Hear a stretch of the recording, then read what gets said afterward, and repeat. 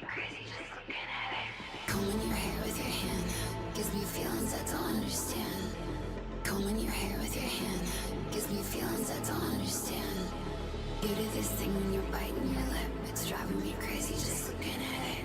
You know me better than I know myself. I don't wanna live in a world without you.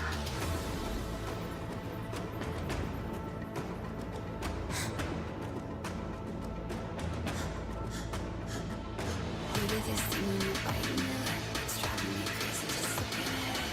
You know me better than I know myself. I don't wanna live in a world without you. Or without you. Driving me crazy just looking at it. Or without you. Driving me crazy just looking at it. You do this thing when you're biting your lip.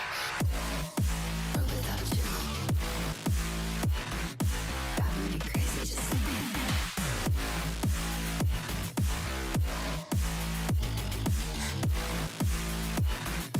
Driving me crazy just looking at it. Combing your hair with your hand gives me feelings I don't understand. Combing your hair with your hand gives me feelings I don't understand. You do this thing when you're biting your lip. It's driving me crazy just looking at it. You know me better than I know myself. I don't wanna live in a world without you. You do this thing when I'm talking to you, like everything freezes and it's just us two. You do this thing when I'm talking to you, like everything freezes and it's just us two. You do this thing when you're biting your lip. It's driving me crazy just looking at it. You know me better than I know myself. I don't wanna live in a world without you. Give it to me like. Or without you. Driving me crazy just looking at it. Or without you. Driving me crazy just looking at it. You do this thing when you're biting your lip. Or without you. Driving me crazy just looking at it. Driving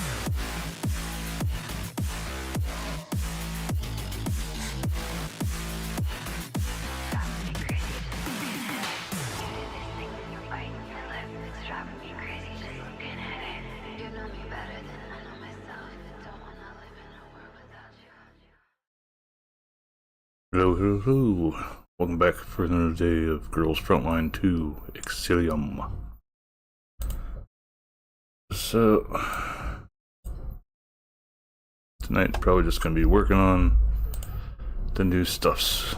Hey, Scotty.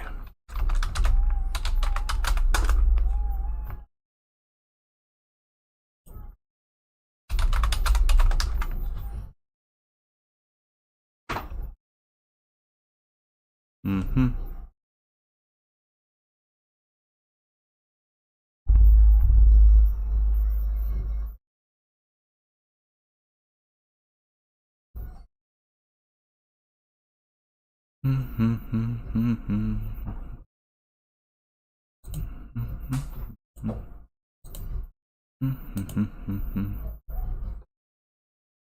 Yep.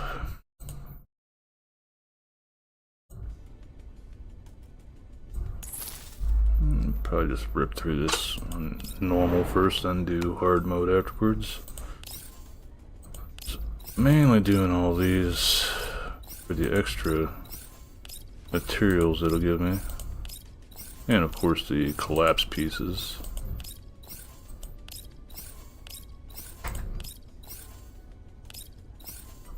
A good bit out of it.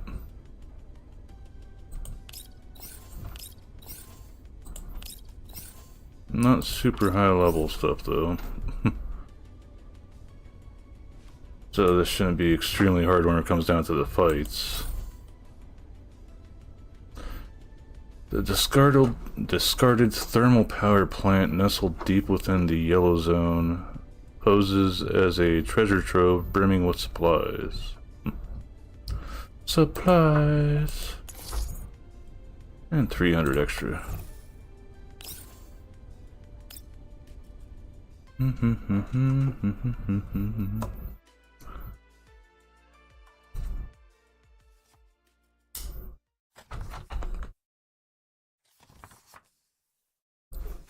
Dear Commander, this is officially my 5th letter to you. Ever since we parted, there have been so many stories and things that I'd like to share with you, but I never had the opportunity to do so.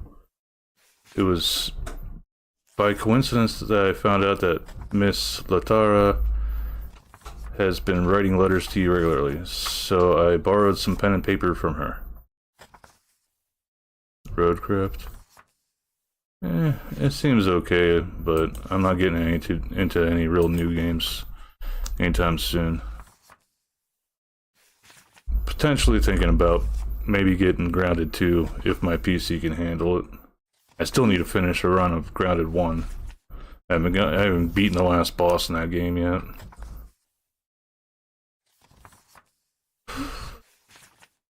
After shaking off pursuit by the humans and breaking through the encirclement by the Elids, we have successfully managed to relocate ourselves to the vicinity of our designated stopover point. Hey, new. How's Whoopi's?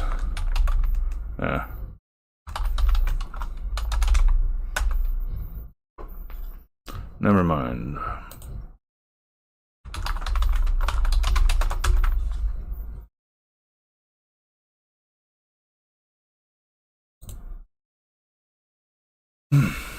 Thanks for the hydrate.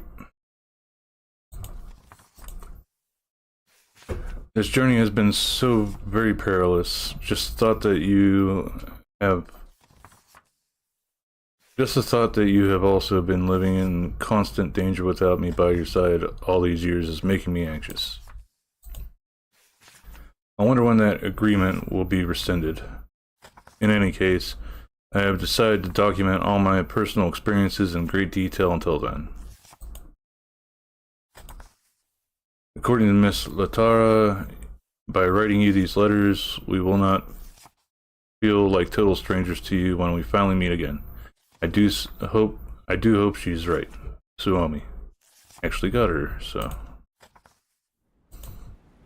The howling wind whips the collapsed walls, smashing sand and dust against it. In the ruins, an Elid is guzzling a chunk of meat. Most probably the flesh of another Elid. It suddenly freezes, like it has noticed something. Hmm?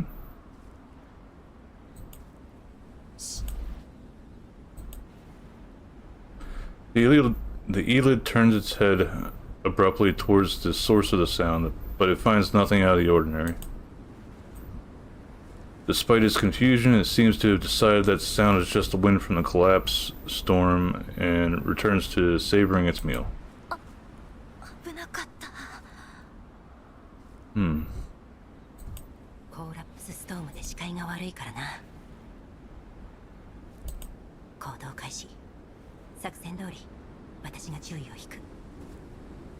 With the artifact thing and fun having her on the team sometimes.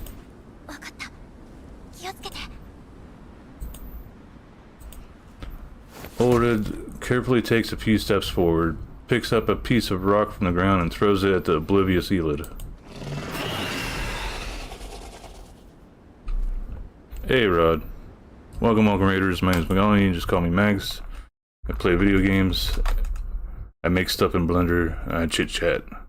Hope you had a nice stream, Rod.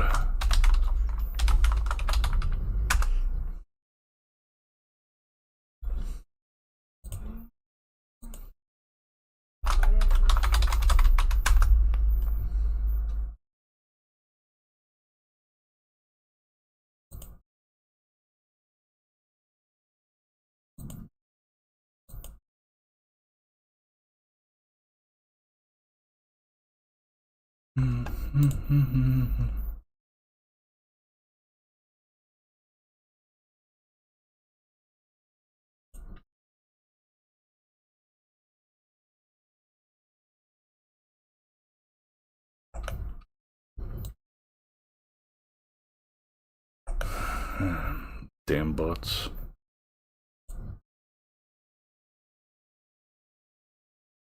Mm-hmm. よし、もっとこっちへ。 Full game with sin and punishment. Alright. Well, as long as you had fun playing the game, that's all that matters.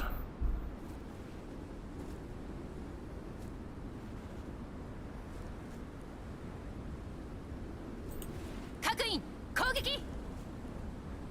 了解。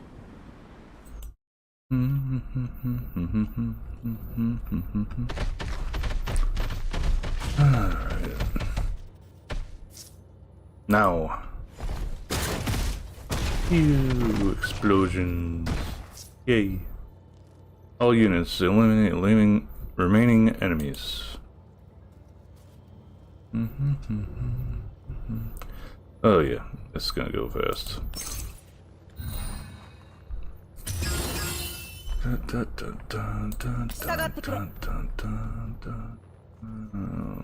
Most everything's over on that side.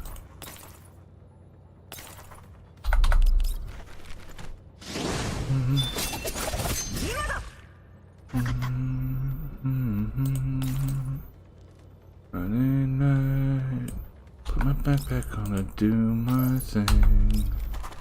Bouncer wouldn't let me in. You just stood there with a stupid grin.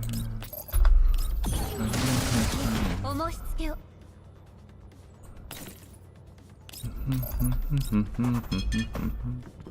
いつでもどうぞ。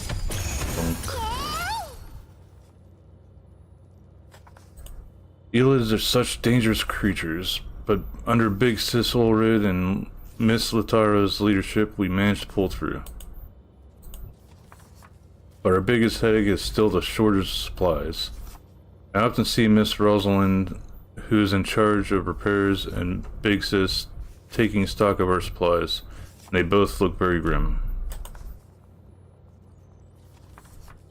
I sometimes hear troubled sighs from even Miss Latara, who is usually very calm and collected. I would find her room littered with scrunched up papers of abandoned plans. That's probably why, even though we knew the thermal power plant was teeming with Elids, we still decided to scour the place in the hopes of finding some supplies for our subsequent travels. You could probably think of a better solution if you were here, Commander. But since we're on our own, we'll just have to take the risk. I hope we will all come out of this in one piece. Suomi. Ulrid kicks the motionless Elid on the ground. The heavy sack of flesh slowly rolls onto its side. After confirming that the threat has been eliminated, Elid pulls out the arrow sticking out of the corpse. GSP-337 数名連れて周囲状況の確認と信号増幅器の設置を。嵐が止んでる今のうちならリッタラたちと連絡がつくはずだ。はい。ウルリドさん。どうした？これからはロッタと呼んでくれると嬉しいです。そうか。ロッタ。いい名前じゃないか。では頼んだぞ。はい。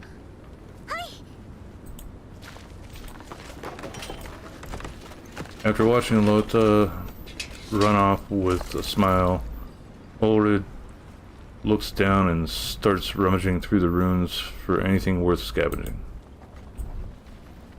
However, the copious amounts of Elid mucus all over the place is hindering her effort. With a scowl, she prods a piece of sheet metal covered in slime with her foot. 気持ち悪いな。さて、何か使えそうなものは。何か書かれている。マーリー火力発電所。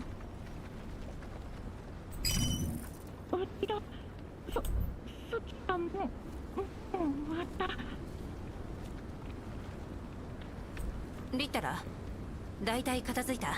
そっちは？こっちも全然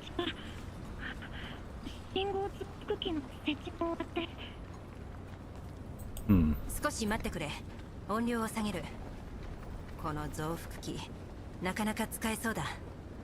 作ったのは確かバチルダ。そうだよ。放射能が強すぎるって一定の距離でしか効果が。とにかくこうしよう。分かった。こっちは今物資を漁っているから座標のポイントまで来てほしい。スオミにも連絡しておく。それじゃまた後で。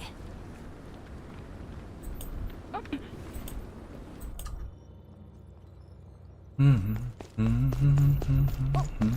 ロリド。ようこそ我が宝物庫へ。反応に困るよ。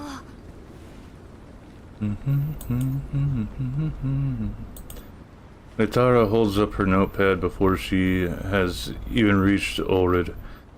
On it is a question scribbled in large handwriting. どう？物資は見つかった？宝物庫と言っただろ。収穫はかなりあったが状態のいいものは少ない。使えそうなのをロザリンに選んでもらうしかないようだ。僕の方はあんまり。今度からは機械に強い人形を連れて回収するべきものを教えてもらった方がいいかも。確かに。帰ったらロザリンの考えを聞いてみよう。この辺の生きムクロは大体排除できたから民生用人形が一緒でも安全なはず。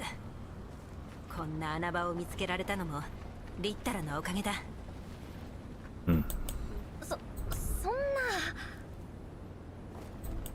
僕はただコーラプス放射線の濃度変化の傾向から推測した結果を教えただけで。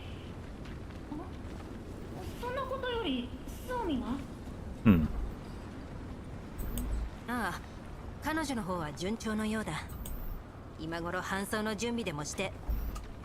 お姉様。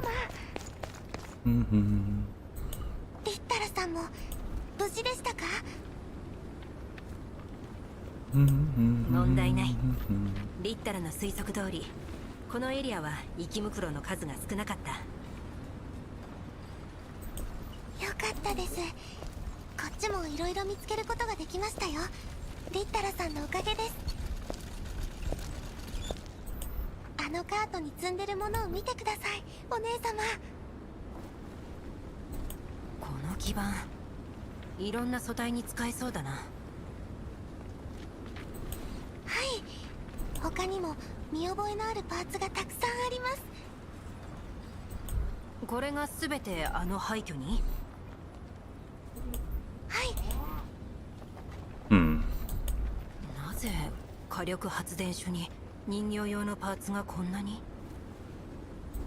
それはかつて人形がたくさん配備されてたとか。そうだね。もしかしたらこの発電所人形に運営を任せてたのかもしれない。それにこのパーツたち汎用性が高いから他の機械の修理にも使えるよ。何はともあれ私たちは運がいい。生きムクロが減った今この発電所を拠点にするのも悪くない。全員ここに引っ越すということですか？まああくまで可能性の話だ。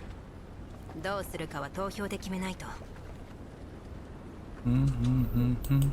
建物の状態がいいから雨風もしのげるし今の交差しかない臨時拠点よりはマシだと思うのだがどうだろうか。それにここを中心にさらに探索の範囲も広げられる。ちゃんとした拠点でみんなを休ませたい気持ちもわかるけど安全が保証できないうちは早まらない方がいいと思う。もっともだ。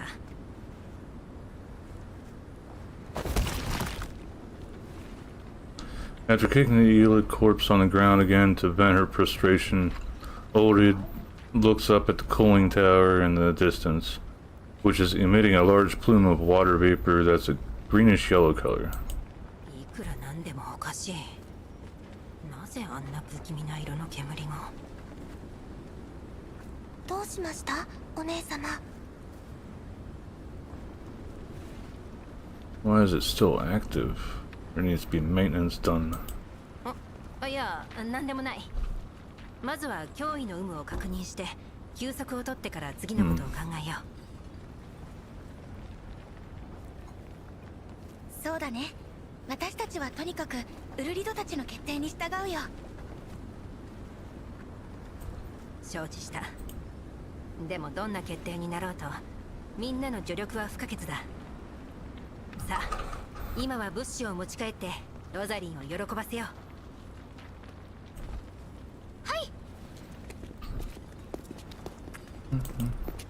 The dolls disperse to carry out their own tasks. Ulrid lets out a secret sigh of relief while no one is looking. Latara pats her lightly on the back. みんなを怖がらせずに済んでよかった。じゃなければ投票の結果にも響いてたみたいなことを考えていたんだろう。大丈夫だ。ほら、行こう。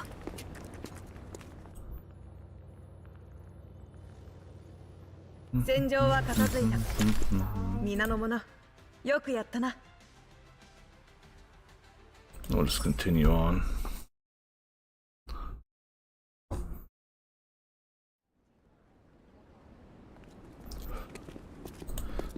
At their temporary base, Ulrid directs the dolls in packing up all the supplies they have gathered. ウルリド、潤滑油ってどこに置くんだっけ？凝固していなかったら資源エリアへ。ロッタ、カートに積んでるパーツはメカニックたちに。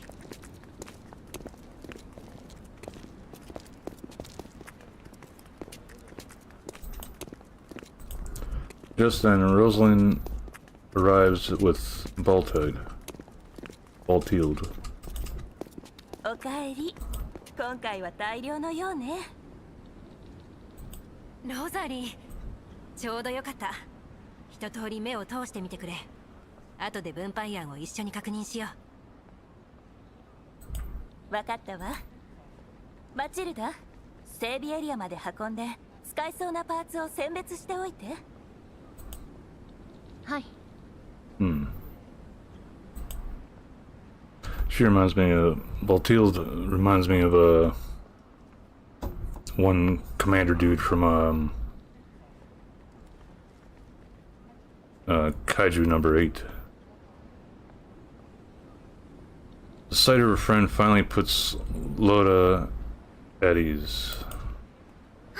バチルだ。今回はいっぱい見つけることができて。重たいカートを私一人に押させて、あなたはぺちゃくちゃ喋るだけ？ごめん。丁重に。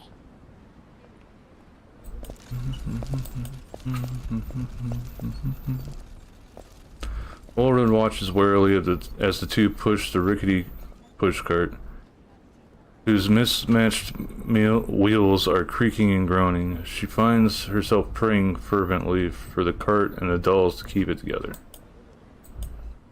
When they are some distance away, Ulrid turns her attention to the companion standing next to her. 彼女たちの容体は？芳しくないわ。電力不足で次々と休眠状態に陥っている。動ける子にしても素体はボロボロよ。今回の物資で多少は緩和されるけど。まだ足りないか。ええ。そろそろ大規模な補給がないと人形たちの稼働を維持するどころか乗り物を動かすことすらできない。休眠中の子たちに至っては。こんなところに彼女たちを置いていくのは見殺し同然だ。私だってそんなことしたくない。なんとかしよう。ロザリー、もう一回物資の点検をしてくれ。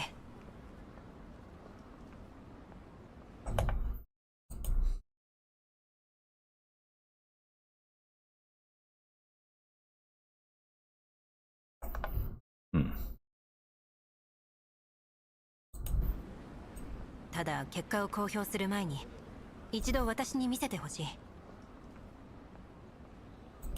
うん、わかった。あまり根を詰めないようにね。ほら、リッタラが呼んでるわよ。パツ落とし。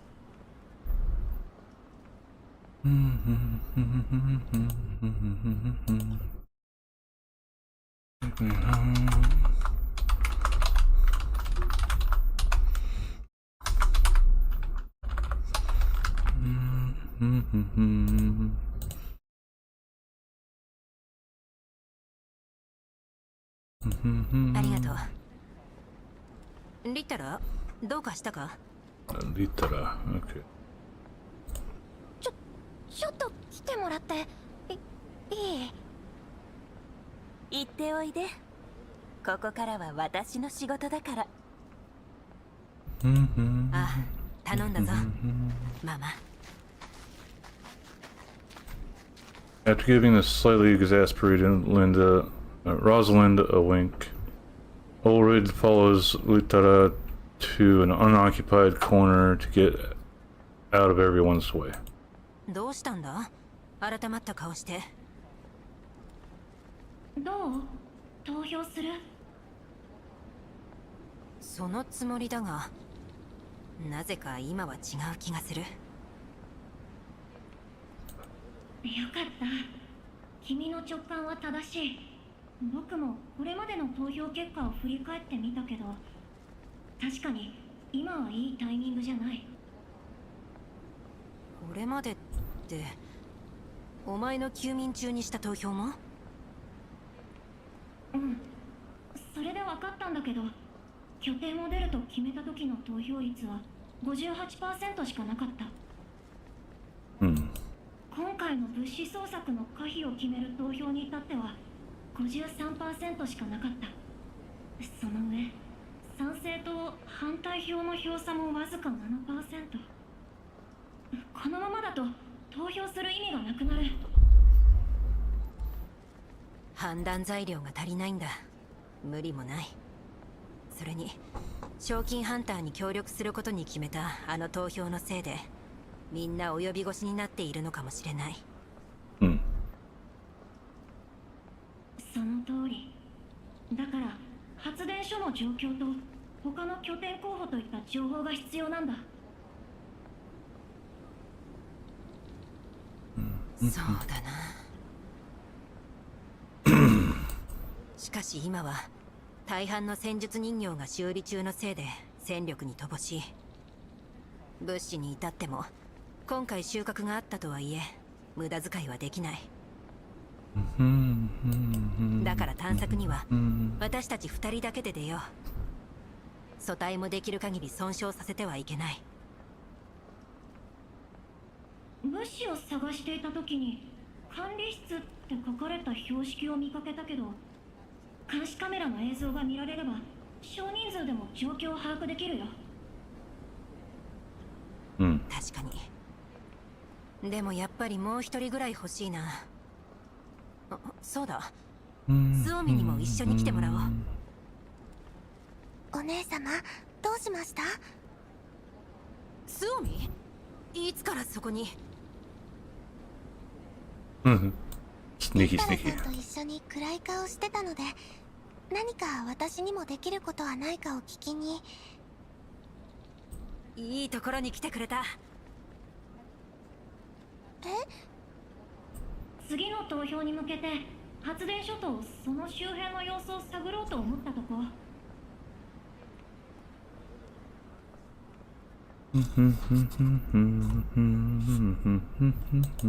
ルビロは少人数での行動を望んでいるけど、一緒に来てくれる？もちろんです。組対の状態はバッチリなので、いつでも行けます。助かる。発電所内は入り組んでて危険だから、私とリッタラで探索する。スオミは他に拠点にできそうな場所がないか探してみてくれ。後でリッタラがめぼしい範囲を特定。戦闘は可能な限り避け、36時間以内に帰還するんだ。はい、任せてください。二人ともどうか気をつけて。発電所の中に何が待ち受けているのか分かりませんから。心配するな。リッタラが向こう水な計画を提案した際にはちゃんと考えるさ。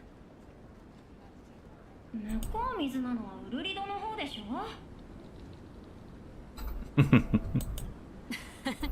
冗談だ。スオミの探索範囲の割り出しは任せた。ロザリンと物資分配の詳細を確認したらまた声をかける。分かった。じゃあまた後で。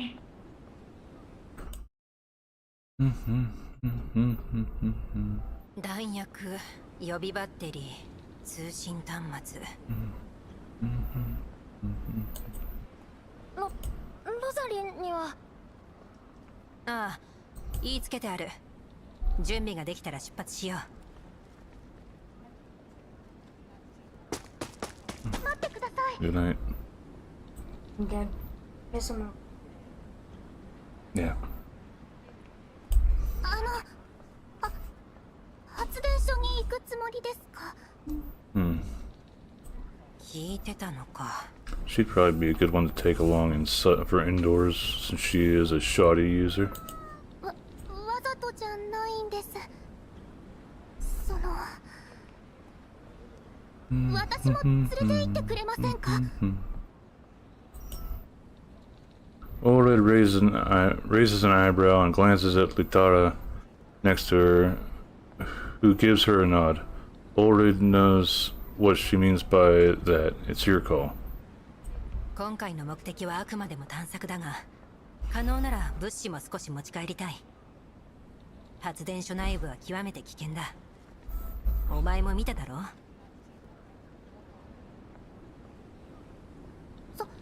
素体の調整はバッチリです。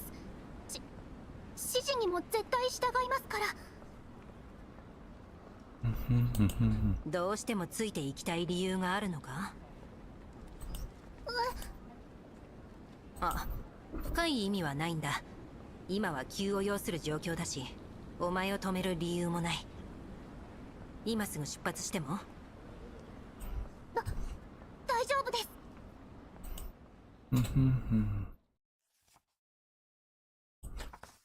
After experiencing some hiccups, we all finally set off on our respective missions. To be honest, I was a little concerned about Miss Laura's condition, but Big Sis decided to respect her wishes, and Miss Litara also said that we could use all the help we could get in the fight. Miss Laura herself was also very eager to help. It's hardly surprising. Whatever threats may be lurking inside the thermal power plant, to all of us, it is like an island in the ocean, an oasis in the desert. I completely understand how everybody feels, because I also feel the same. Will this place become our new base for the time being? Commander, have you found a home for yourself in the last few years? Show me. Outside the derelict building, a few elids are rummaging roughly through the garbage dump for flesh that they can consume. While they have their noses to the ground, a Thode slips past them against the deteriorated wall on 6 dull legs. The elids are none the wiser. Okay, I get it. 気づかれてないな。 Pulling some Bugs Bunny stuff. どうして木袋の死体に隠れて光学迷彩か。光学迷彩は匂いまでは隠せない。今のところ順調のようだ。このまま進むぞ。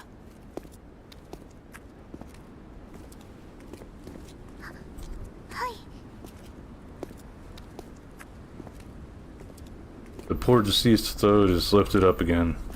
Using its corpse as cover, Ulrid, Litara, and Loda inch toward the facility cautiously. Stop.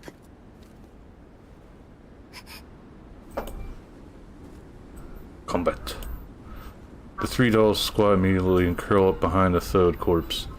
The Elid creature lets out a low, threatening growl, but with no response from the throat, it goes back to whatever it is doing.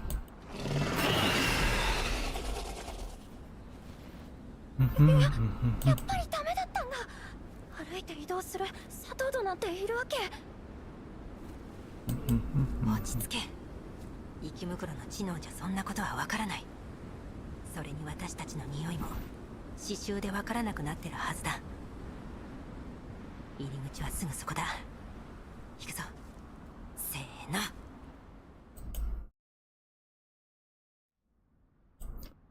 Once they are inside the building, the Thode's corpse has outlived its usefulness and gets tossed aside. だから大丈夫と言っただろ。ベタベタ、気持ち悪い。臭い。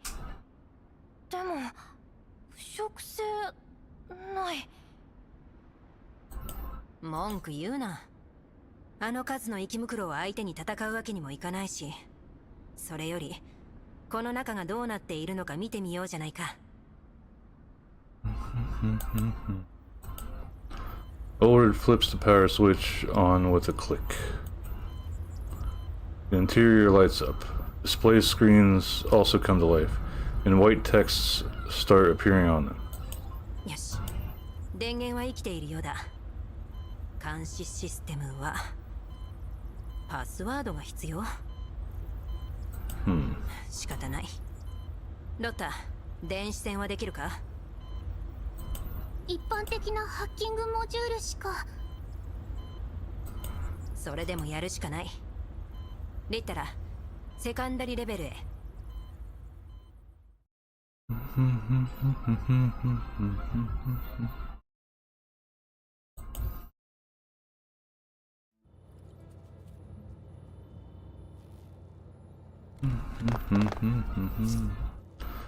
Loda, I'm leaving, breaking through this to you.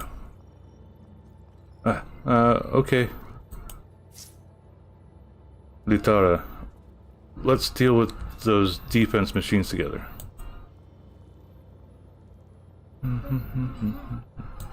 Just curious. No, they're not even on the list.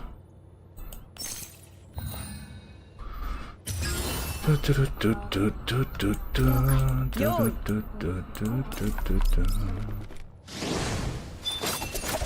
それがしが守る。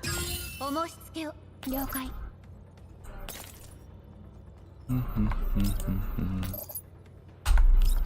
Oop. Didn't even need to do that.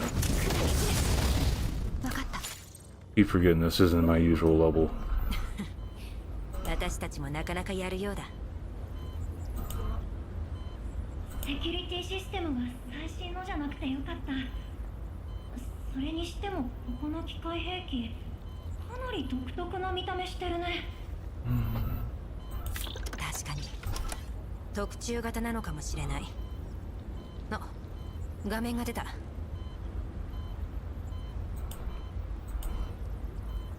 The three dolls all take a step forward to look at the screens. Having obtained access to the surveillance system, the screen now shows live CCTV feeds of every room. The dolls all stumble back at the sight. 生き袋がいっぱい。こんなものだろうとは思ってたが、この数、生き袋の展覧会か何かか？見て、この辺のモニターには何も映ってない。ナンバー的に同じエリアのカメラだと思うけど。長期間廃棄されていたんだ。きっと故障だろ。ウルリドさん、見てください。どうした？これは修理ポット？しかも8台？ Hmm. 油圧ロッドに人工皮膚の補修液まで。その隣はよく見えませんが、あ、他の部屋にも物資が。予想をはるかに上回っている。やったぞ。 Yeah, it's a good find, but why was it here?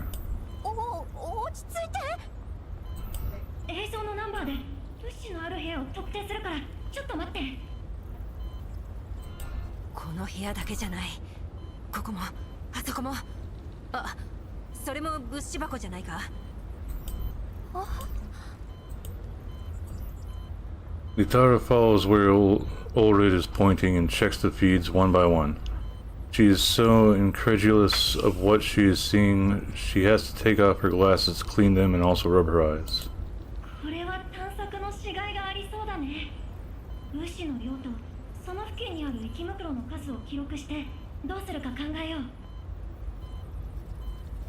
う。ウルリトさん、これを全部持ち帰れば休眠中の人形たちを起動させられますよね。Yeah, that's the idea. 物資の状態次第だが、それでもかなり圧力を緩和できる。なんとか生き延びられるぞ、リッタラ。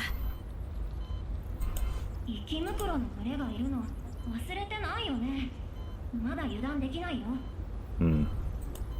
もちろんみんなには苦労をかけているから早く回収したいんだ。余った物資を売ってその金でサーバーを拡張すれば定期的にメンタルをバックアップすることだって夢じゃない。Hmm. Just then, Ulrid's comms terminal chirps. ウルリ、聞こえる？なんとか。スオミの方で何かあったのか？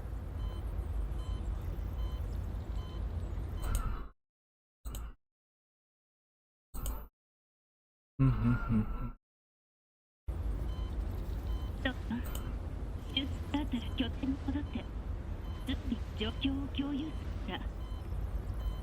るんだ。Hmm. スオミが戻るそうだ。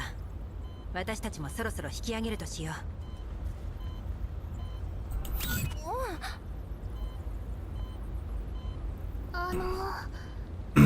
Yeah, I was about to say, how are you gonna get out? 出れば。 Ended up using dead body to sneak in. The trio stares at each other. Nobody says a word. In the end, with expressionless faces, they walk back to the entrance and pick up the Thode's corpse again. Using the same way. Get out.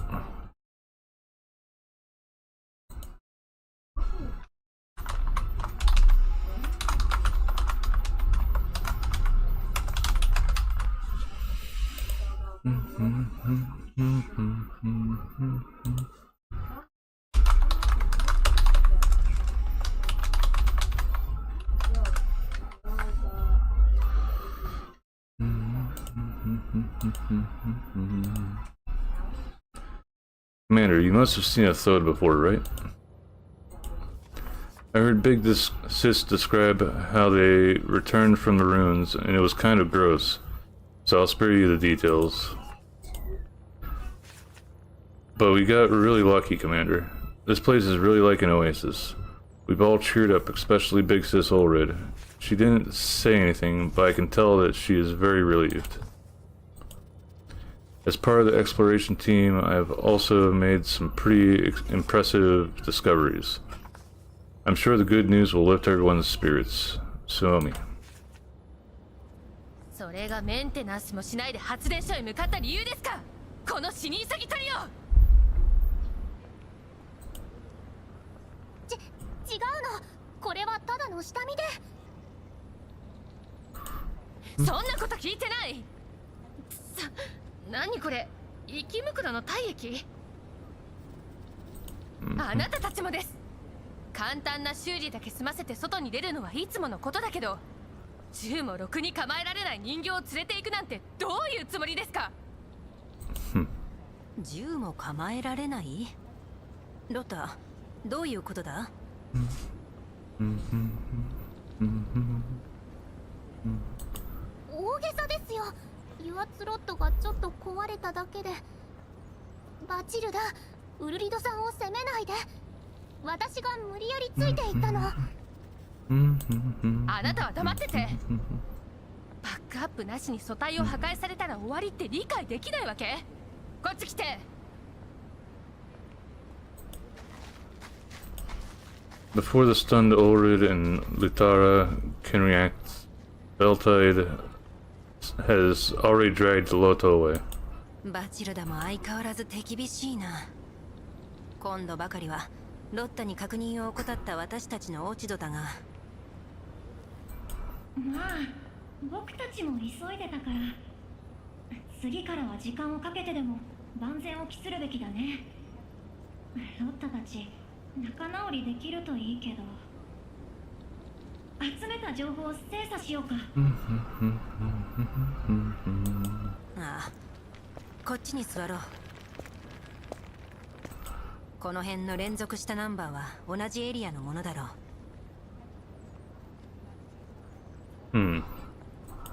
そうだね。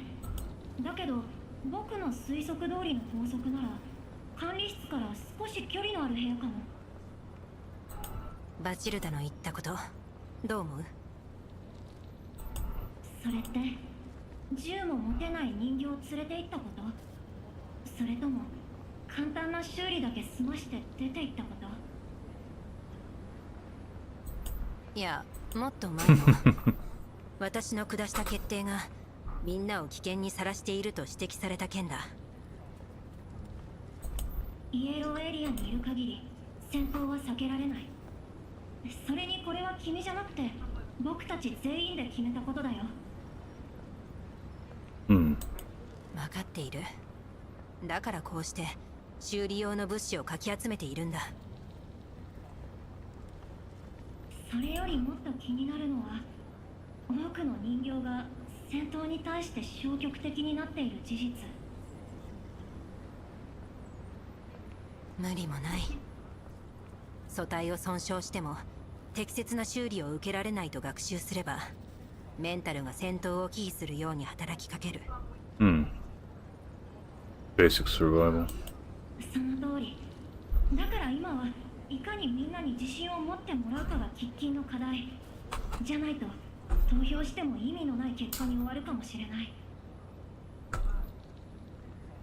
発電所を探索するにしても他の場所を当たるにしても戦いは避けられないんだから。Yeah, most likely. ああ、全員を納得させられる方法はないのか。お姉様。As they hear a set of brisk footsteps, Suomi comes running up to Ulrid. 発電所に大量の物資と設備があったって本当ですか？ああ、本当だ。それなら早く。私たちより急いでどうする？あの中には大量の She's all が gung ho 潜んでい about る。 getting those supplies. そっちの結果も気になる。大した収穫はありませんでした。リッタラさんに言われた通りの範囲内を探索したらいくつかの廃墟を見つけただけです。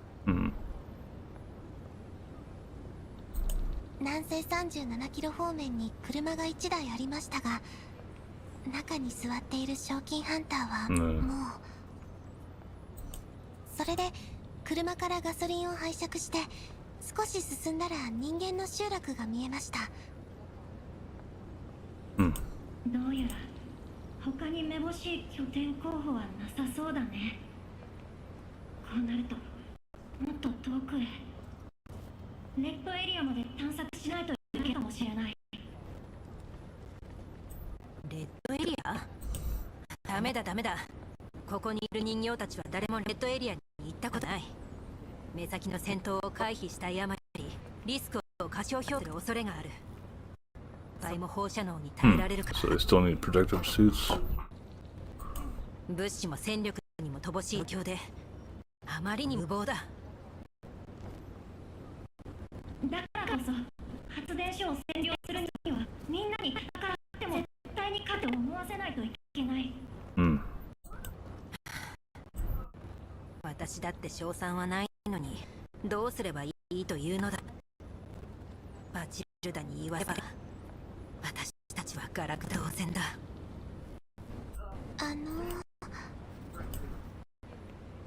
Tsunomi's sudden exclamation interrupts Ulra's complaint. 実はその連れ帰ったら、いや持って帰ったという字かな。言いたいことがあるなら遠慮せで。そうだ、気にせずいて。はい、昔の同僚持ってきます。Hmm. 同僚？グリフィン時代の同僚で、賞金犯の車の近くで見つけたが、急に状態で組対の傷も激しくて、今私たちに人助けする余力がないのにごめんなさい。でも放っておけなくて。Tsunami looks down in apprehension. She peeks up at Ulrid to her left, who appears deep in thought with her lips pursed. Then at Litara, who is rubbing her chin in silence. She dares not make a peep. その同僚というのは強いのか？もし戦力になるなら優先的に直してもいいが、そうでなければすまないが後回しにしてもらう。はい、それは分かっています。その個人的な付き合いはありませんでしたが、グリフィンのみんなが認めるほどの実力で。リッタラさんは覚えていますか？ KSVK さんですよ。KS っぽい。思い出した。彼女の活躍ならよく耳にしてたよ。狙撃手として一流だった。そうですよね。KSVK さんのいる隊はいつも困難な任務を受けていました。私たちに力を貸してくれると思うか？それはわからない。僕も直接話したことはない。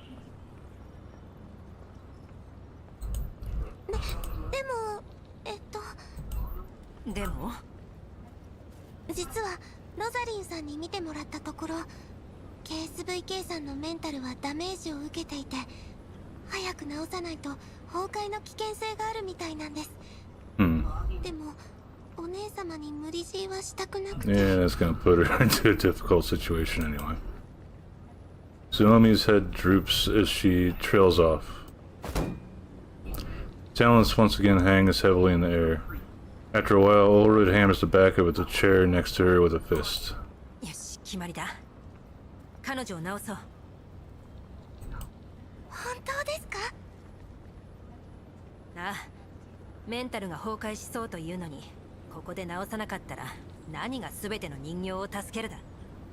それに仲間が大いに越したことはない。ウルリドらしいね。よせ、私の状態はまだいいから、修理には私の予備パーツを使ってくれ。互換性があるといいんだが。そんなことしていいんですか？怪我しないよう気をつけるだけだ。Hey, Kuko. Thanks for the hydrate.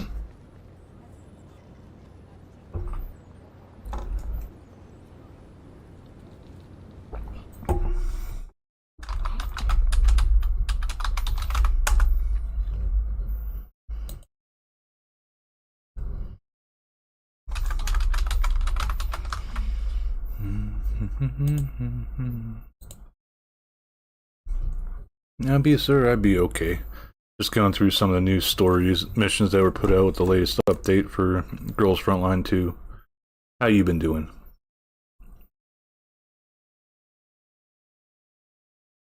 だったら私もまだ平気なので。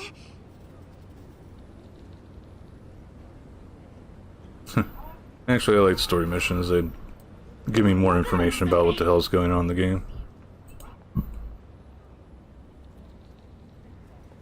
Decent? Oh, that's good. お前はよした方がいいんじゃないか。メンタルまだ不安定なんだろ。今はまだ大丈夫。それに KSVK が仲間に入ってくれるならもっと効率よく物資を調達できるしね。先行投資だよ。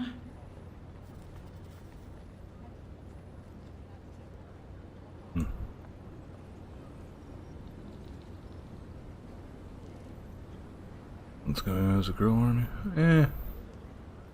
So, this is Latara, this is Ulrid. There's another one here that's in this conversation named Suomi. Seems like they're, this is like a side story to what's going on with the commander, which is like the player character. But these dolls are trying to find a base of operations set up basically to try to do repairs and shit to themselves and others.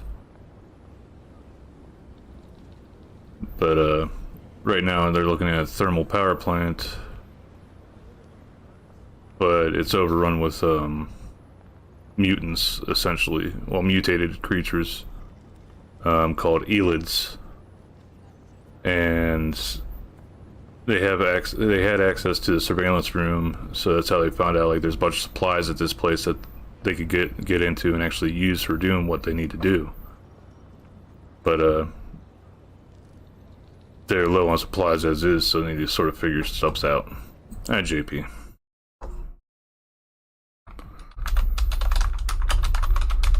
Right now, they're talking about repairing one of the dolls that was found while Suomi was out on a mission, well, scouting run, basically. Which would be KSVK. I'm okay. Surviving. Hope you're doing good, JP. There's Suomi. 早くロザリンのところへ。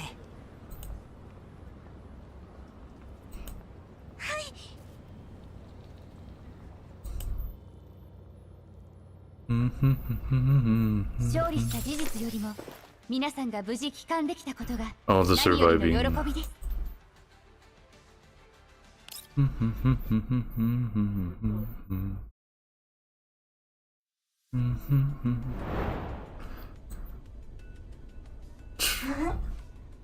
Almost an hour into stream and I've only gotten 2 missions done out of this whole thing. This is another story node.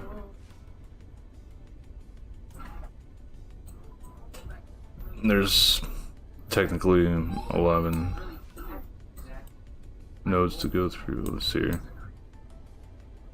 1, 2, 3, 4, 5, 6, 7, 8, 9, 10, 11. Yeah. 11 more to go through.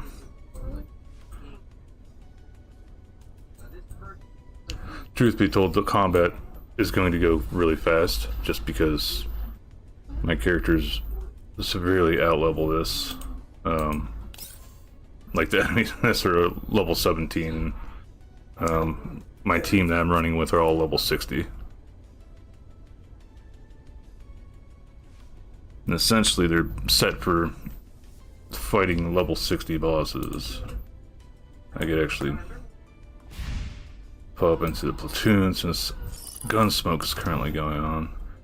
This is the boss that I've been fighting for the platoon, and I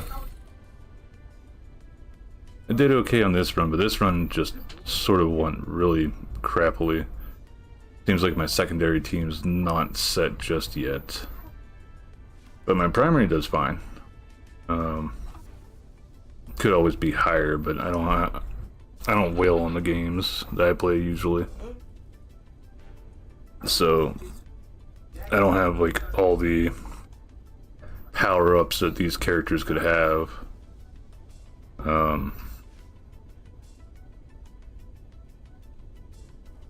But they're still decent for basically free-to-play characters, and this one's from Bacon, since Bacon plays this as well. Funny enough, both days I've managed to beat him so far, with his about 1500 being his max on that one. I got 1701 the first day. Today I got this. He hasn't done his run yet. him and me are basically the ones that are carrying the damn platoon where it comes down to actually doing gun smokes. The other members don't do a whole lot, sadly. We got Night who streams as well, but seems to just jump on here or there. And then Zith, which is one of Bacon's friends, hasn't been on for about a month, so I'm hoping everything's okay with him.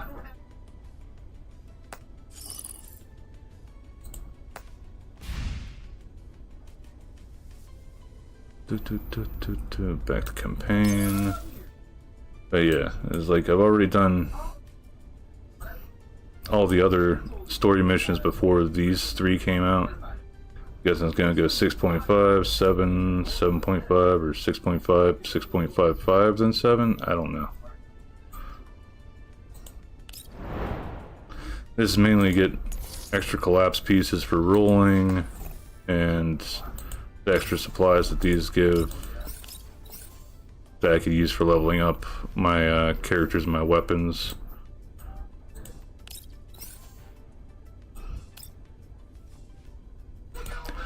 Commander, the good news I have for you is we have found Miss KSBK. Although her situation is very precarious, it feels like a miracle to run into a lost companion in the Yellow Zone. I hope I'll run into you like this as well someday, Commander. A chance encounter wouldn't be a breach in the agreement, so it wouldn't cause you any trouble, right? Commander, I will now explain Miss KSBK's condition in greater detail.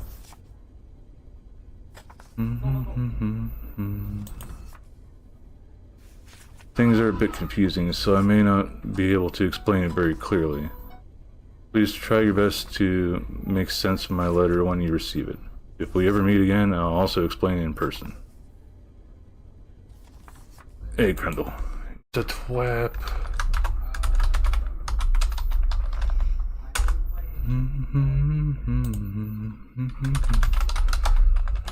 How is Blue Spaceman's doing today?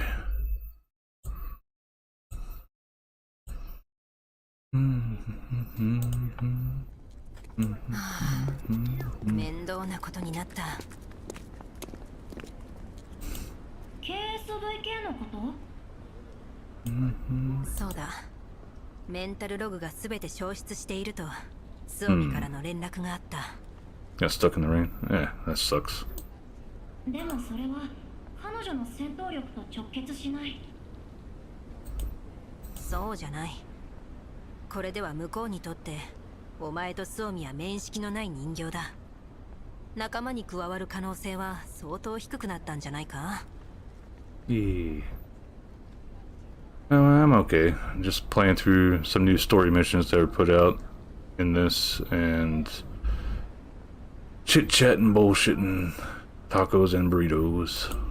面識があったと言ってもほとんど喋ったこともないからあまり結果に違いが出るとは思わないけど今は様子見かな。そうだな。今さら解体するわけにも。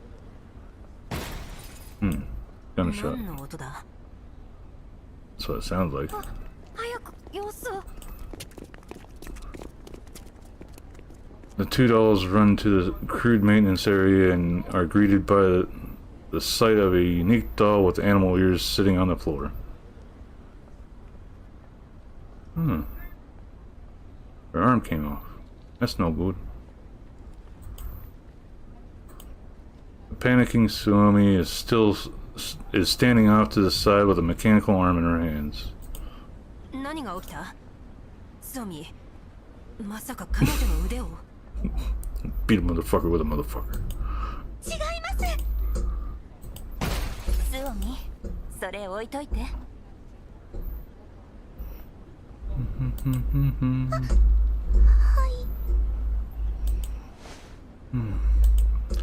Flustered, Suomi drops the mechanical arm on the floor.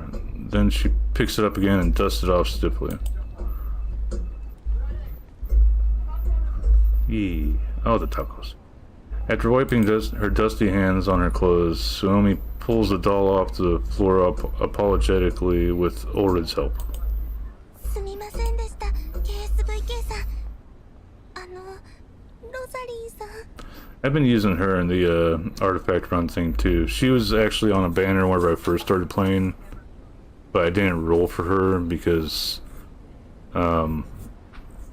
she's not like one of the big characters to have right now for trying to build a team for fighting bosses. I wouldn't mind having her because she's got a good ult, which is a team buff, as well as what the hell was it? Is like adds an counter attack or something if I remember right. She's a sniper unit. あとは私がやるわ。Ellipses. Hey Bacon, how you doing?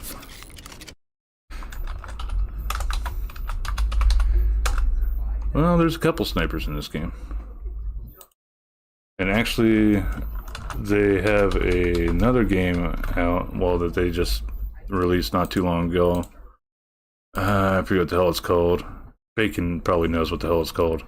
But it's basically like a... Oh, it's a first-person shooter thingy. Yeah, I did. And then I did more damage on day 2 as well. I went up 79 points. And I didn't even use your Suomi this time. I used your, Mosin.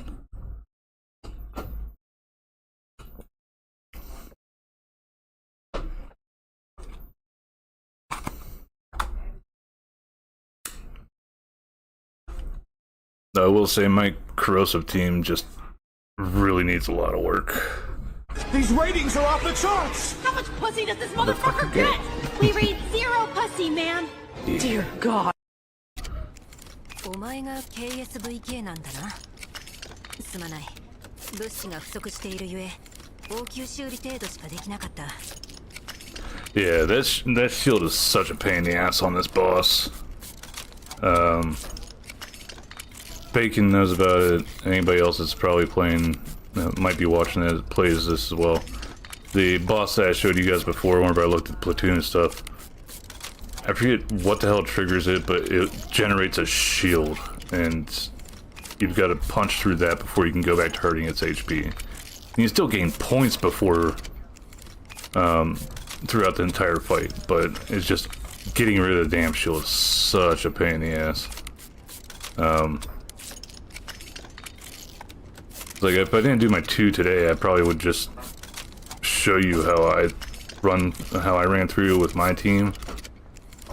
But of course, it's going to be different since you build up different dolls compared to me.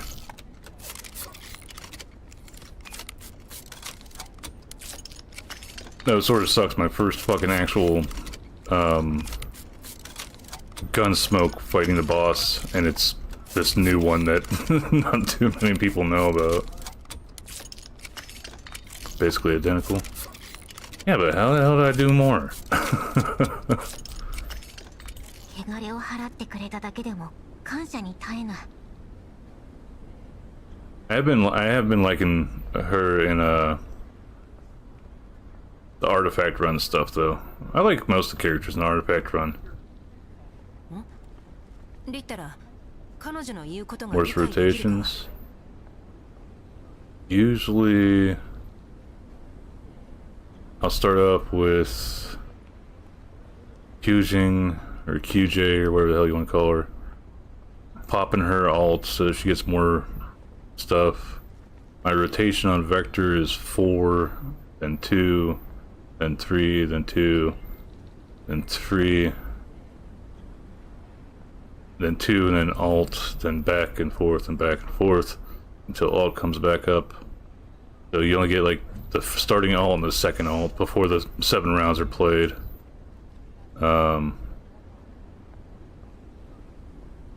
For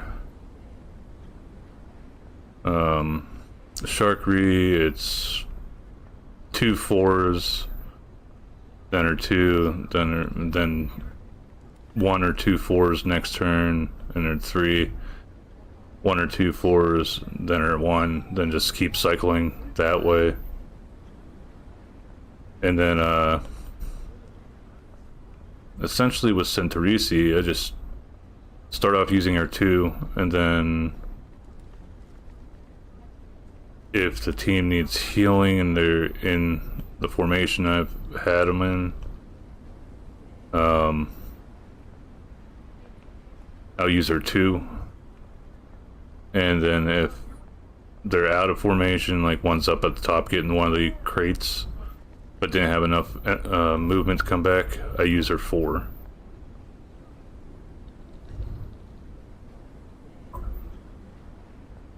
Huge damage if either one of us could get through that goddamn shield.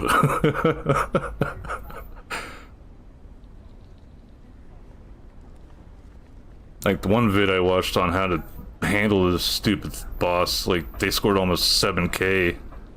I was like, oh god, I'm so far behind. But then again, they had like access to somebody in their platoon had a Springfield that is like almost 11k or something like that, or 14k. And that was their heals. So it's like constant damage from her 4, and then I think they pretty much used about the same team as me. Minus Centaurissi. They didn't have Centaurissi in there. They had Sharkry, they had QJ, they had Vector. I'm trying to remember what the hell their last one was.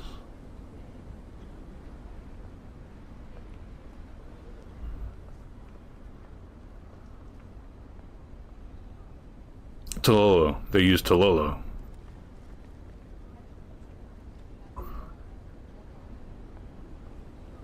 I think it's because of her. I forget what if she can trigger extra movement other than her extra action ability. Might be something from her fortifications, so she would be able to go up and get the ammo buffs there, like spawn. If you like, the boss is dead center here. Got the ammo box that spawns here, the one that spawns back here, and then there's like the one that like spawns in like a. Well, first one's like off over here, then the second one's around here, and then the third one's like further back.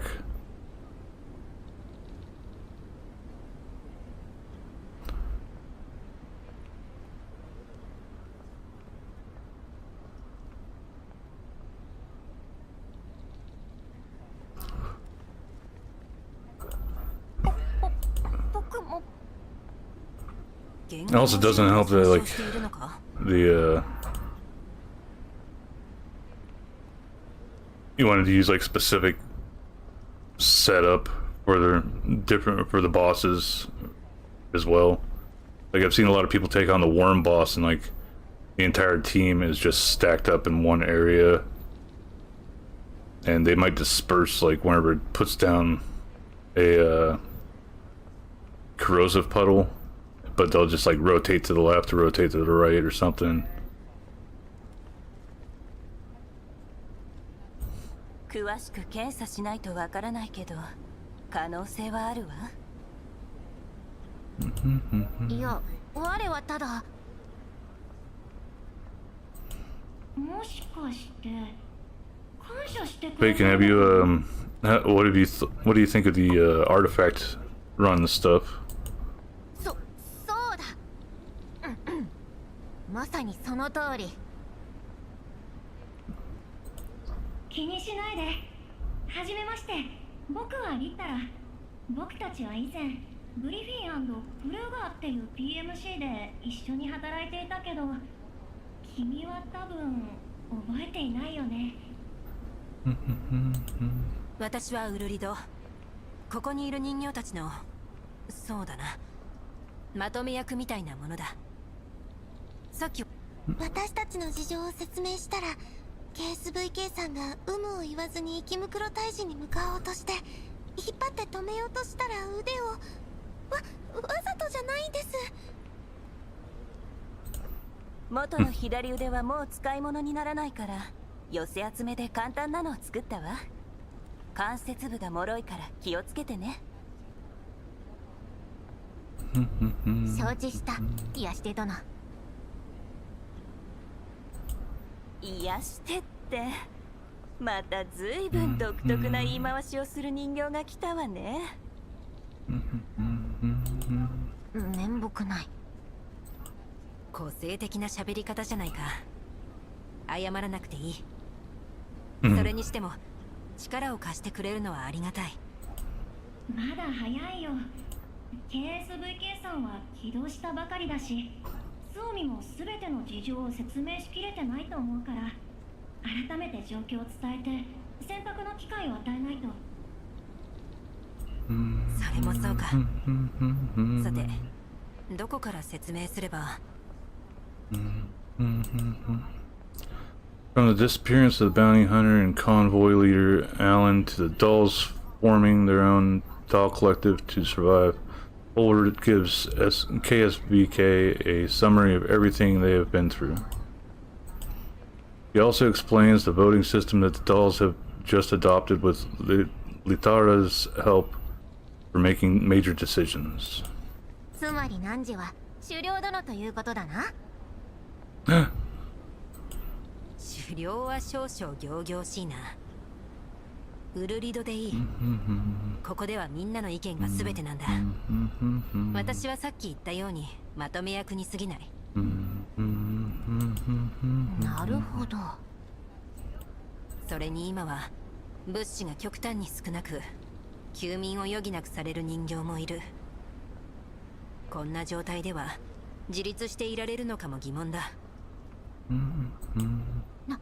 なら我の腕に使われたのは、知らぬ間に足を引っ張っていたとは許されざる罪だ。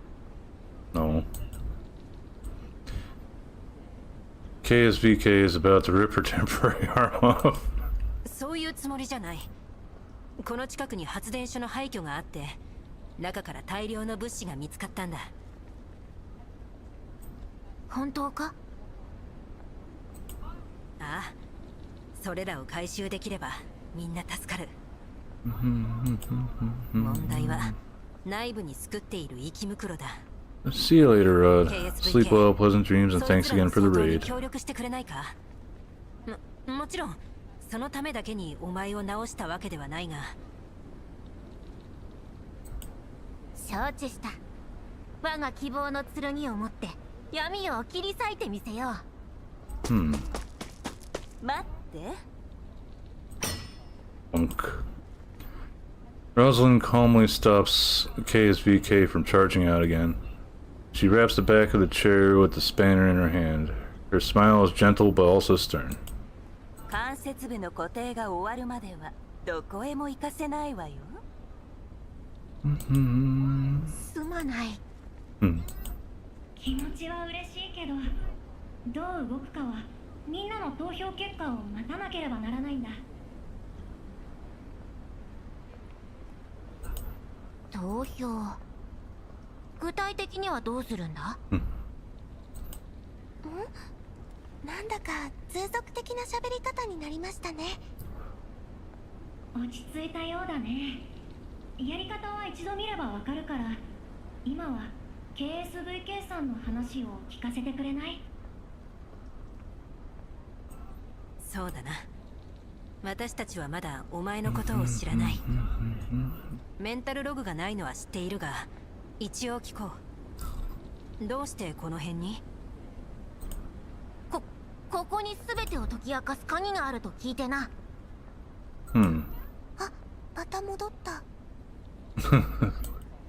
つまりその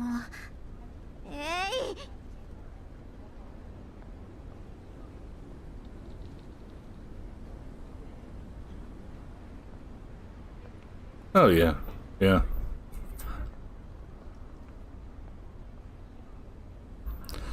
I'd expect whales to be able to do it. 落ち着け。ほら、深呼吸を。I feel more accomplished now, but if I can manage to get a boss kill without whaling, then it feels like I actually worked for it instead of just throwing money at it like some fucking nepo baby. 汚染エリアで目が覚め、記憶を失った我は、そして我を知っている素振りを見せる人形と出会った。彼女は我に座標を送り、そこに答えがあると言った。我はキャラバンを離れ、座標の示す場所を目指したが、気づいたらここにいたというわけだ。前に元グリフィンの人形が少しの間コミュニティにいたけど、まさかその一人？ Some of them are worth it. I'll say that.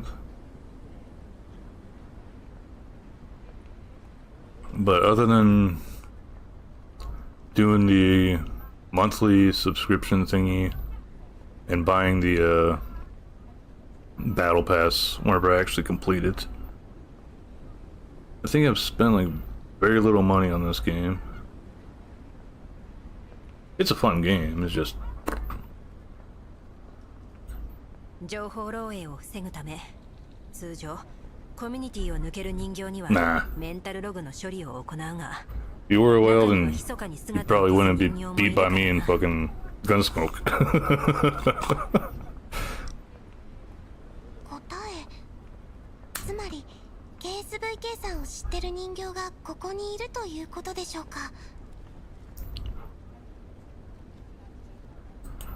かもしれぬ。時の流れに消えたかけらを見つけねば。メンタルログですね。でも私とリッタラさんはあまり KSVK さんのことを知りませんし。Well, I doubt they'll put a Gal 10 Avenger into the game, so yeah. I won't see my favorite gun in it. DP12 さんが確かあなたのことをドゥシェーブヌイと呼んでいました。 So if they did make a doll for that gun, it would definitely be constantly getting the death by snoo snoo meme out of me.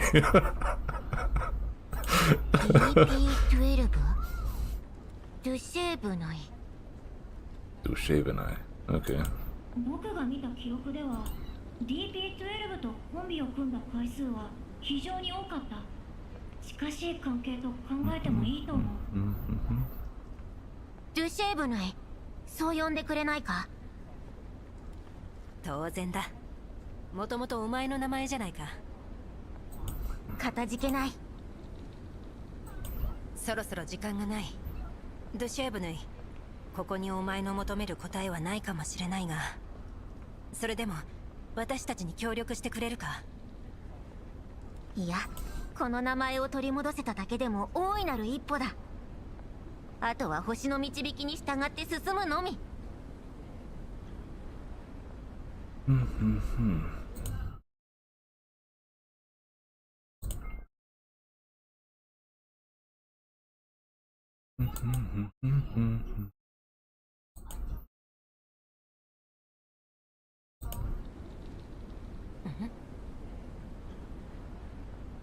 Which gun is Florence? That is one I've been meaning to ask. I just don't like the character enough to look him up. つまり答えを探しながら PA-15. Oh, okay. 僕たちに協力してくれるってことじゃないかな。 What element did they give her?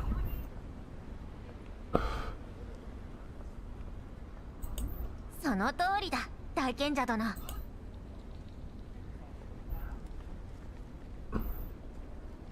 What is it? Given the polar bear? No, no. That's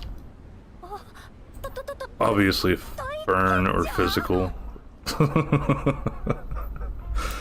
リッタラ殿の知恵に満ちた振る舞いは勇者に付き添う賢者に見えたものでな。知恵に満ちたってそんな大げさな。でも助かるよ。ありがとうございます、デセーブヌイさん。お前の加入はきっとみんなの希望になる。リッタラ、みんなに投票を呼びかけてくれ。Oh, Bacon. Have you played Uma Usume today at all either? They have an event race thingy going on with El Condor Pasta. Commander, poor Miss KSVK looked very much like a migratory bird who had been separated from her flock after being reactivated. Miss Litara and I told her many stories about our time at Griffin, but those didn't seem to mean anything to Miss KSVK. Only at the mention of your name did her eyes suddenly light up with recognition and hope.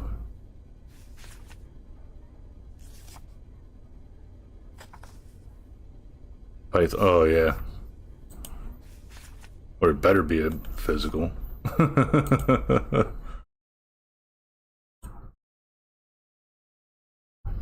Alright, looks like we got ads coming up here, so.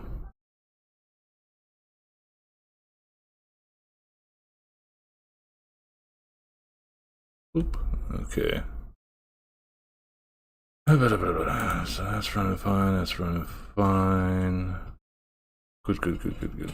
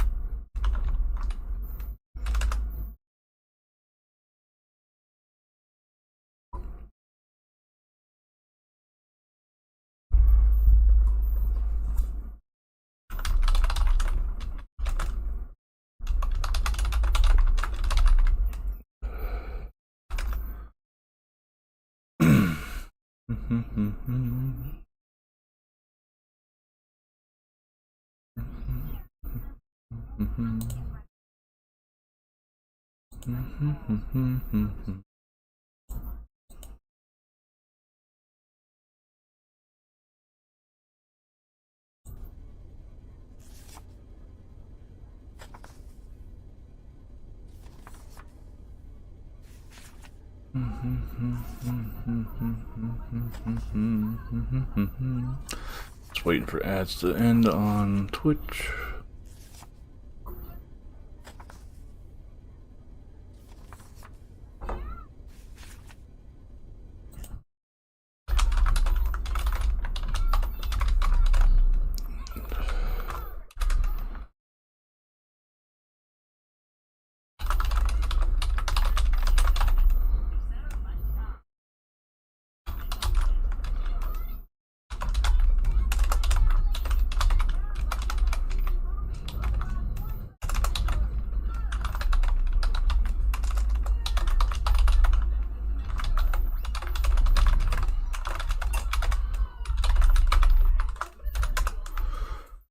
Alrighty. Welcome back from ads. For those that are back from ads already, still saying 30 seconds left on OBS. But yeah, I mainly center on speed and power. If Kikuko Show or Tenno Show is in the lineup for the career, I'll go for stamina. Kiko Show, I go for 300 stamina. Tenno Show, I try to shoot for 400. Then the rest of the time is just speed or power, or occasionally hitting wit for the little bit of a stats gain while getting some energy back if I'm not super low on energy to begin with.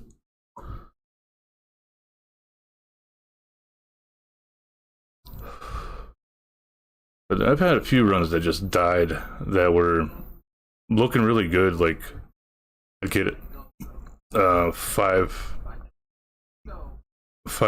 friends in one column for like speed or power, and if it's a speed one, usually it's like one to, I think the most I had was 4 of them had the friendship training rainbow effect.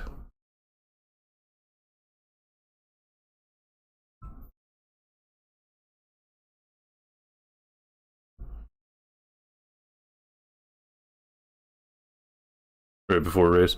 Yeah, I've had a few. I've had 2 or 3 races that, well, 2 or 3 careers that had that shit happen to it right before a race, and going into a negative mood or something. I try to keep it above normal for the most part. Tazuna, the lady in green, I have her PAL card in there for getting energy back, as well as getting like a stat or 2 while raising the mood. I either try to keep it good or else great for the mood, for maximizing how many points I can get, and I still end up getting fucked over by RNG here or there, especially on those sprints. Like I don't think it's Hura. I think it's somebody another one of the 1 stars or whatever, has like 4 races at the end that you have to get first place.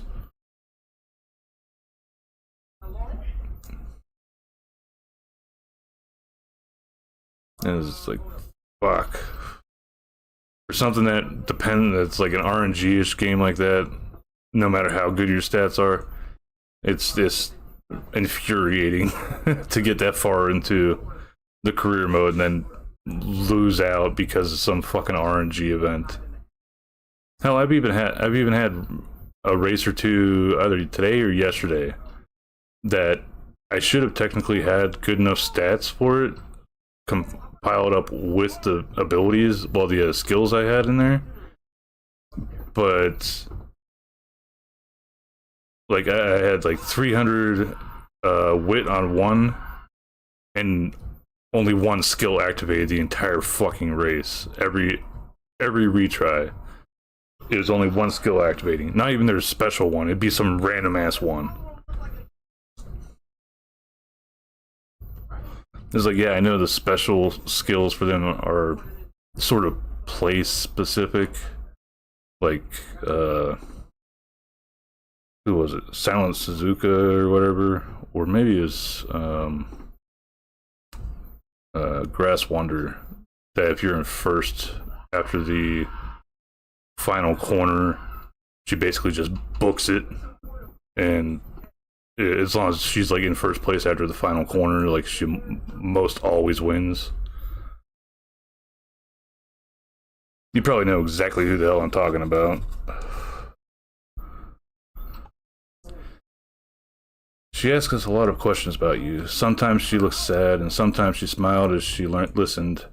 She said it felt both strange and familiar. Even though she remembered nothing but your name, she was certain that everything we told her had indeed happened. AJP. Perhaps you are the key that would unlock her memories, but at least she has found her own name, as well as us. Our adult community may just be a tiny, unsteady boat, but I firmly believe that as long as we have each other, we will make it through the storm. However, despite the unexpected and joyful reunion, we are still faced with a lot of aggravating problems. From what Miss Litara has told me, Big Sis is worrying herself sick over them. I really want to help her, but I don't know what to do. Suomi. 2 hours after a vote was called. Ulrid paces anxiously in circles like a caged beast. When she passes a chair that she was just sitting on for the 3rd time, she finally trips over it.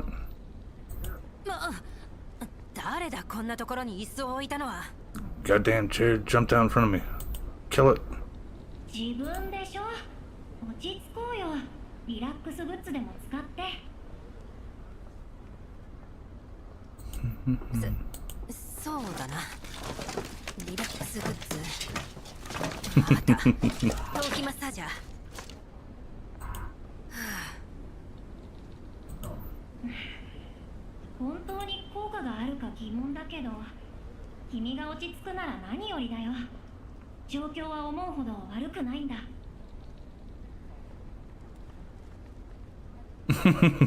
Asking for trouble on the battlefield. 危険率67%だ。焦るなという方が無理がある。We'll report later? Okay. 大丈夫。今回はダメでも次がある。君がさっきドゥシェーブヌイさんに言ったことだよね。Funny thing is, she sort of is trouble on the battlefield. Her ultimate calls in an airdrop, and it drops a drop pod on the enemy, and then at the end of her turn, she tries calling in another one and lands right on top of the enemy again. It's intended gameplay-wise, but it's just funny to watch. それは彼女を励ますためだ。自分の加入がかえって危険率を増やした事実を突きつけられて泣きそうになってたし。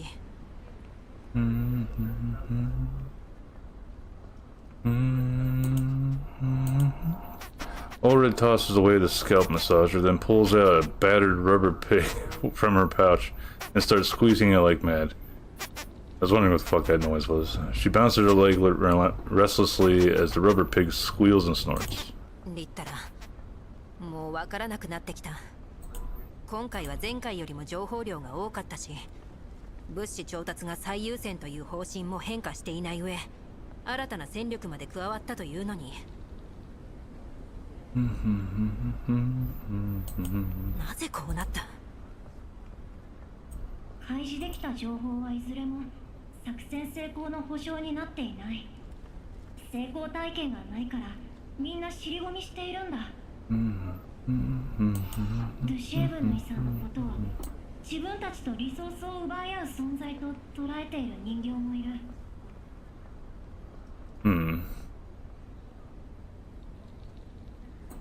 しかし成功すればこんなに苦しくやりくりする必要もなくなる。すればでしょ。確証がない限りみんな悪い方向へ想像してしまうのは無理もないよ。つまり私はみんなに自信を与えられなかったのだな。Now I'm sort of anxious to see what Bacon ends up reporting back about fighting the bear boss. じゃない。気にしなくていい。リッタラ、発電所の探索計画は？今できたところセカンダリーレベルで送るね。入手可能な物資の種類と量、予想損耗率。了解した。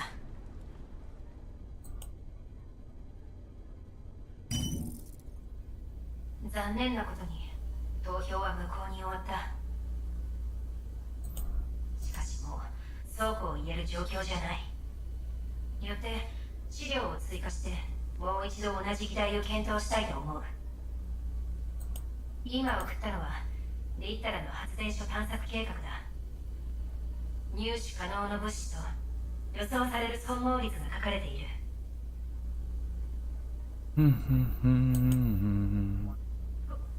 Oh, she's a doll too. I sort of didn't expect that. これだけあれば10年は余裕で修理できます。でも予想損耗率が 25% も。もしそれを上回ったら今の状況だと修理は。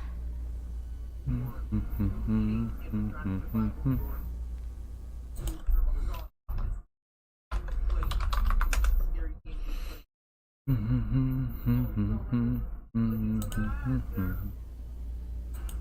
いてくれ。私の予想ではこの計画よりもさらに良い結果を持ち帰れると見ている。もちろんリッタラの計算を疑っているわけではない。根拠のない希望的観測なのでは？それは否定できない。だが今回は頼れる助っ人がいる。ルシエブヌイ。2時間前に紹介されくりすぎて彼女のもたらす可能性を軽視させてしまったと思う。彼女の存在は作戦の成功に大いに寄与する。終了だわ。皆の期待などこの枯れ木となった我が身には荷が重すぎる。枯れ木？緊張するな。お前はかの PMC のエリート人形の一員だったのだろう。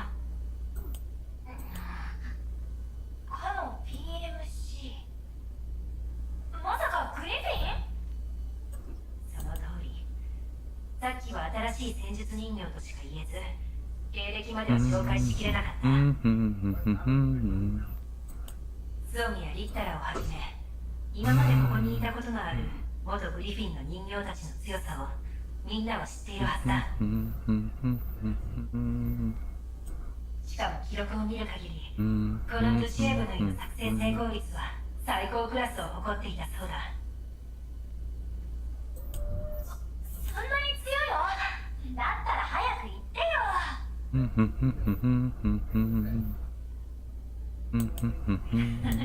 すまない。それにルシエブヌイのスティグマはスナイパーライフル。今までいなかった遠距離射手だ。褒めすぎだ。確かにこれほどの人形なら成功も夢じゃない。ちょっと安心した。こんな人畜林が？にわかには信じがたいですね。マチルダ、失礼だよ。トミー、あなたが拾ってきたんだよね。本当にそう思う？はい、私も保証します。あなたがルシエブヌイ？私も同じくらい強くなれたらいいな。ルシ、よろしくね。我に期待を寄せても失望するだけ。その辺にしておけ。彼女はまだ本調子じゃないんだ。あまりプレッシャーをかけるな。私の読みだと彼女の加入で損耗率は 8% も減少する。Nah, that's something. それでも 17%。まだまだ高いと思いますが。戦闘になる以上ある程度の消耗は避けられない。だが絶対に犠牲は出さない。約束しよう。発電所の物資を持ち帰られれば修理の優先順位はなくなるし、休眠中の人形たちも再起動させられる。私たちも頑張らないと。新しい仲間に頼りっぱなしだとダサいしね。そうだね。休眠中の子たちの分も頑張らないと。枯れ木なりに竹がきしく燃えてみせよう。出発前にメンテナンスを受けに来てくださいね。信じてくれてありがとう。だが決行するか否かはやはり投票で決めなければならない。作戦計画に目を通し15分後にもう一度投票を行おう。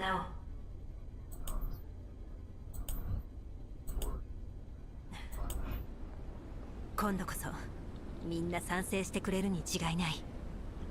そうだろリッタラ。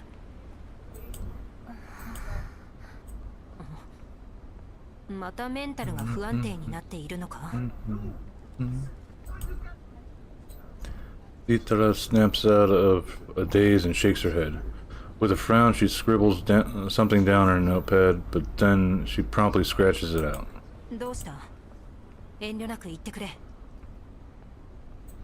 投票制度についてだけど、なんだか重要な見落としがあるように思えてならない。見落としか。結果が出た。13% は棄権したものの有効票の 65% が支持している。やったぞ。予想通りだ。これは本当にいいことなのかな。言いたいことはわかる。見落としについても心当たりがないわけではない。だが目下は物資問題を解決することが最優先だ。後の話は帰ってからにしよう。そうだね。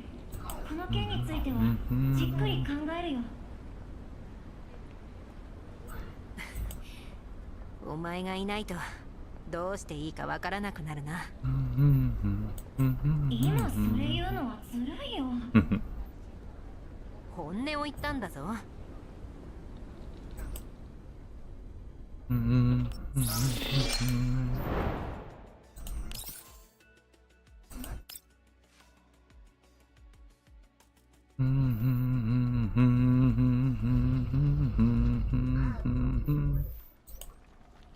In the dark space, a rustling noise can be heard in the corner. But it ceases after a dull gunshot. The metal door opens with a few sparks. A hunched figure slips inside stealthily and takes in the surroundings. 生き袋は見当たらないよ。よし、こちらも侵入する。物陰に隠れているかもしれない。光源の準備を。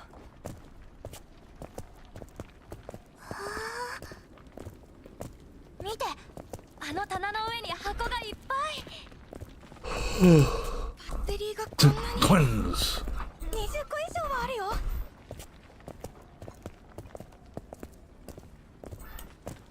本当にこれほどの物資が。慌てずリストの優先順位に従って物資を集めてくれ。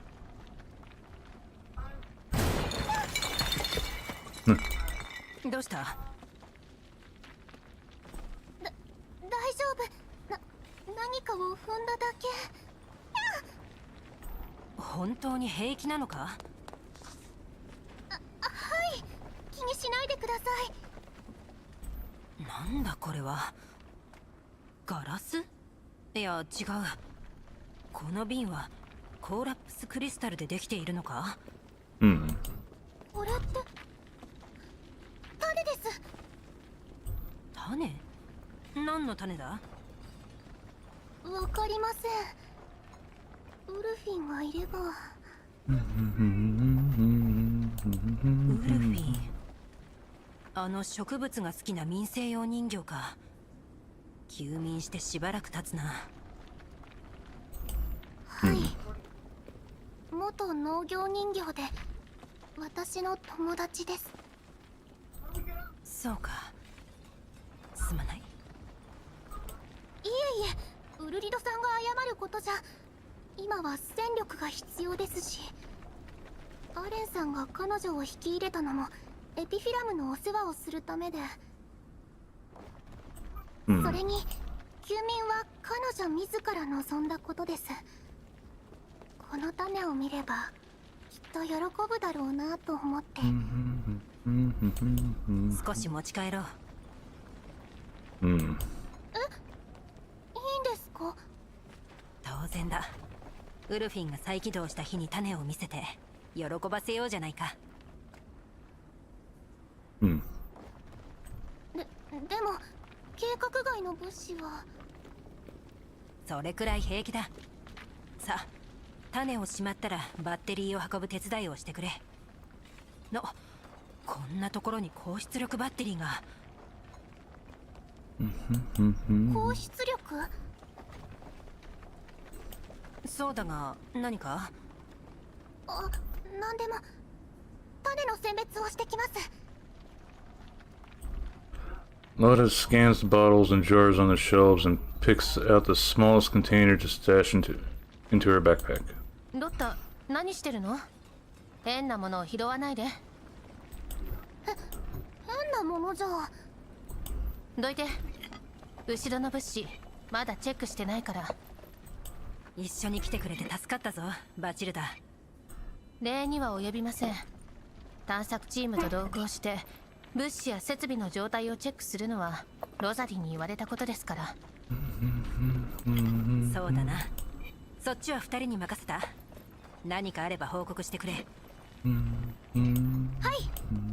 バチルダ、これを見て。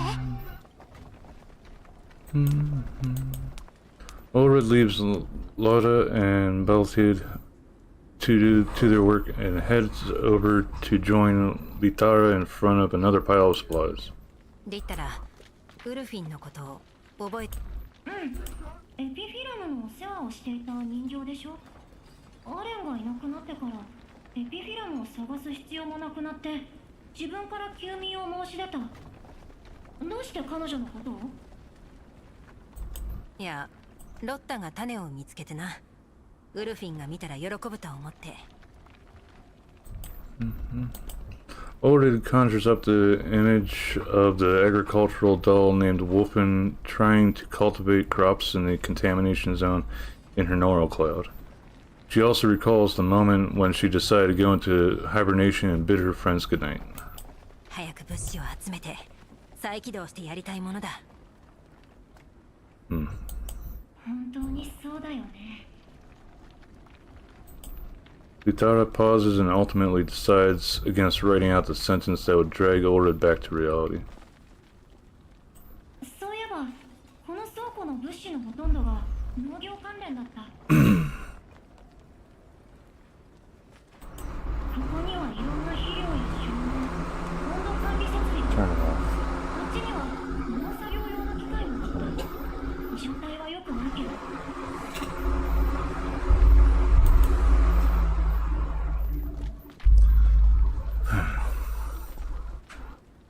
There are a variety of artificial fertilizers on this side. All sorted into... Oh, that's something she was actually saying. あそこには種が保存されていた。ここは汚染エリアだぞ。なぜ農業用の物資がこんなに？僕も同じことを考えていた。もしかしたらこの施設は。Before Litara can finish writing, the warehouse door slams shut from the outside with a deafening clang. Litara's pen slips, leaving a long blank line on the notepad. なんだ？ Ambush?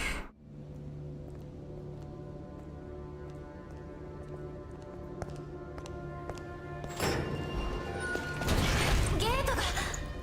どうする？ウルリド。様子を見る。ウルリド、今日お姉様。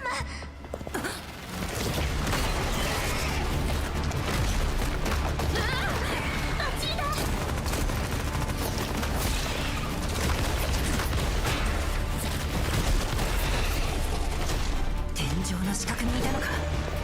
全員迎撃。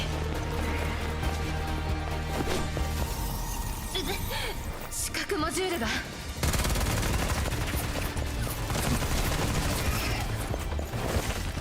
大丈夫か？バッチリだ。私のことはモジュールを再起動すれば。ああ、どこを撃って物資を破壊したらどうするんですか？テーブルの下に隠れて、あとは私に任せろ。こういう時はこうだ。コンバット。リタラ、室内戦は不利だ。早く離脱しなくて。また来た。ユミ。分かっている。私とロッタに任せてバチルダと一緒に交代しろ。バチリ。あなたは作戦だけ考えて。テラ。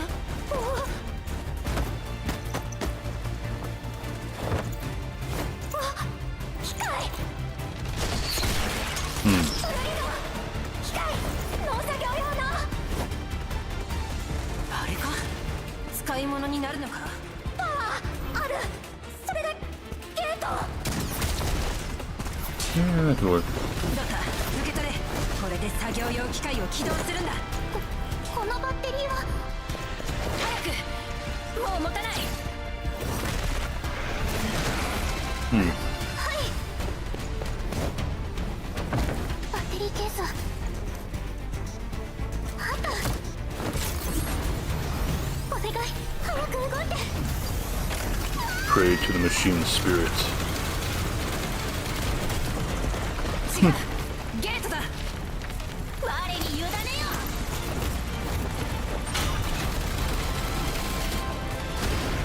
Ram. 反対側からゲートを押さえつけていたのか。息袋にそんな知能が。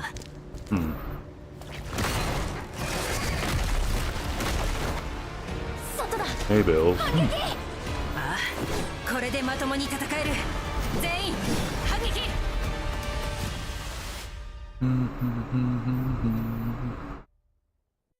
Nice animation. Now for like 2 minutes of combat.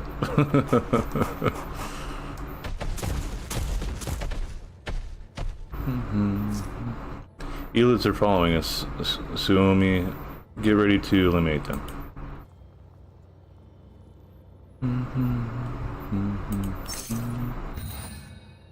I guess some up top side.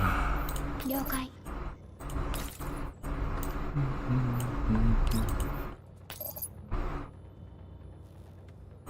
I should wipe out all the lower ones.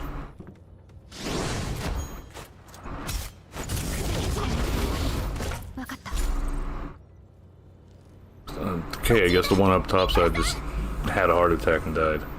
捨てろ。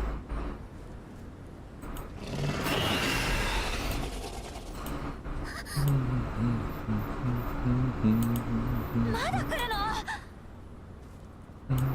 間に合いません。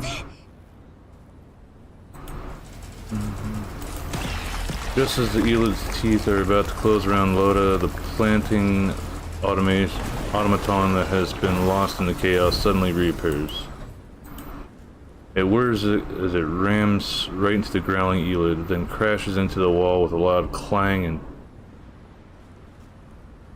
tips over onto the floor, its battery falling out of the slot.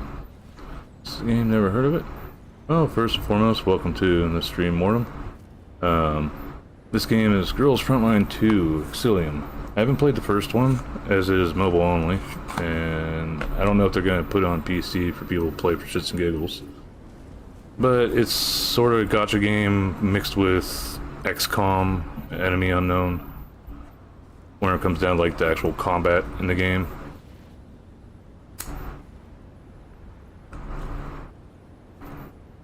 Each of the girl characters, which are called dolls, are based off of real life weapons. Well, guns. Never seen a character before. I don't know, maybe. I've been around for a while, but this is my third model that I made.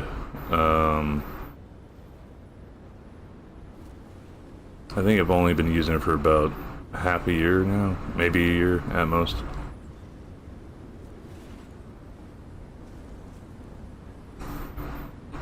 Game dev? Not exactly, I'm still learning.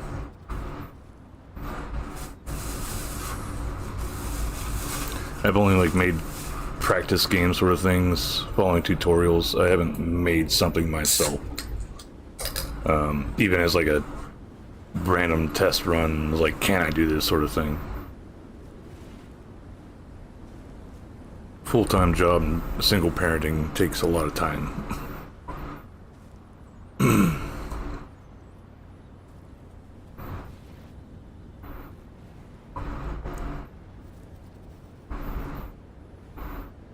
Unreal Discord before? I don't know if I've gone into the Unreal Discord itself.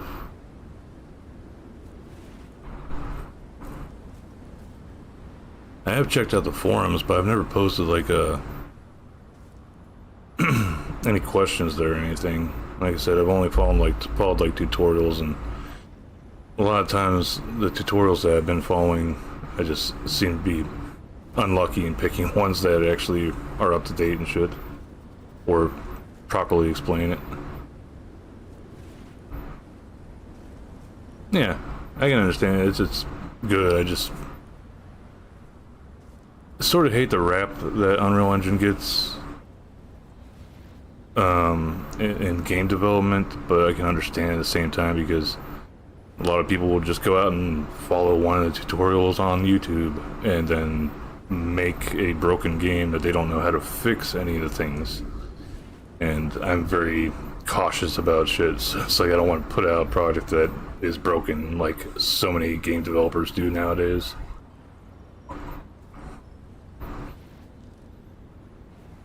It's like watching Blender artist. I do Blender. Actually, some of my streams that are on YouTube are from Warner Bros. Doing Blender stuff. Yeah, I made my model. Only reason why the hair is, you probably noticed, like the hair in the back is sort of see-through. That's because Unity sucks ass at double-siding materials, and I don't feel like learning anything super interested in Unity at the moment, because I'd rather center on Unreal Engine that actually has a pipeline that works with Blender better. Interested in a collab? Not at the moment. I just mainly do stuff. My schedule's too back and forth with work and kiddo to actually like set anything in stone with people. The last person I collabed with only seemed interested in talking to me on the collab days, and that's about it. So, too many users.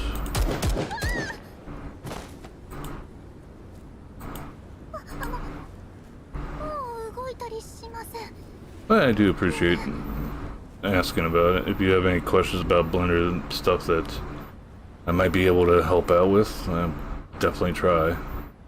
If you catch me streaming Blender and you've got any questions on how to do something, I'd rather show you how to do it while trying to explain it instead of just try to explain it while I'm playing a game. Nah, I don't even do commissions. I am very picky about my shit, and I don't feel like I handle it the same way I handled ever wanting to like become a cook or something. If somebody got something from me and I tried my best to make it and they insulted me about it, I would probably hunt them down and kill them.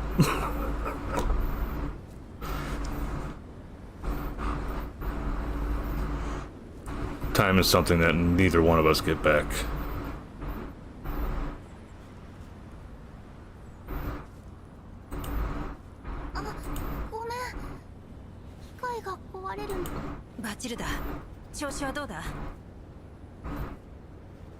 Yeah, like I said, if you catch me streaming either on Kick or on Twitch, if you pop over there, or even YouTube, and I'm in the middle of doing stuff on Blender, you can ask me, how do I do this or that, and I'll take the time to show you.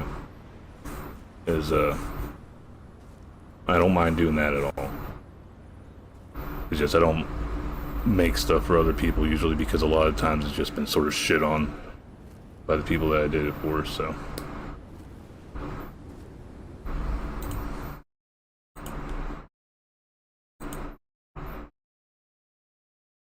A lot of started projects that ended because of it. 左目が壊れて距離感が測れませんが、問題ありません。 So, if you want, you can go to this game's website, Sunborn, and they have all their models for the global version to download, and those are great for studying how to do topology, how they set things up, how to do the materials and stuff, and any other games that you might find that pique your interest. If you can find the model, the official model, try downloading that and checking that out, see if you can learn anything from that. If it comes out as like a MMD or MMX or MDX, I forget what the extension is, the file extension is. You just have to download the Miku Miku Dance plugin on Blender to be able to actually view the file. That's all it is.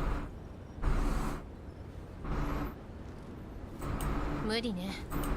合わない仕様の機械に無理やり使った結果がこれ。心配するな。他にも大量のバッテリーを回収できた。大方、そのバッテリーでウルフィンを起動させたかったのでしょ。通りです。なるほど。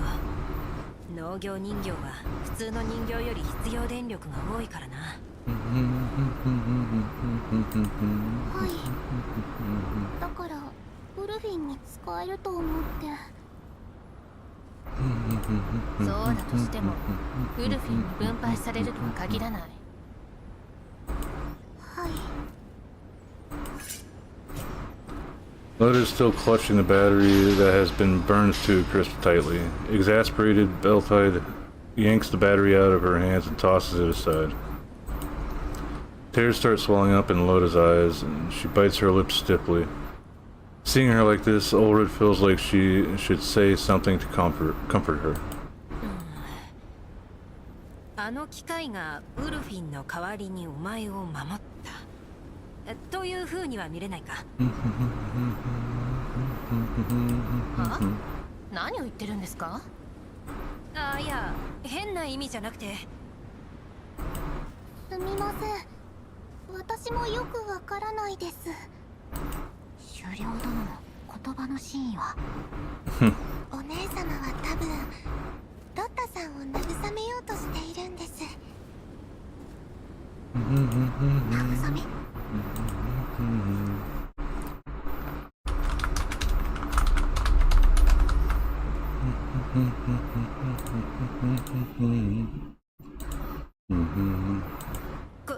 これしか思いつかなくてな。ル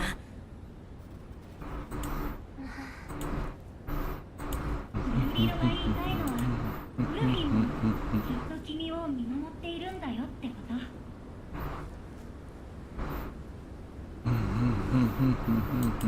い。ありがとうございます、リッタラさん。まあ私のためにしたことなのは分かっているし、結果的にあの機械のおかげで助かったわけだから、元気出して。心配しないで。心配なんか。それにしてもどうしてまた戻ってきたんでしょうね。向こう側の建物のゲートにぶつかった拍子に U ターンしたみたい。本当だ、ゲートが破壊されている。あの機械がやったのか。監視カメラのナンバーの法則によるとこの中が映像の映っていない場所だね。She just got revealed for the Who got revealed? Oh, Florence.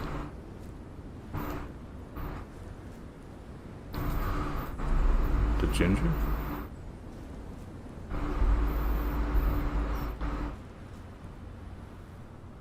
Faye?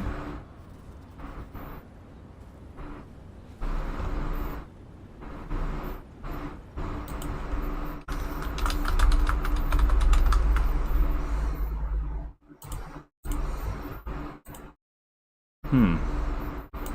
人手のいる今のうちに中を探索した方がいいかもしれないね。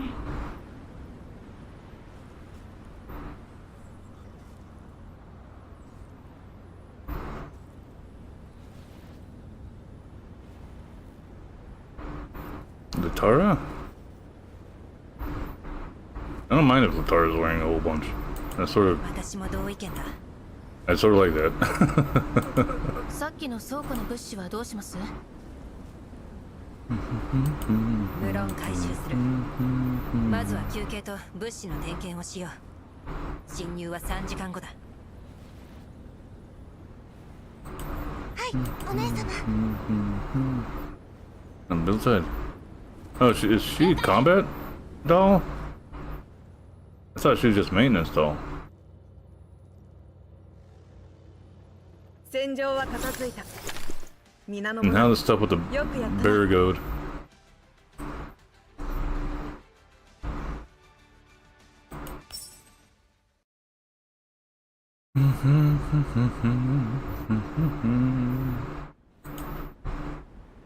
In the ruins of the thermal power plant, Suomi and Beltide are standing outside the door of the building. keeping an eye out for danger while also guarding their supplies.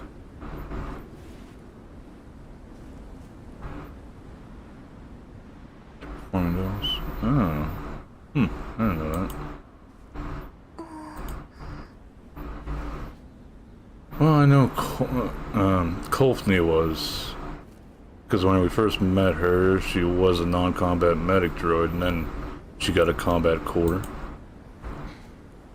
I didn't think she'd be one there. Actually, I thought she was just human, a human to begin with, until she got brought into the combat situation here, and her optics got messed up. さっさと本題に入ってください。入り口を見張るのも退屈なので。ウルフィンさんってロッタさんの友達のようですけど、もしかしてバチルダさんとも知り合いですか？それが何か？すみま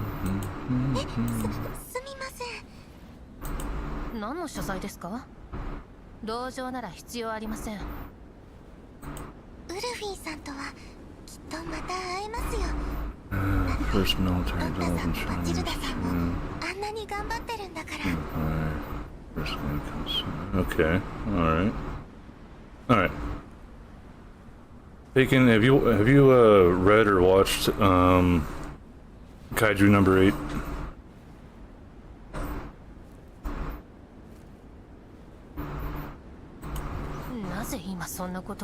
No. Alright.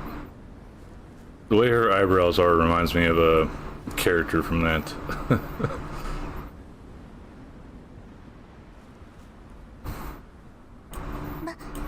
バチルダさんの落ち込んでいるところ見たくないからごめん。別にそんなつもりじゃ。そんなことよりウルリダさんたち遅いですね。そう。でもリッタラさんにドゥシェーブヌイさんもついてるからきっと大丈夫ですよ。さっきみたいに閉じ込められないよう私たちはここで退路を確保しないと。ウルリドさんの話になると急に饒舌になりますね。私はただバチルダさんが退屈って言うから。Yeah, nothing to shoot. さっき一通り殲滅したとはいえこんなに長い間一体も生き袋が現れないなんて不自然じゃないですか？現れないに越したことはないでしょう。で、何してるんですか？ I saw it occurs to Suomi, and she abruptly leans in close to Beltide. 検証したいことが。バチルダさん、放射線測定器を持っていますか？もちろん。どこへ行くんですか？見張りは？すぐに戻りますから。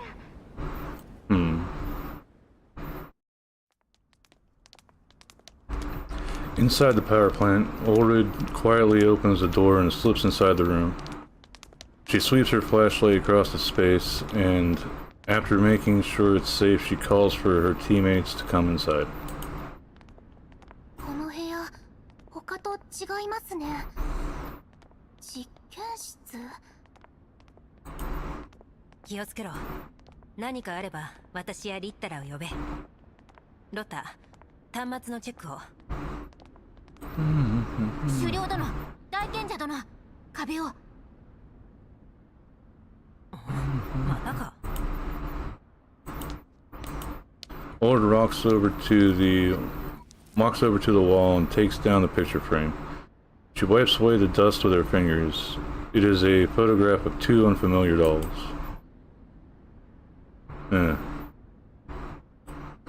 Having explored multiple rooms, the dolls are no longer fazed by this discovery. やっぱり同じ写真だ。この二人誰なんだろう。どの部屋にも彼女たちの写真が飾られてるし。左側の人形不気味だな。なんというかまるでメンタルの入っていない素体のようだ。うん。わからないことだらけだ。メンタルの処理が追いつかない。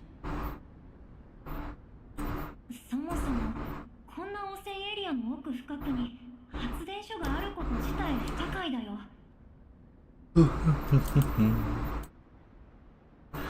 Vitara's writing hand pauses with unease. もしかしたら近くの集落に電気を通すためか。だがこんな環境だとケーブルはとっくに死肉のごとくただれているのだろうな。装備の偵察情報によれば、この辺に発電所が必要なほどの集落はないし、僕たちが今拠点にしてる廃墟が規模として一番大きい。うん。もっと遠くの集落に給電するにしても、コスト的にここに発電所を建てるのはおかしい。さようか。我の言ったことは忘れてくれ。気に病むな。あらゆる可能性を想定することに意味がある。何かしらの調査活動の前線施設というのは？調査活動？浄化事業のような？そうだ。ビーコンやら頂上列車やらいろいろあるだろう。もしかしたらこの辺にも同じことをする予定があったかもしれない。うん。根拠に正しい Forward と post. は言えないけど、可能性はある。厳しいことを言ってくれる。私の推測が確かなら、写真の2人の人形はこの施設の運営を任されていたのだろう。汚染エリアでは人形を使った方がコストが低い。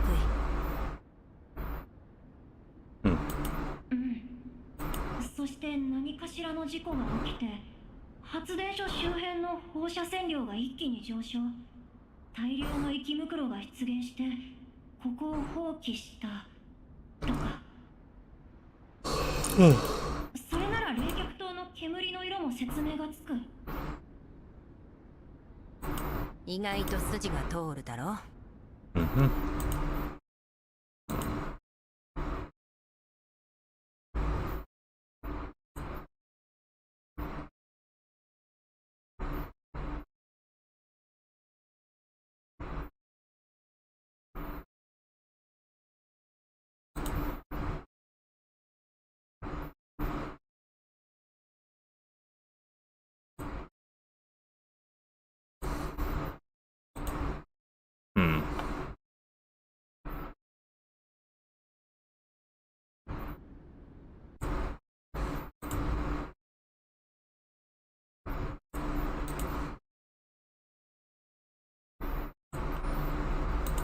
確かに。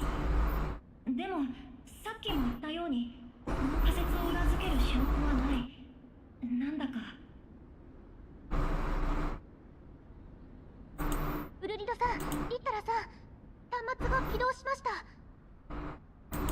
ああ、今行く。Ulrich hangs the picture frame back on the wall and dusts her hands off before joining Litara and Loda at the terminal. 起動はしたのですが、何もデータが残ってなくて、起動の仕方間違えたのかな。それは確かに不自然だね。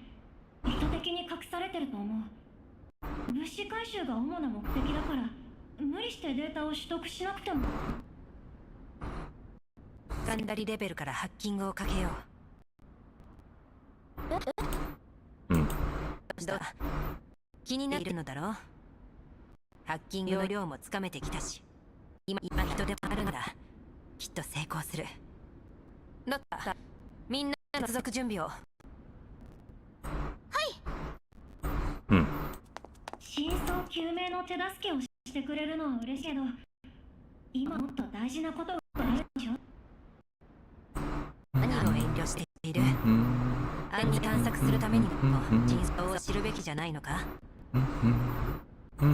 それでも納得できないなら、今度私が本筋と関係ないことをしたくなった時に協力するというのはどうだ？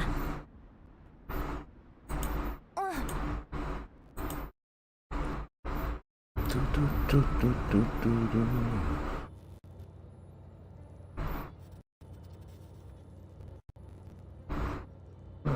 get the extraction point. Here comes those bizarre defense machines again. These machines. Huh? What about them? They look farming, like they're... Crap, we got spotted. Whatever questions you've got, we have to leave for later. We've got to book it.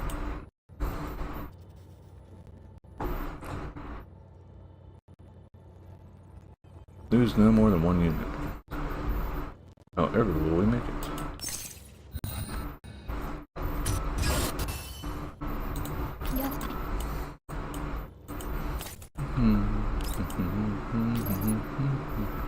Can't do much about the turrets, but they're not really a big deal.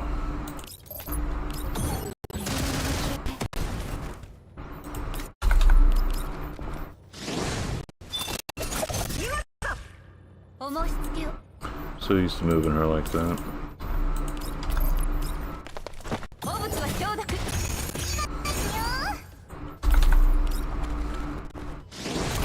Sort of wish I had her 6-starred, but I don't. I think I'm 1 fortify off.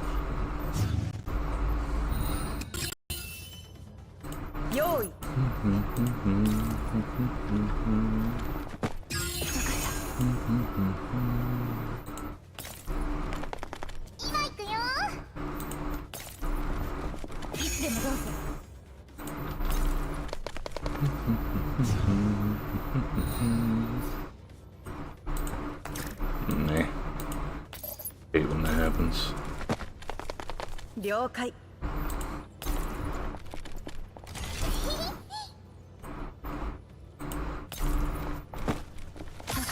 Just in case stuff starts spawning on it, we get...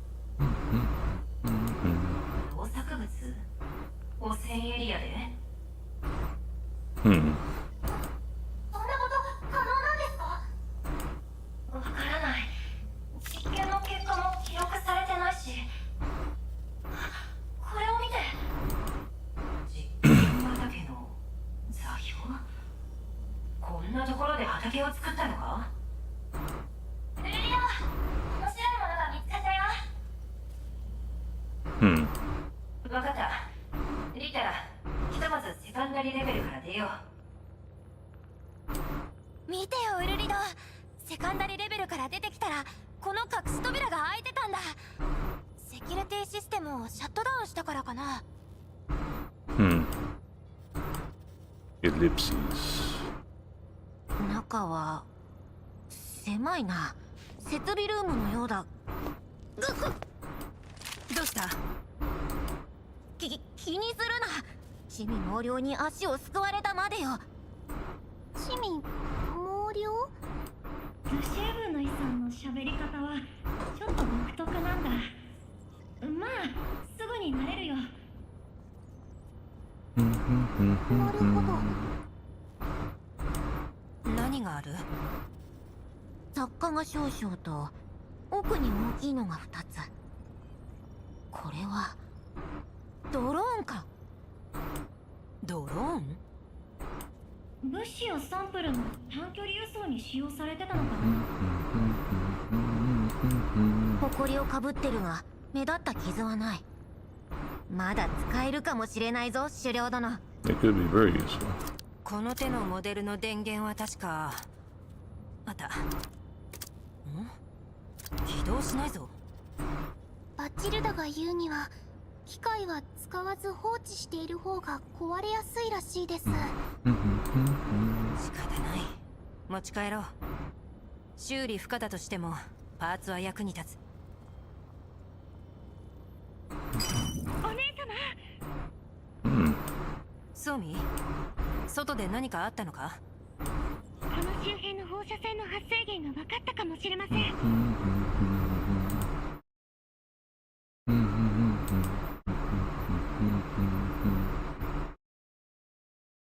Alright, got ads coming up on Twitch, so just gonna do the 3 minutes to get rid of pre-rolls for people. So starting in 3, 2, 1. Bitrate's doing good. Looks like 0% drop frames, so I'm happy with that. I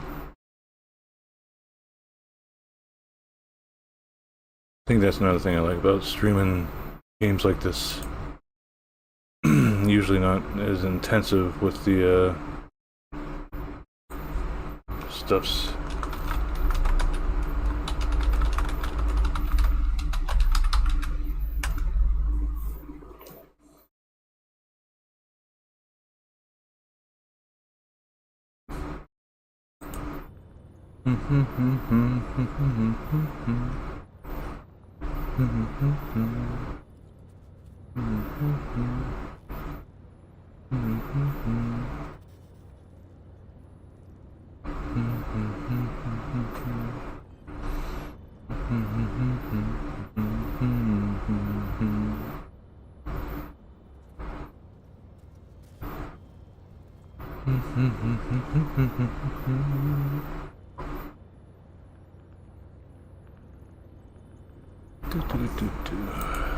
どういうことだ？お姉様たちが中に入ってから一体も生き袋が現れませんでした。もっといてもおかしくないのに不自然です。だから放射線量を測定しました。言われてみれば。それで？変化はありませんでした。だから生き袋たちはきっと別の場所に引きつけられたんです。もしかしてやっぱり冷却塔です。あの周辺だけ放射線量が異常に跳ね上がって生き袋も大量にいました。やっぱりそうだったのか。決めつけるのはまだ早いよ。放射線量が上がったのが冷却塔のせいだとしても、それが生き袋に影響を与えたとは限らないし、倉庫にいた生き袋たちは影響を受けてなかった。倉庫の生き袋は放射線ではなく私たちに引きつけられただけとは考えられないか？そうだといいんだけど、どっちにしても冷却塔に行かないと何もわからない。次はどうする？深入りするにしても物資を持ちながらというわけにはいかない。まずは物資と情報を拠点まで持ち帰ろう。続きは少人数で。バチルダをはじめ先ほどの戦闘で負傷した人形がかなり。 Welcome back, Mads, everybody. 彼女たちを先に帰らせてついでにドローンも持たせておこう。Laura nudges the drones lying on the floor with the tip of her shoe. そうだね。戦術人形がついていれば無事帰れると思う。次の目的地だけど冷却塔と実験畑のどっちにする？周辺のマップを見せてくれ。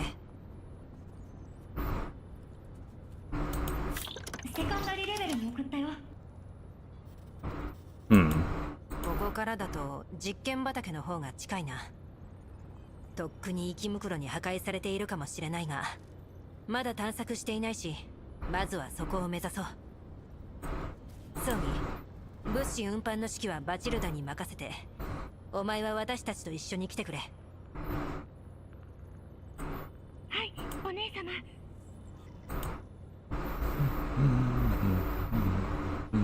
みんなありがとう。完璧なショーができたよ。シャープリンの次のパフォーマンス。 Slowly getting through it.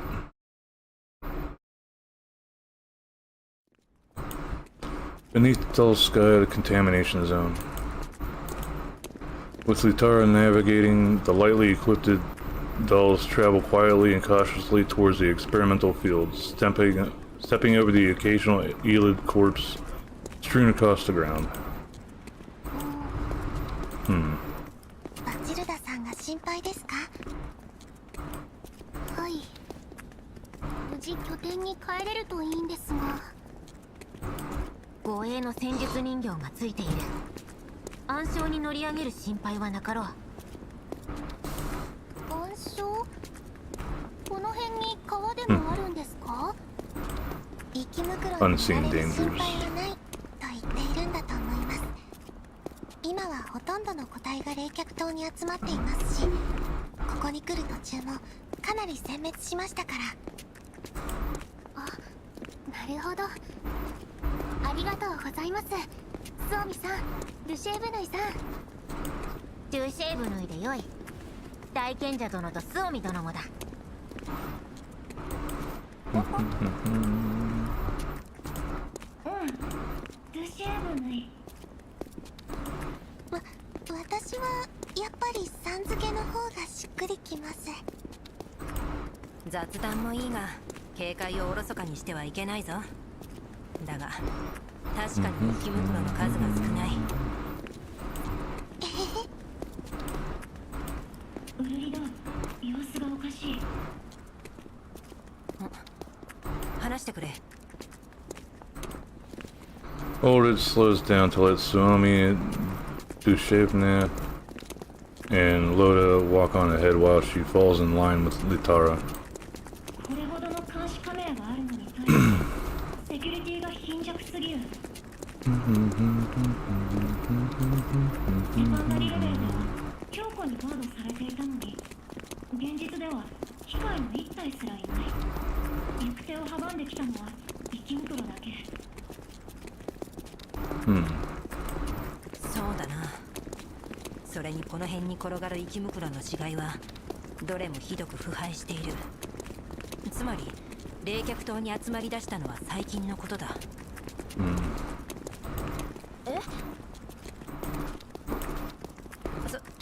それにしても本当に生き袋が少ないな。これなら順調に冷却島まで近づけそうだ。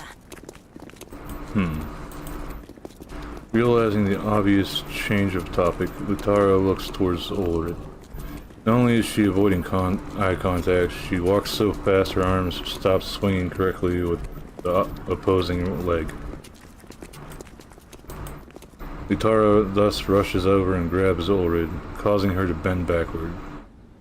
She scratches Ulrich's head lightly with clawed hands. 何をするんだ。何か気づいたことあるんでしょ。Ulrich cautiously glances over the three who have walked over to her front. She wearily hangs her head. バレていたのか。 She's stressed out. この発電所、廃棄されているはずなのになぜか電力供給は止まっていない。もしこれがただの思い違いだとすれば、私は実は住み着いてる人間がいて、私たちの存在に気づいたら機械を使って襲ってくるかもとか。 I have this feeling they knew already. 意志を持った人間は生き袋よりはるかに恐ろしいからな。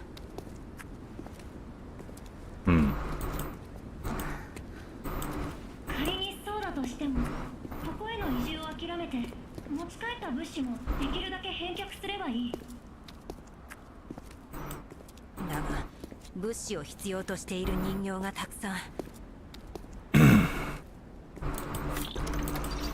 Rosalind did not finished taking stock of all supplies before they departed for the power plant. They nearly depleted stocks of the doll collective, worry her to no end. 今はそういう心配をするタイミングじゃないよ。もし本当だったとしても、僕が一緒に方法を考えるから。そうだな。その時は頼んだぞ。いつも僕に考えすぎというくせに、本当は君の方が程そうなんだよね。緊張しているのかもしれないな。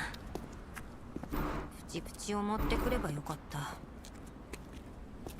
Heart-shaped bubble wrap, jeez. 見えました。 Tsunomi waves to the two from above. Lutara checks the overhead map of the thermal power plant. 着いたようだね。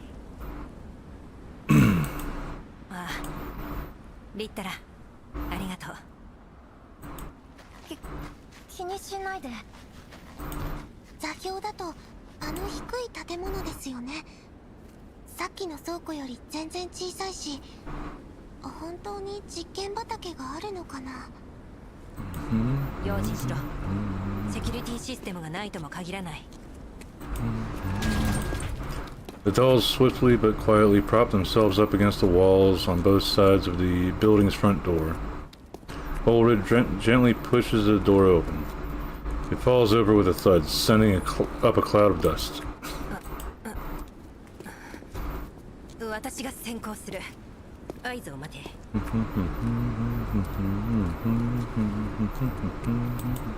はい。 Ellipses. クリア。入れ。 It's safe. Come in. Let's say one thing that gets on my nerves about this game is the reuse of so many fucking backgrounds. This was used in Chapter 8 also. Or it was 7. 床に穴が。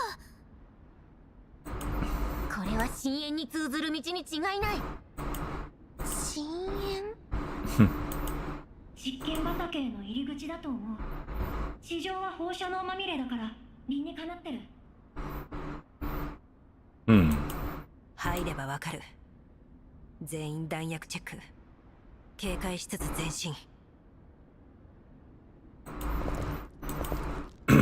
The dolls maintain formation in the pitch darkness, slowly descending the stairs. もうすぐだ。足元に気をつけろ。この匂い。土？着いたぞ。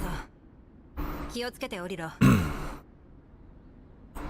壁についた赤いランプは何だ？何のことだ？両側の壁についている。狩猟殿には見えないか？そんなものは。ドシェーブヌイ。デシェーブヌイさん、あれは機械です。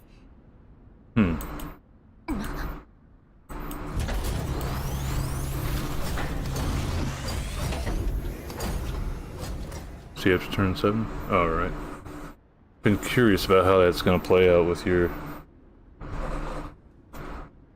epiphany. I want to see how you handled.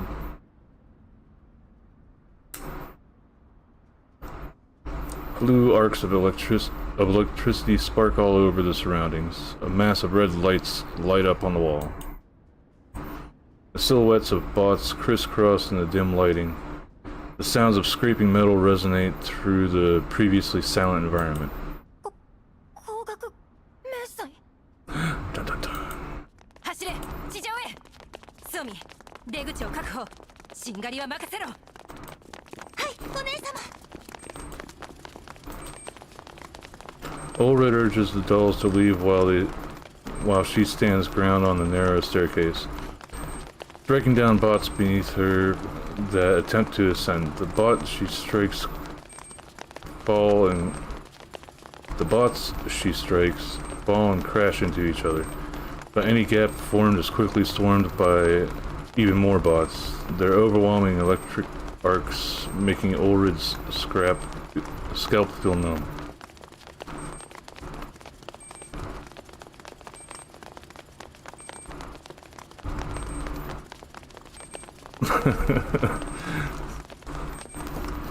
I think QJ actually is one of my better outfitted ones with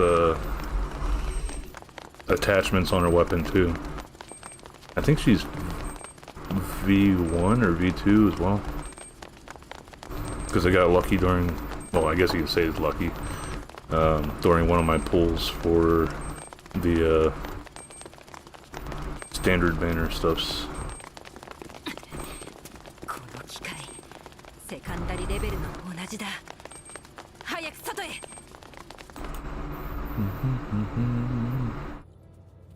I find it odd that Mosin isn't critting. Support shot? Nice. Big sis, be careful. There's surveillance bots up ahead. Damn it. They're blockading our withdrawal route. I see you in the back there, you little shit. No choice, they have to be eliminated. Coin flip on her. Oh, she does sort of flip the bullet like a coin.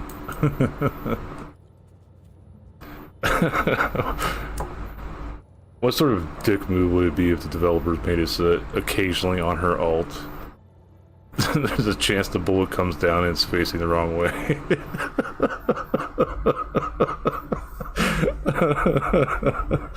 Oh, that'd be horrible.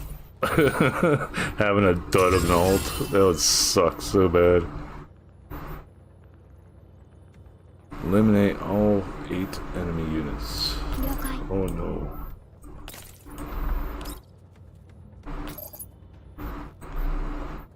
One, two, three, 4, 5, 6, 7. Where is number 8? Number 8's hiding up here. Okay.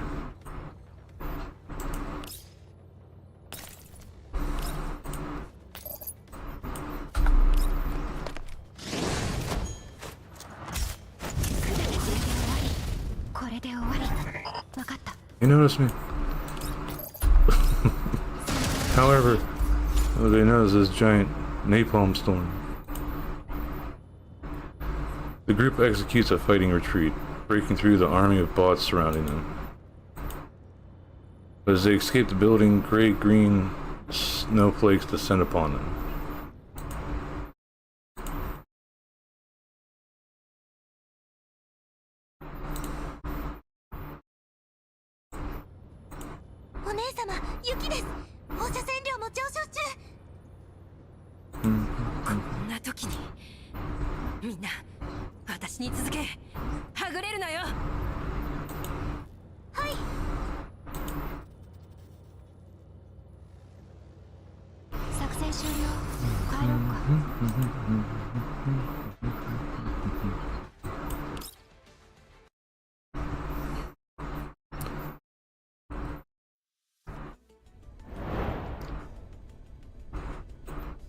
Oh, that's 6, 9. More combat with the weird dolls. That's boss fight or elite fight. No, boss fight. Elite's purple. Gotta hate her potato head in this one. No, right to combat. Nice. Everyone, retreat as quickly as possible. Enemies seem to be all around. Oh no! Ulrid, what now? Loda, take the lead and advance in the 10 o'clock direction. Be sure to stay discreet. Utara, can we hold off the enemy together? Sure.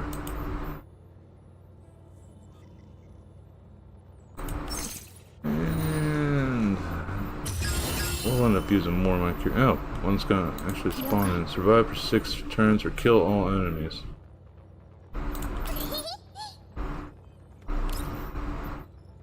Wrong one.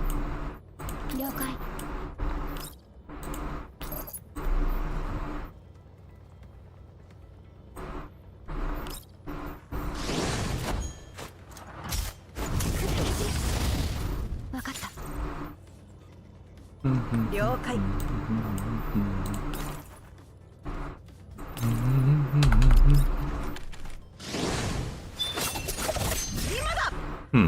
いつでもどうぞ。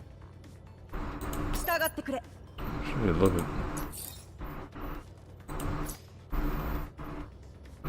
Yeah, this hasn't been leveled up yet. Phase strike. So if you're keeping some phase element on there, at least you'd always be getting that buff.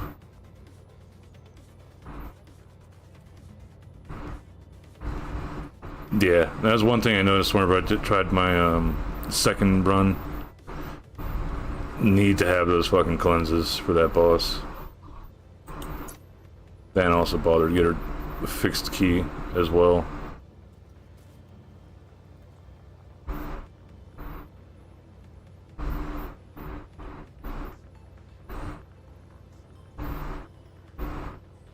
$19-2? Nice. Beat me by 22 points.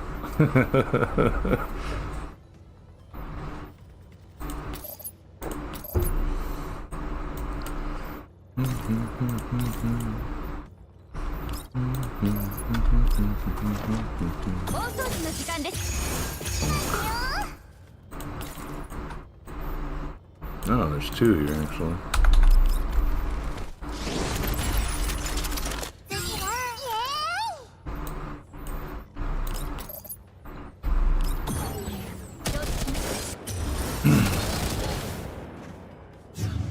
Actually, I've just sort of just been working on with whatever's up there, so whichever one you want to keep up, that's up to you. I appreciate it. Main thing for me for using the whatchamacallits, the supports other than being extra body there is I like helping the homies out. And I know that gives you something at least for doing that. Where the hell's the other one spawning? Is it really trickling in just fucking one or two at a time? Oh, I know the next one's spawning over here.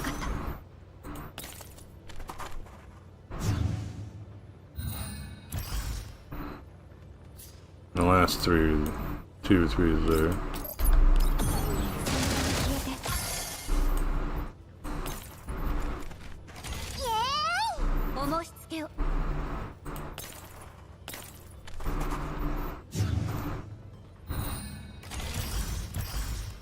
But yeah, Springfield's pretty good. It's just I don't have the monies to go after her.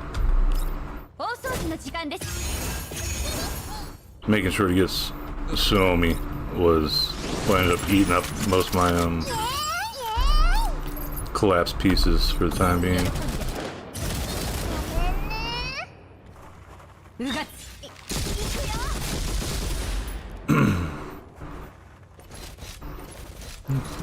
Run away! Should be safer now. Take the opportunity now and be careful on the way. At the corner of a dilapidated building's third floor, an anxious face peeks out of a window with just a fragment of glass left on it. It is Ulrich and her companions hiding in the corridor of this building. After ensuring that the others are hidden well, Ulrich carefully looks out of the window.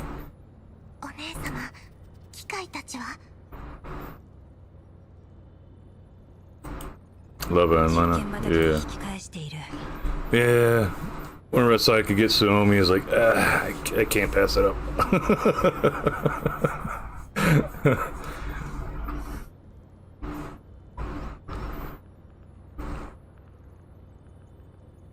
And once I get the doll, I want to try to get the weapon that they're imprinted to as well.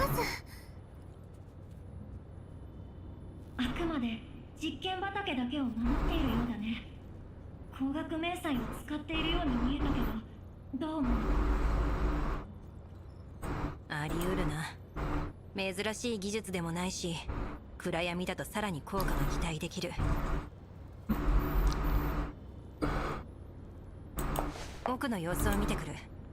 みんなはそのまま待機してくれ。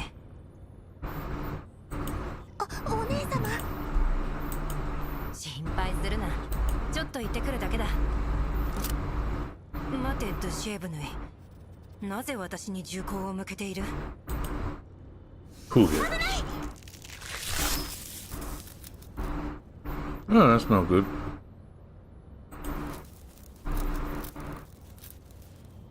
Been skipping most weapons. I got Klukia's.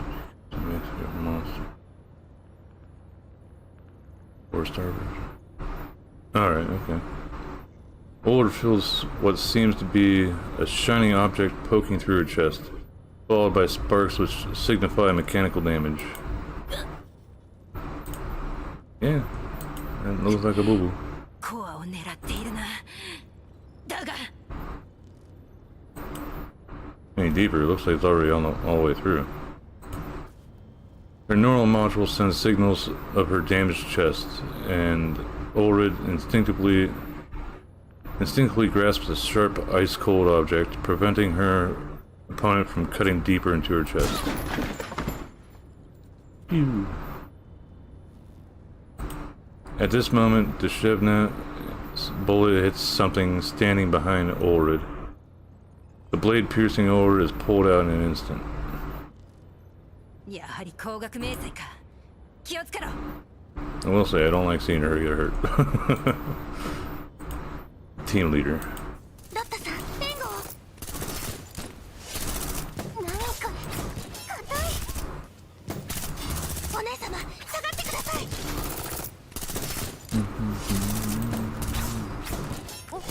オルリド。I will say, having Springfield on the team definitely seems to add to the constant flow of DPS, at least to the boss. It was like just having her on the team wherever I was doing the artifact runs. She was pretty helpful until I got max level on the skill tree thingy. Then it just became sort of a fucking joke. If you go with the... what is it? The stability break set. Most of the times it's just load into match, everything dies instantly, go on to the next match. Atara reaches out to cover Ulrid's chest wound. Tissue fluid and machine oil flow freely from her stab wound, staining Latara's hand. 平気だ。あれは人形か？さっきの写真に。そっかも。今は反撃。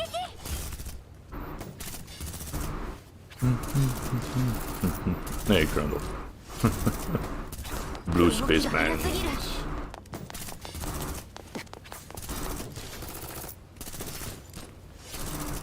The strange phantom-like doll deftly darts around, using the objects in the corridor to evade the hail fire directed towards her. She rapidly approaches Ulrid's group situated at the other end of the corridor.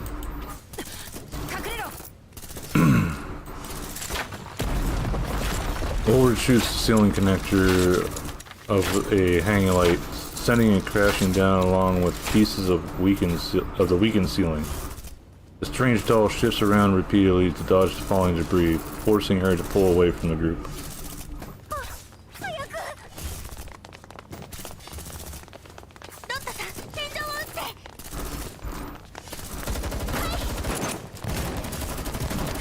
Cause a collapse.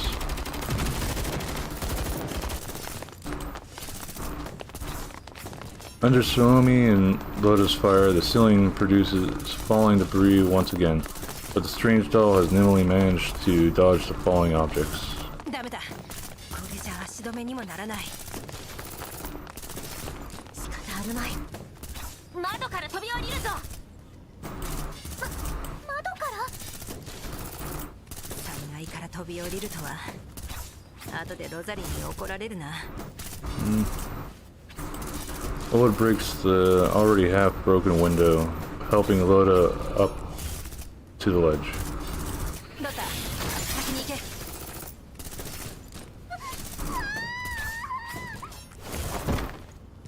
ソミルシェーブね。はい。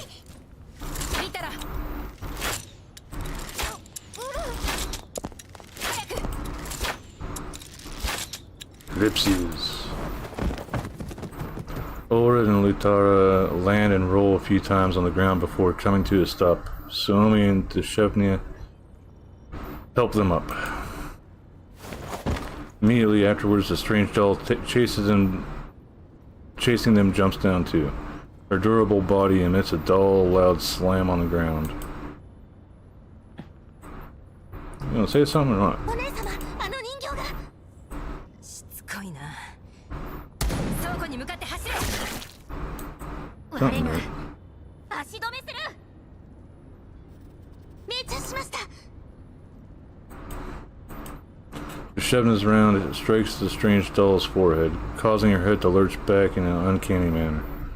But in the next second, her neck emits a series of clicking sounds and returns to its normal position.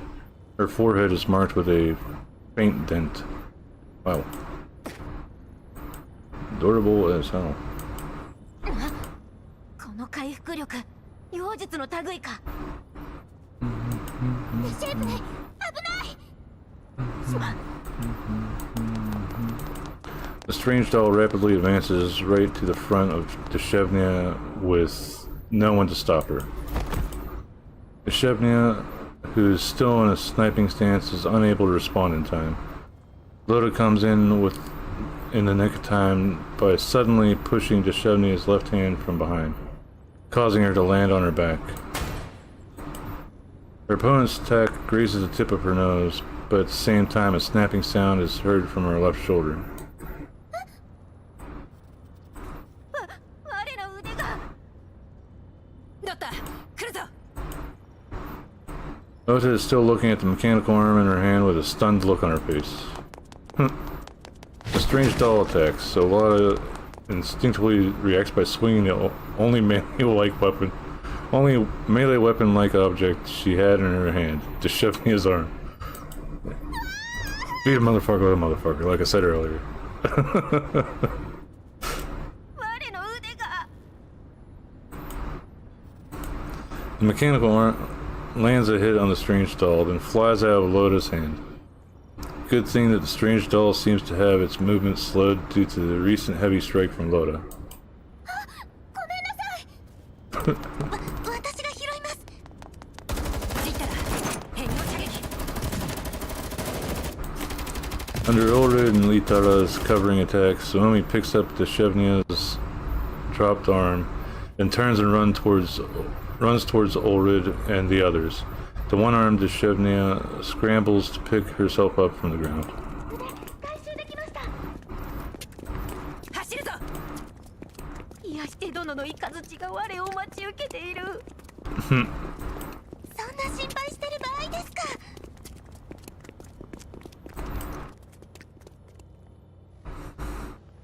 戦場は片付いた。皆の者、よくやったな。 Really?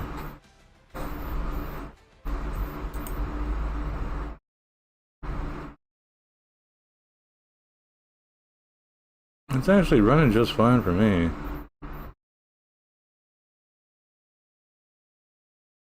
CPU is doing decent. About 4% at most. Memory, GPU's up about 30. But that's about it. Hell, it uses a little bit more than OBS does.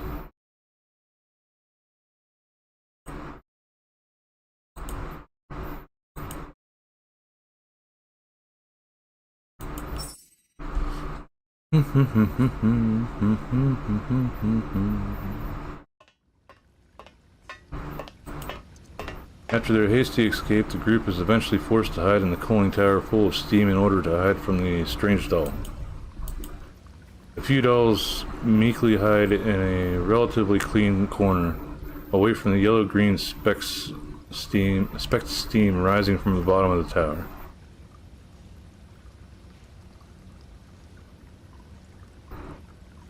Screw that auto tone.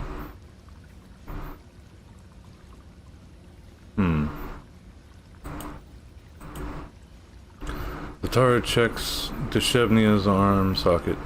The incident from a few minutes back adds to her worries. She wants to write a letter again, but obviously this is not the time. Light footsteps are heard, causing Suomi and Loda to rise on alert. お姉様。ああ、私だ。Oda has returned from her scouting. Suomi hands her a rag, which she uses to wipe off the droplets on her body. この煙、素体への影響は少ないようだが、目くらましには使えそうだ。フルリドさん、外はどうですか？暴れる生き袋がちらほらいるが、あの人形は見当たらない。倉庫ではなく冷却塔に逃げ込んでしまったが、おかげでうまく負けたようだ。そもそもここを探索する予定だったしな。ドシエブの岩？リッタラさんが修理を。お姉様、その傷、本当に大丈夫ですか？ああ、これのことか。Oda looks down to see her chest, which is now covered in a thick layer of insulating tape after being stabbed earlier. She lightly pats it. 運悪く人工体液の通る箇所を切られただけだ。致命的な部位は無傷だし、傷口も塞いであるから心配ない。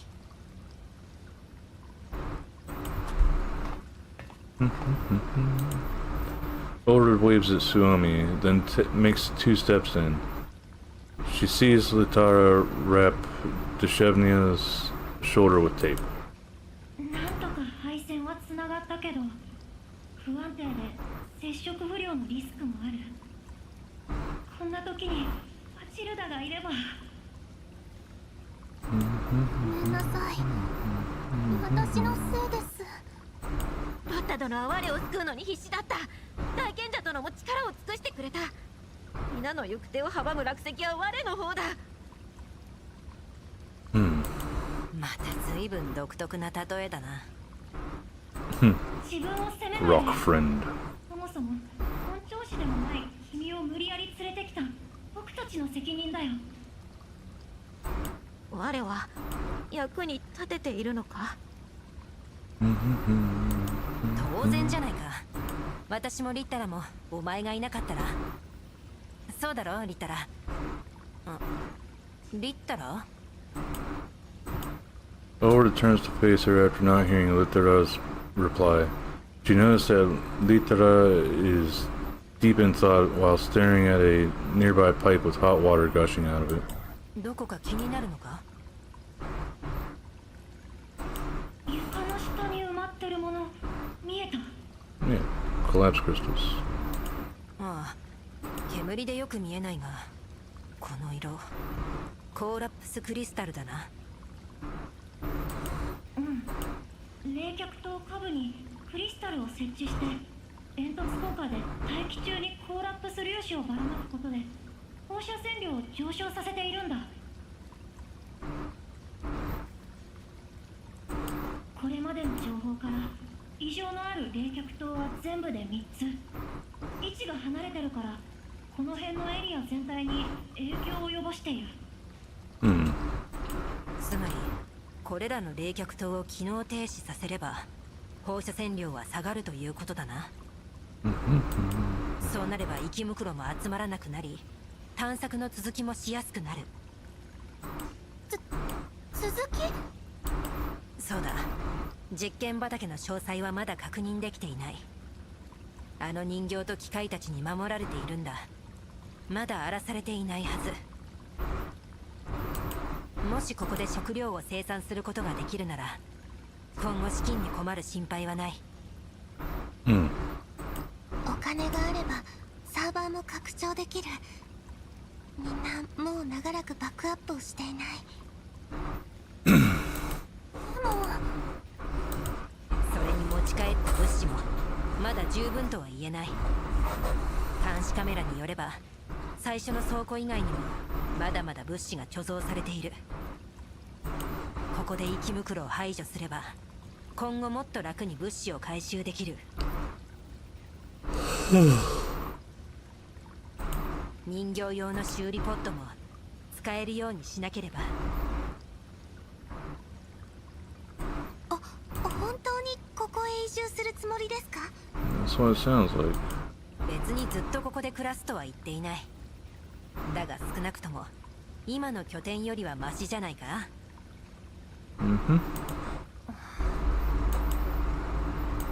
あの人形と機械がいるのに。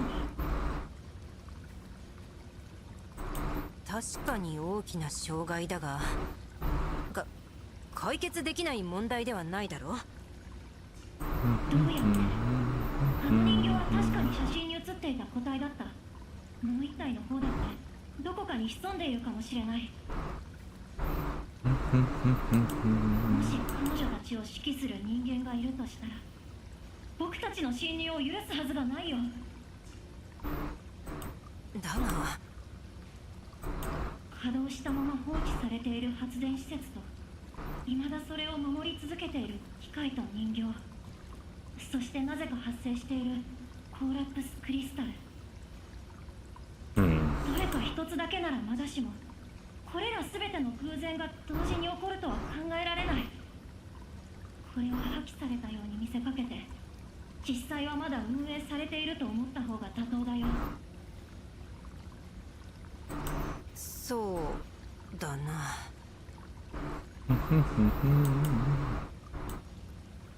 Ulrich is no longer able to mask her own dismay. She slumps down to the ground, holding her head in distress. Litara's analysis has revealed all sorts of pessimistic results, bearing a serious look on her face. At this moment, Ulrich hears a low-volume mail notification from Rosalind. ごめんね。でもこの演算結果は無視できないよ。そんな。じゃあここはダメということですか？それじゃあウルフィンはもう儚い希望すら打ち砕いてくるか。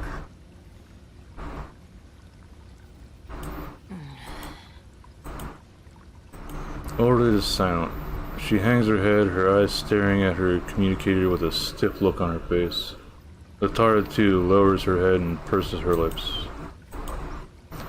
Noticing their expressions, Suomi tries to console them in a panic, but is anxious and on the verge of tears herself. 大丈夫です。あの人形の行動パターンもちゃんと記憶しましたから、今度こそ冷静に対処してみせます。皆さんのことも必ず守って。 Suomi's anxious words are carried in a sobbing tone. Ulrich pinches her thighs hard. これではダメだ。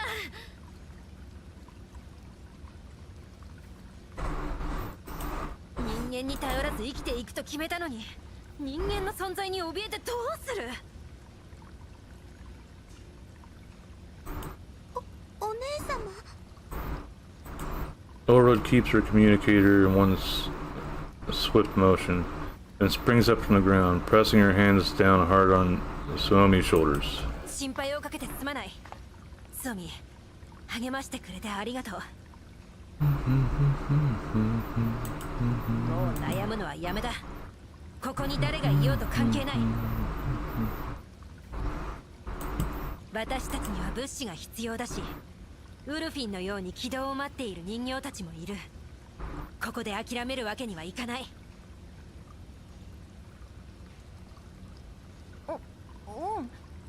だから。だ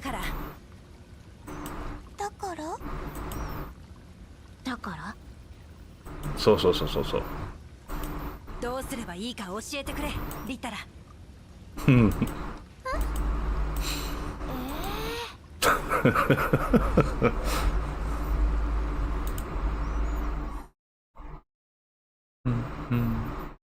Bacon.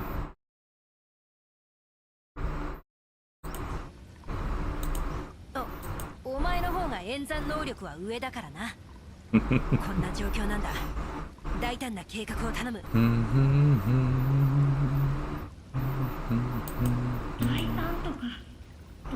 ちが言うんだか。探索続行を決めたのは君の方でしょ。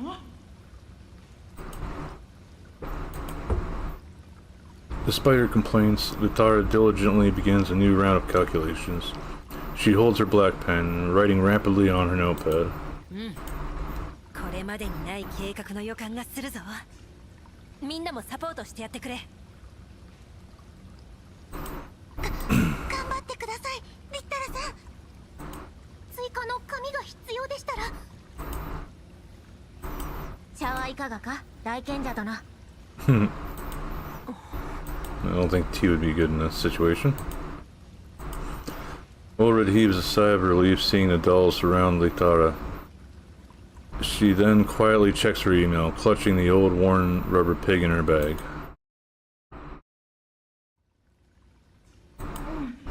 大体こんな感じ。ここから先の行動についてだけど、まず大前提としてコーラプスクリスタルのある冷却塔を停止させて、あの人形と機械たちも排除しなければいけない。仮に人間がいたとしても、これで僕たちに危害を加える手段を失う。勝手にそんなことしていいのか？静かにして。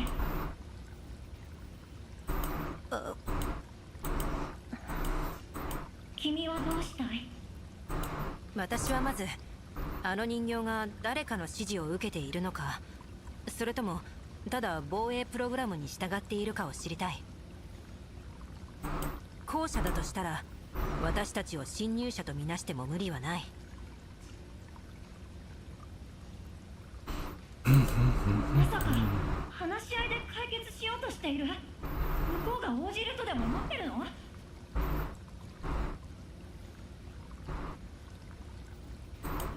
その傷もっと深かったらその場で一刀両断されてたんだよ。気は確かなの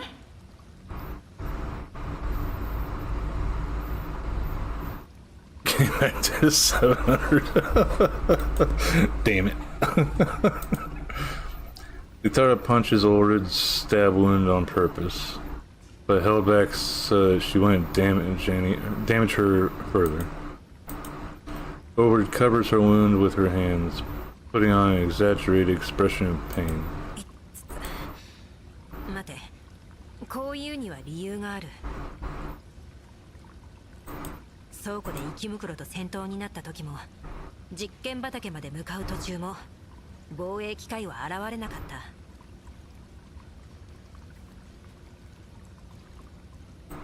確かに、もしかしたら実験畑だけを守っているのかもしれませんね。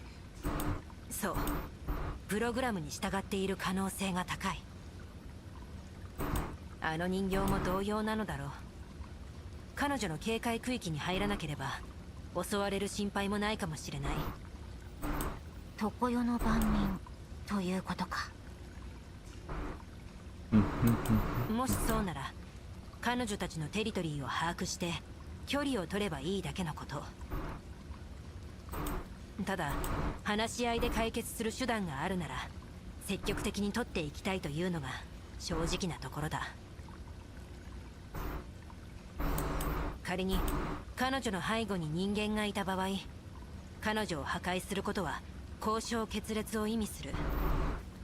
むやみに敵を作らない方が賢明だろう。でも本当にこちらの話を聞いてくれると思いますか？それは試してみないとわからない。さっきはいきなりすぎて、今度遭遇した時はできる限り敵対行動は取らないでくれ。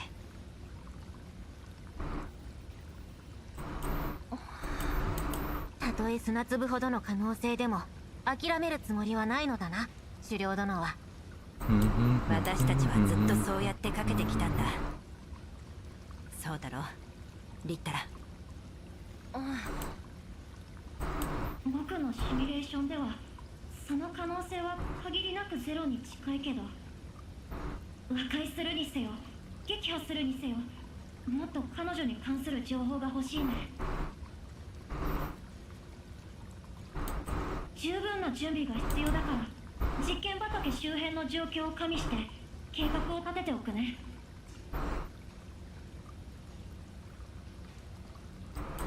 その桜井、君が幸運であることを願うよ。ああ、頼んだぞ。力仕事は私に任せてくれ。計画は立てるけど、みんなが認めてくれるかは保証しないよ。弾薬も残り少ないし、君とドゥシェーブヌイも怪我をしてる。今は拠点に戻った方がいいと思う。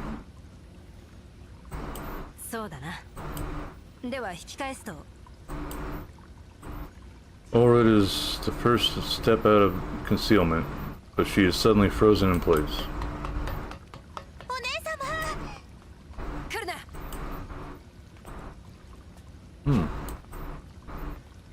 Hey, Steve. まさか追ってきたのか。 After she looks through the dim lighting to ensure her teammates are properly hidden, she raises both hands up high up, facing the strange doll who is holding a weapon. こちらに敵意はない。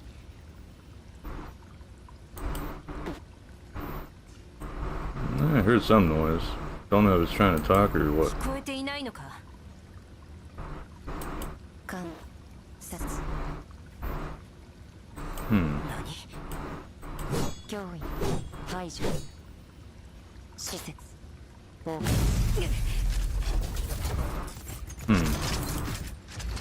Strange doll suddenly attacks, but Ulrud manages to duck and evade just in time. An explosion rings out nearby.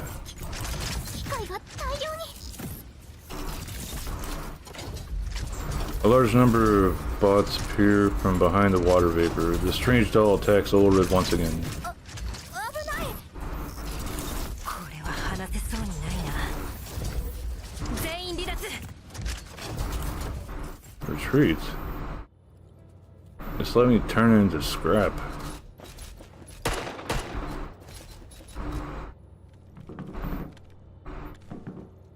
This is an interesting field. It's like an elevator.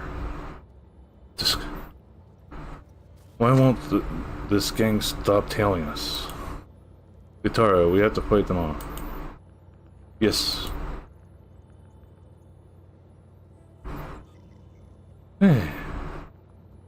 Oh. My Yuhi's almost level 60. Guess which team I decided to go back to working on after my corrosive turned out to not be as good as expected. At least not until I get maybe up to was it V2 or V3 on Kluke.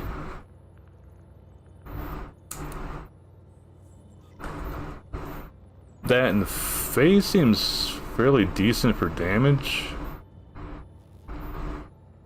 So I might incorporate her in place of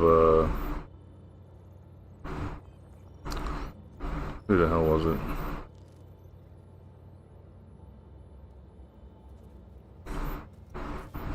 Papa Shaw, who I finally got as well.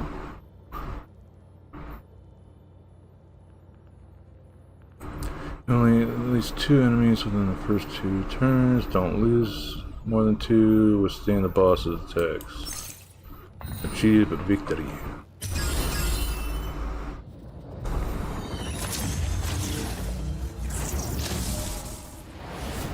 Well, that's pretty neat.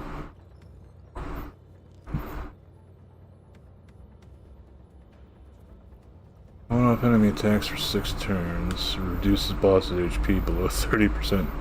Okay. There's the boss.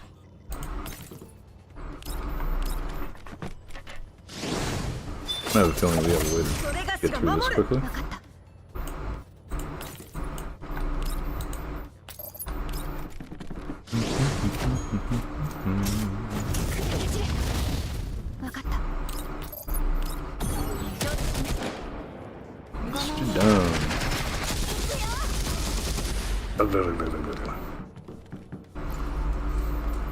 Run away!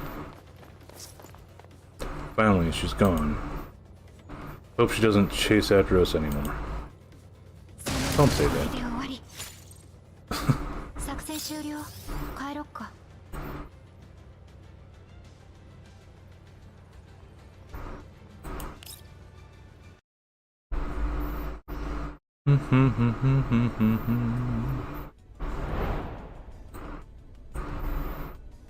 Almost at the end. More story.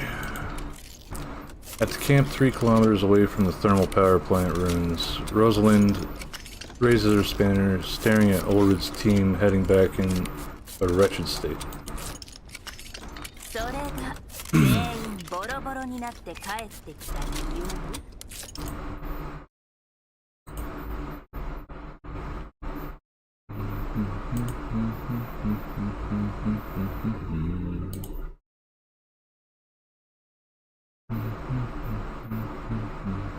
Where's the taco? Tacos, there we go.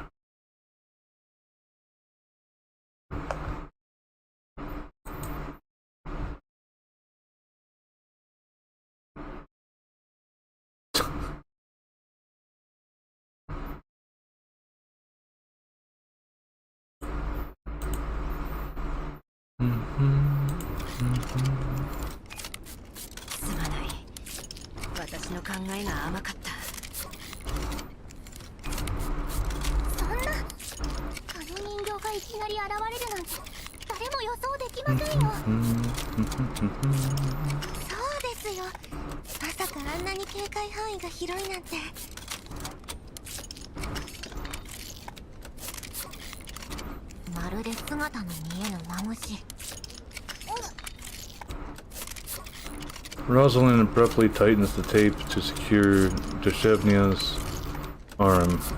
She exerts so much strength such that Deshevnia is unable to continue her sentence. あなたたちはまだしも、デュシェーブヌイは動力システムまでダウンしてるわ。骨が折れそうよ。ウルリド、送ったメール見た？ああ。ならよかった。そういえば投票結果が出る頃よね。逃げてるだけじゃ何も解決しないわ。リッタラと話してきて。そうだな。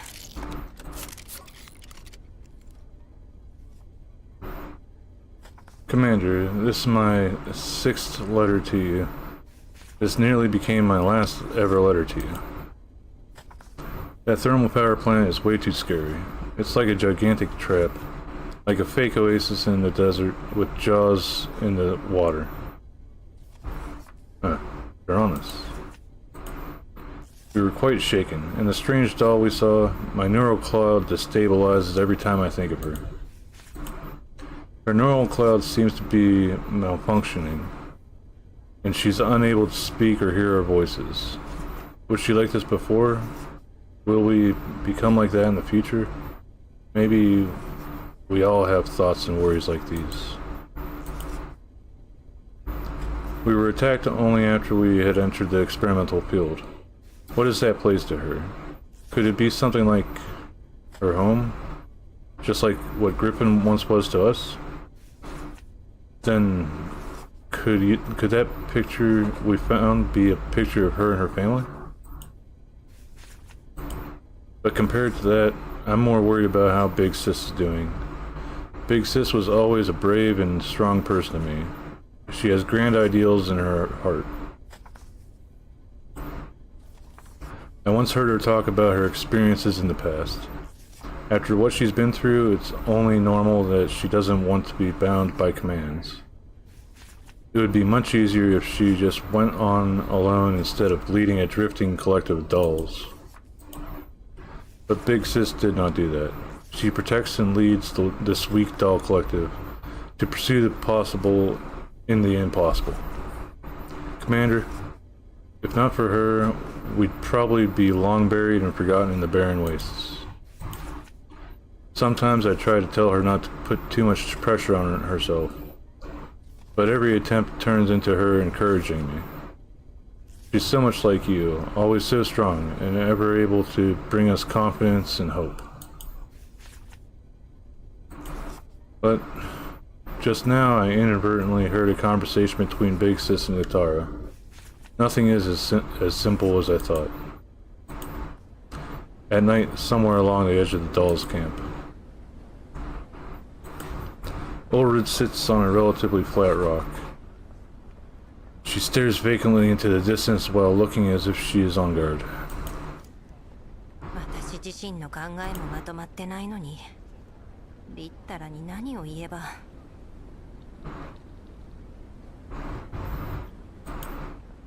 そんなところで何してるの？なかなか来ないから探したよ。リッタラ。投票結果はとっくに出たよ。次はどうするかを一緒に考えるんじゃなかった？投票結果か。危険率 77%。もはや無意味だ。思考材料は揃っているはずなのに、なぜなんだ？ The arid winds of the contamination zone blow on their faces. Ulrich brushes her tangled hair, thinking that her thoughts are as messy as her hair. Utara pats Ulrich's head to comfort her and sits down next to her. 現状だと発電所の探索続行も別の拠点候補を探すこともどちらも成功率は高くない。選択ができないのもうなずけるよ。だがこれでは。そうだ、リッタラがこの前言った重要な見落としについて思い当たる節があるのだが。ちょうど僕も言いたいことがあるんだ。教えて。まず今回の投票だが、発電所内部は危険だが収穫が見込める。逆にレッドエリアを探索する方がはるかにリスクが高いし、無駄骨の可能性もある。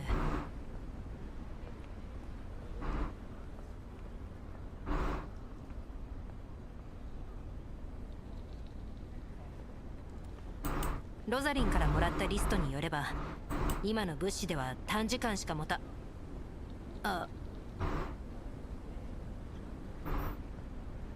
リスト？とにかくコミュニティの現状を考えれば今は発電所探索の一択だろう。レッドエリアに行くなどありえない。今分かっている範囲内で発電所へ移住するに至っての危険要素はいくつもある。例えばあの人形、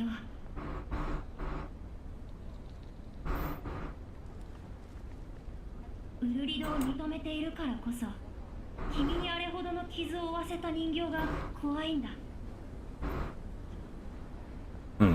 だがあれだけの物資を持ち帰れたんだ。もっと回収できれば動ける戦術人形も増えるし、休眠中のみんなだって。とにかく私たちは物資が必要なんだ。この辺は人間もめったに来ないし、障害さえ排除できればあの発電所はこれ以上ない移住候補だ。選挙は無理でも。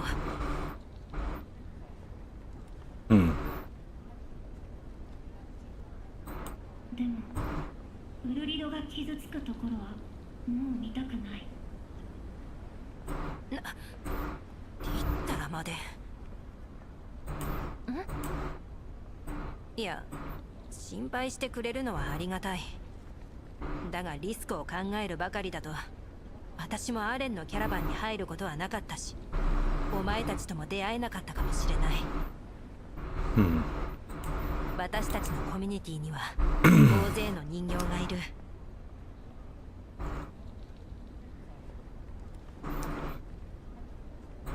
確かにどちらを選んでもリスクがある。だが全体の利益を考えればどれを選択するべきかは明白なはずだ。こんなためられているのは自分のことしか考えられないからでは。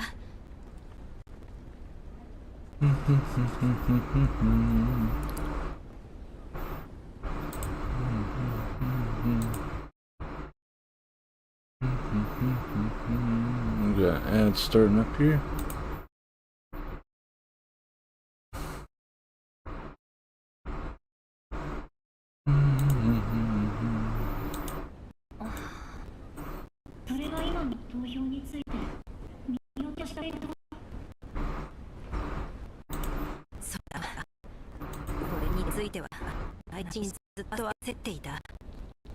だが私は考えを押し付けるにもいかない。とはいえ、私の考えが正しいのかもわからないというのが正直なところだ。どうすればいいんだ。Ulrich grabs her head in distress, rubbing it viciously, then takes out her treasured rubber pig to squeeze and knead it. God damn it. Latara is staggered upon seeing her friend in such agony over the state of affairs. She purses her lips as if she swallowed what she was about to say, then starts to slowly write something else on paper. 君の言いたいことよくわかるよ。みんなずっと根なし草だったし、まだ集団としての自覚がないだけだと思う。焦らずゆっくり変えていこう。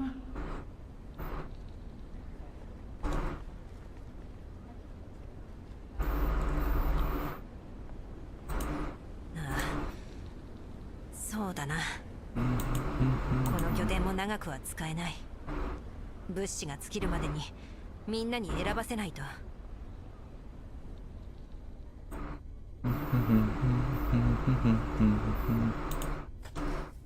Afterward, Big Sis Ulrich gathered all the dolls together in level 2 to show them pictures and footage of what it looked like inside the Marley thermal power plant. She had made special notes to point out the most needed supplies and equipment.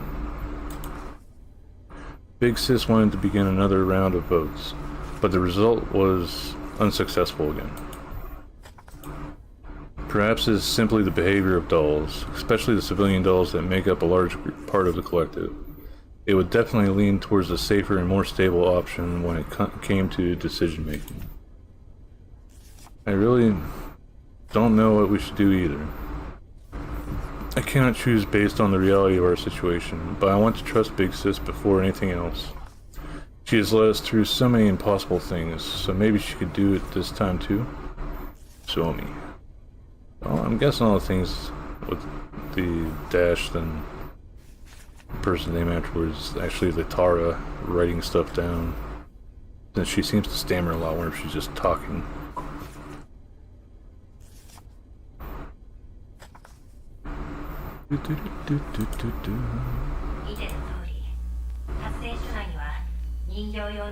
Welcome back from ads, people.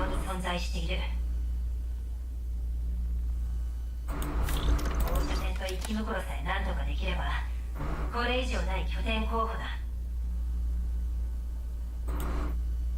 機械の謎の人形はどうするつもりですか。柳田さんが手こずるような相手なんて怖すぎる。それについても説明しよう。機械もあの人形も特定の区域でしか活動していない。もちろんみんなの安全はを優先して戦闘のリスクは避けるべきでは。どういうことですか。いや、責めているわけではないんだ。ただこれ以外の候補を探すとなるとレッドエリアを探索するしかない。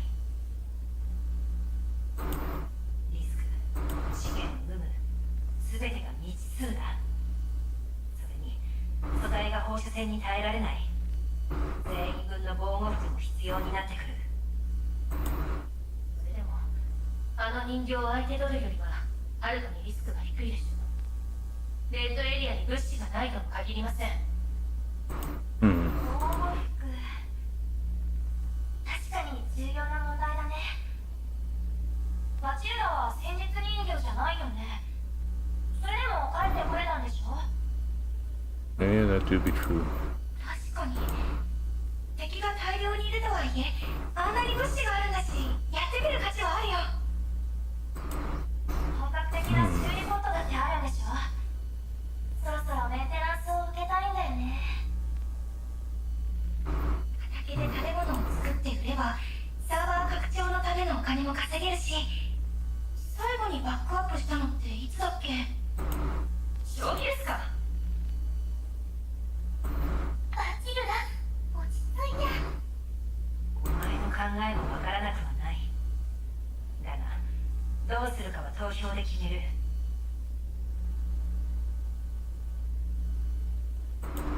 投票権があるのは稼働中の人形だけ。つまり優先的に修理されてきたあなたたち戦術人形が大半です。そちらに従えとでも言うんですか？バチルだ、言い過ぎだよ。戦うのは私たちの仕事なんだから、方法に居座ってるあんたとは関係ないでしょ。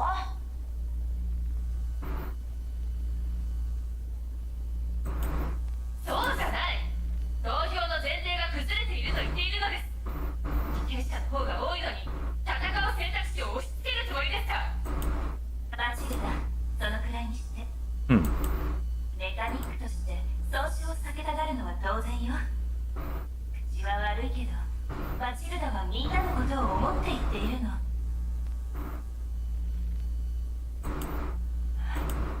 それは100も承知だ。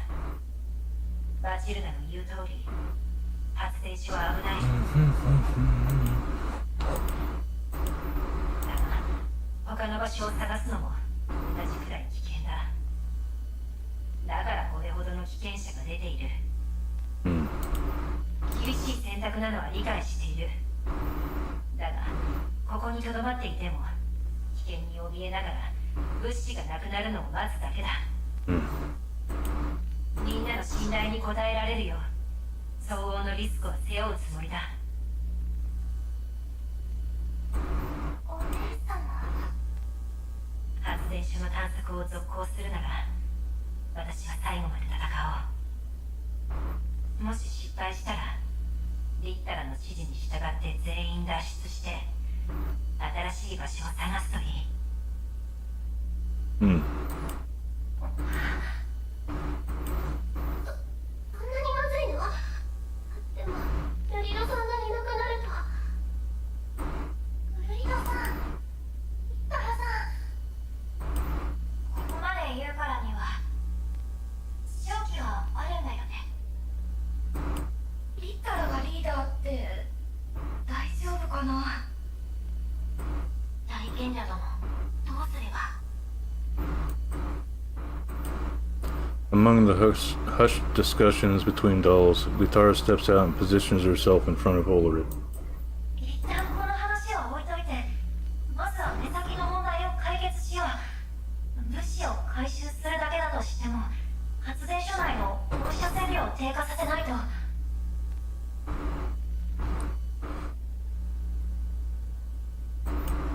そうね、どちらを取るにせよ物資がなければ先は長くないわ。そうね、まずは生き延びないと。私は賛成です。今のところ他に物資のある場所もないしね。回収するだけして危なくなったら逃げればいいし。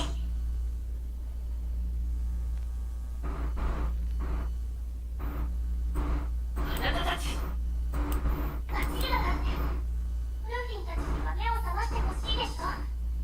そのためには物資がないと。そんな順調にいくはずが。それに畑と農業用の設備があるんだよ。もしもだけどあそこに住めるようになったらウルフィンもきっと喜ぶよ。あなたまでそんなことを。これがあなたの狙いなんですね。みんなを従わせてこのコミュニティを私物化しようと。違う、誤解だ。もう好きにしてください。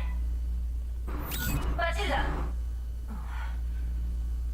信を切られた。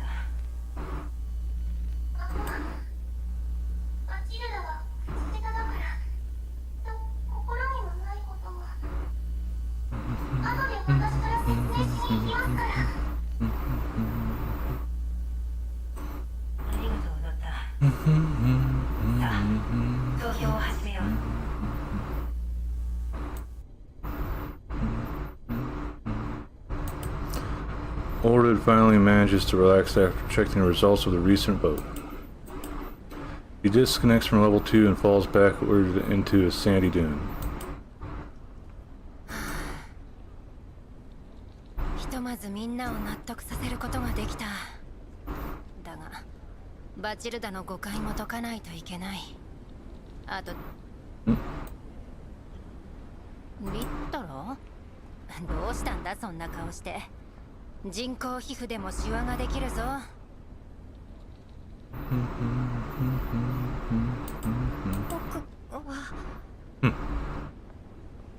Just want to give her a little head pat. お姉様、リッタラさん。狩猟殿、大賢者殿、夜分に失礼する。おお、もう動けるのか、ドゥシェーブヌイ。癒して殿のおかげだ。お姉様、出発時刻は？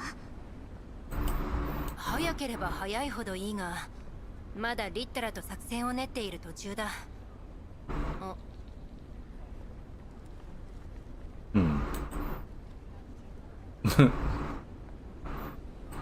リッタラ？何か言いたいことがあるのか？実は、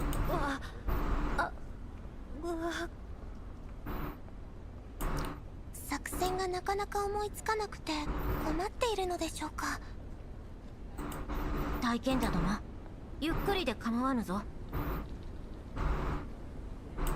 大したことじゃないんだ。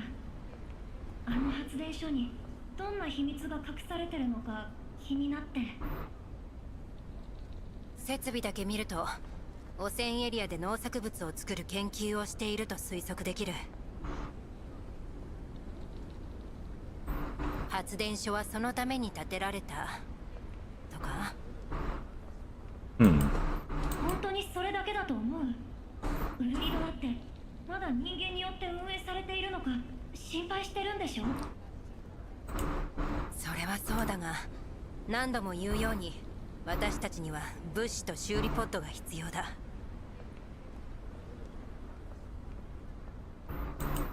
最終的にレッドエリアへ進むにしても万全な状態で臨まなければならない。人間の存在については遭遇してから考えるとしよう。さっきから様子がおかしいぞ。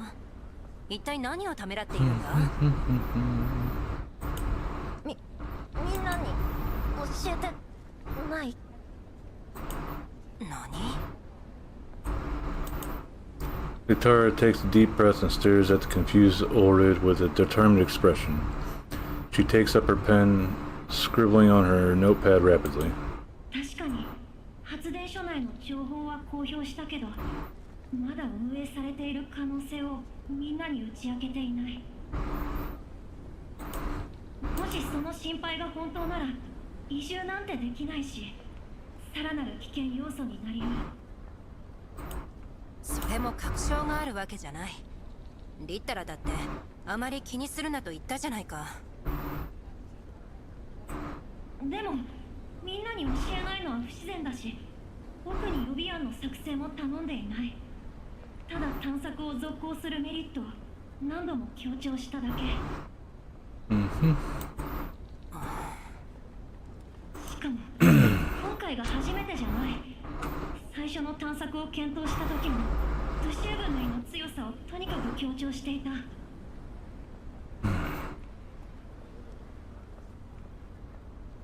つまりバチルダの言ったことは正しいと言いたいのか？私が自分の考えをみんなに押し付けてると？お姉様だってきっと良かれと思って。本当のことを言うと、決定権をこちらに集約してもいいと思う。今の僕たちにとってこれが一番の選択なんだ。でもそれは君が投票制度を作った時の思いとは真逆。君も苦しんでいるだろうから今まで黙っていたけど、もっと早くに指摘するべきだった。大会を行くのに道しるべは必要だ。さもなく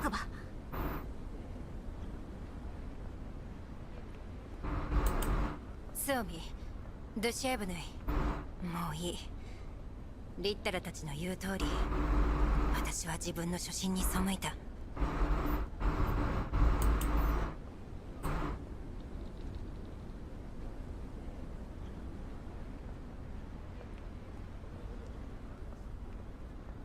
みんなの素体もメンタルも限界だというのに、もう私たちに選択をする余裕がないなんて言えるわけがない。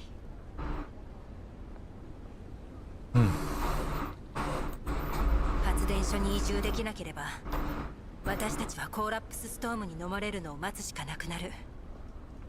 コミュニティを維持するにはそうするしかないんだ。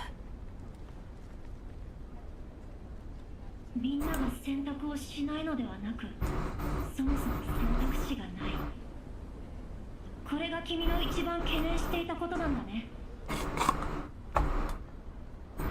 そうだ。その考えに至ったきっかけが例のリスト。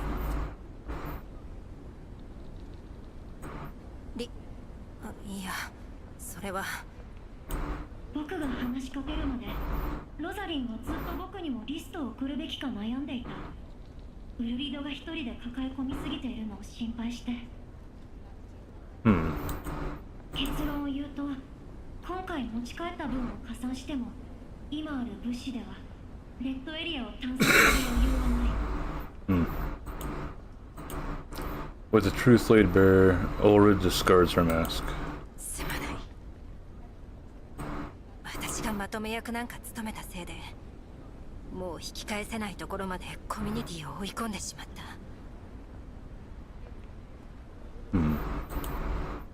僕も一緒に。最初に決めたようにウルリドが方向性を考えて僕が計画を立てる。今はコミュニティを生きながらえさせることを優先しよう。私も全力でみんなを守ります。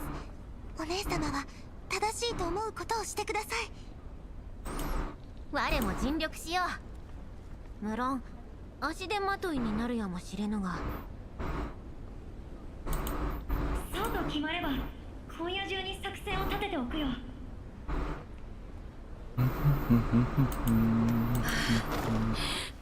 お前たち。Litara is suddenly enveloped in a hug by the exclaiming Ulrich. Feeling something wet on her cheeks, Litara rubs against her friend reassuringly and hears a loud sniffle from her. スオミ、ダシャブネ。 Group hug! Explosions! Swami's like, oh yeah. 我もなのか？いいから。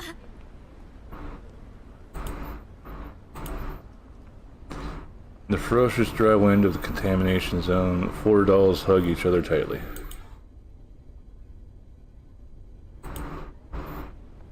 After picking herself up, Ulrich sends out a message on level 2.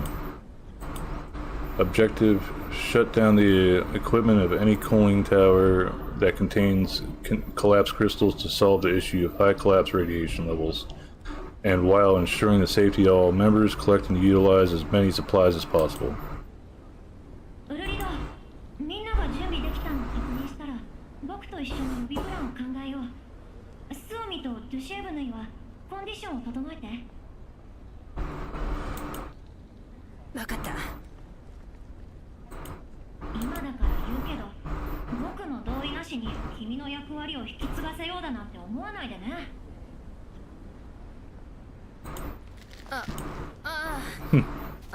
見回りに行ってくる。Somebody's running. After Ulrich hurriedly leaves, Litara stomps the ground in anger. これで仲直りができましたね。デセーブヌイさん、一緒に物資整理のお手伝いをしましょう。承知した。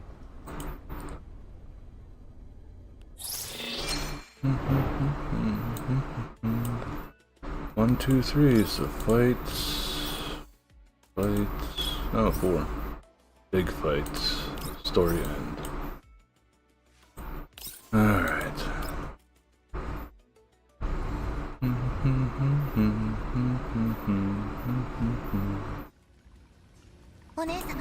接続準備完了しました。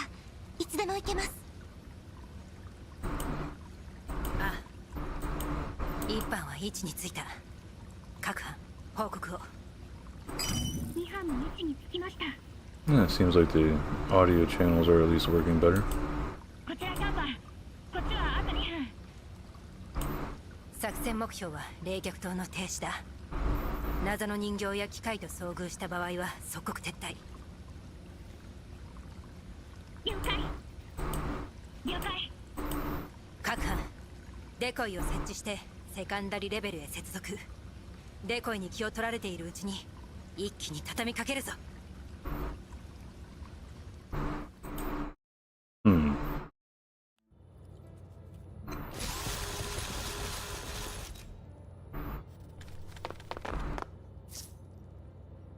The defense system was triggered. Suomi, prepare for battle. Understood.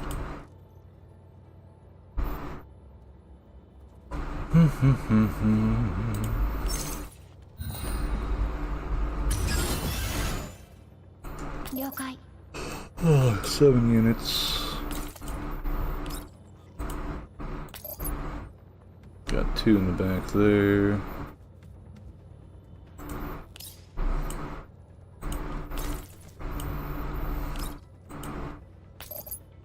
Can't reach that further one.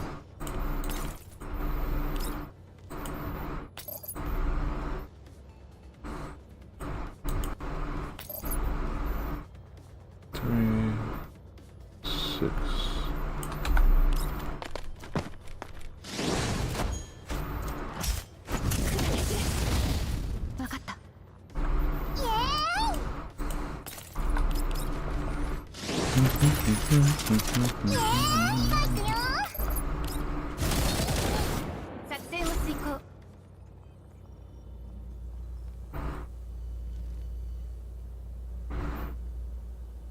Lutara starts to check the access permissions of the cooling tower facilities once the defense systems were defeated on level 2. 他の2班も作戦成功だ。リタラ、どうだ？ちょっと待って。あった。ローカル端末への権限移譲完了。これで冷却塔の停止操作ができますよね。待って。権限3によると冷却塔の操作はもっと上位の権限が必要みたい。いっそ権限設定を解除してはどうだろうか。無理、特殊なセキュリティがかかっている。女子部内、僕がデコイを仕掛けるからその隙に。承知した。大変。The tower released the bait, provoking an immediate reaction from the defense mechanism. A virtual defense bot appears in front of the group. The long-prepared Deshevnia lands a steady hit on the vital parts of the defense bot.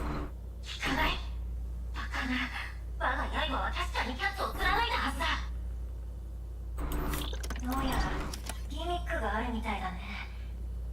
設定画面を共有するよ。これはクリスタルのある冷却塔のセキュリティが連動している。なぜだ？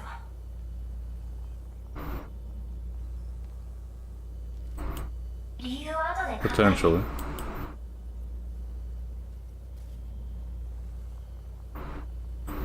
かっている。カガン、私の合図で撃て。了解。了解。みんなありがと Oh, う。 that was a short one. ができたよ。シャークリーの次のパフォーマンスにも期 Maybe 待してね。 DS. Alright. Well, I don't have Discord open at the moment. I've actually had it shut down for the last couple days.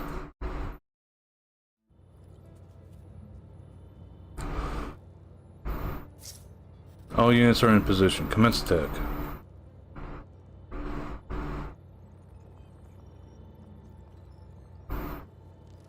Alright, simple 3-star. 了解。 Okay, so we got a few up there.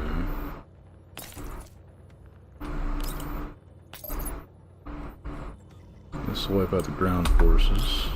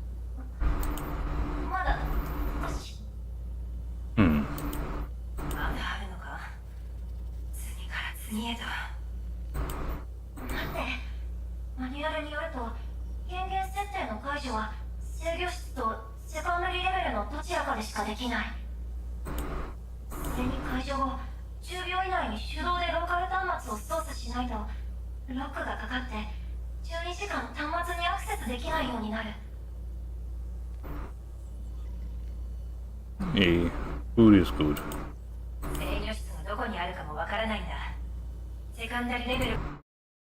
How's stream go? I did see that you streamed a little bit earlier.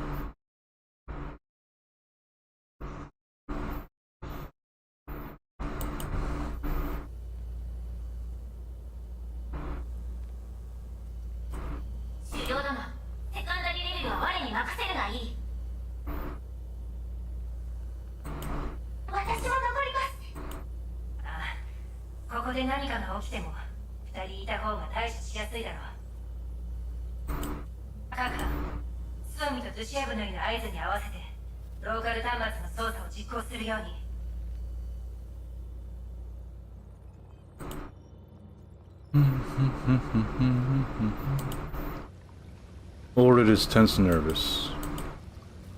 One hand is on the communicator pressed against her ear, the other is already on the device switch.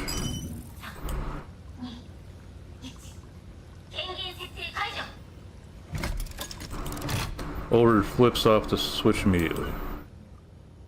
As the device beeps, the hot water coming out of the pipes seems to lessen to a stop. The vapor, too, seems to dissipate.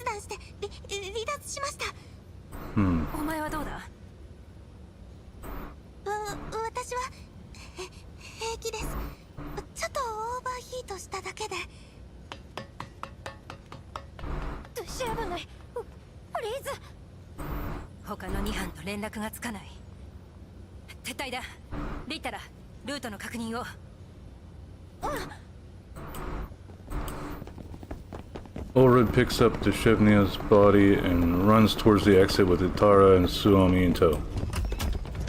But before they can reach it, the thick gate at the exit falls, shutting them off. A hidden door opens on the wall and an army of black swarms come out of it. Those are defense bots in large numbers.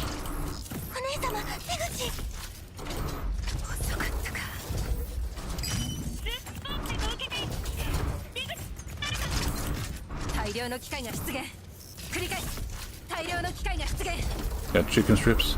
Nom nom nom nom nom nom. You might have missed me asking. I asked how stream went for you earlier since I did see that you were streaming.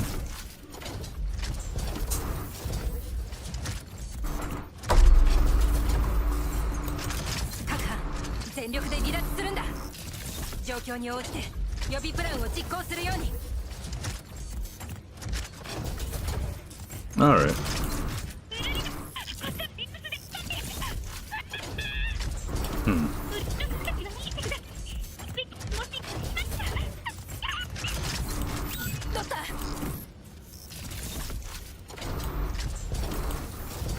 The suddenly disrupted comms shock Ulrid to the core.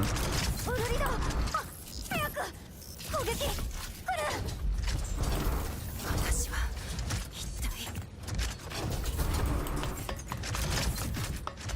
お姉様。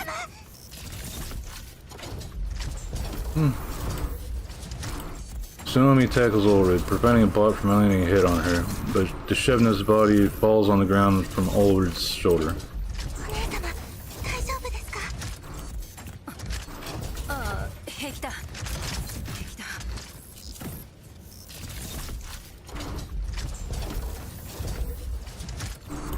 みんな、ドシェーブヌイを守れ。オレリド、今の顔は。助ける。普通分ない。機械だけなら何とでもなる。作戦を思いつかないと。冷静に。予備プランか。いや、ここは。お姉様、ドシェーブニーさんが再起動しました。ドシェーブヌイ、どうだ、動けるか。ゆるりだだな。何？なぜまた私に銃口を。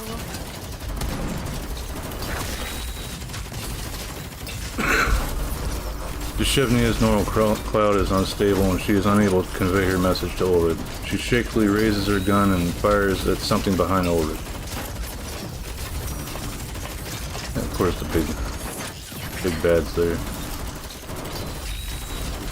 Ulrich looks back. A strange doll walks towards her from within the dissipating vapor.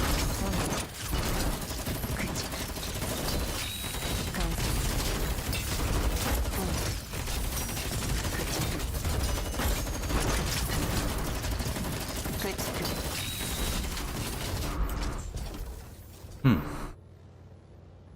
勝利した事実よりも皆さんが無事帰還できたことが何よりの喜びです。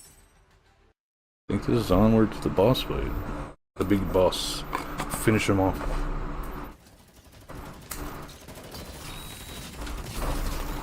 The vapor in the cooling tower completely dissipates. Ulrich shields Deshevna with her body. She raises her machine bow, blocking a heavy strike from the strange doll.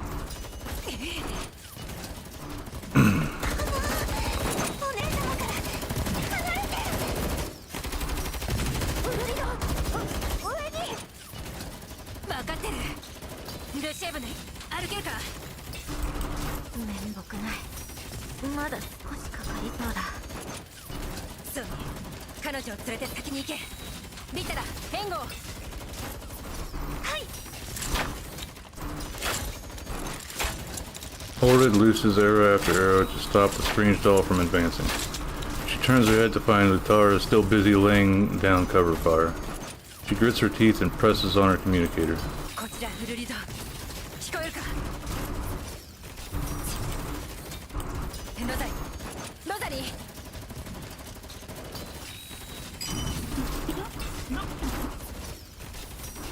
し、話せば長くなる。とにかく今から送る座標にドローンを飛ばしてくれ。テストから回収ことよね。また中立したの。うん。それでもいい。他の人形、少なくともリッタラだけは離脱させ。Ulrich stares blankly at the fragment of a communicator she held in her hand. It was struck by a stray round not long ago. まだ途中なんだぞ。ロザリー、ロザリー。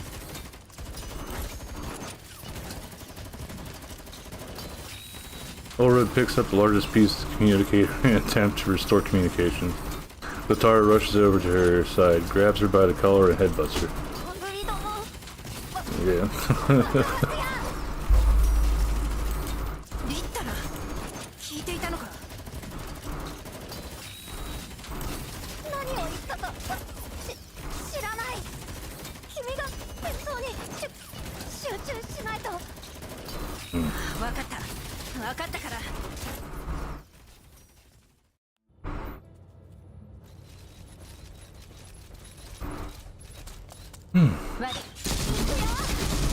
I see you up there.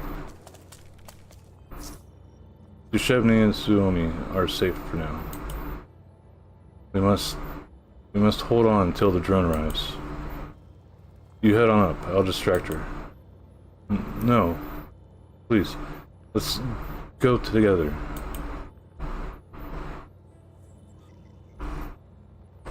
Yeah, time to wipe everything out.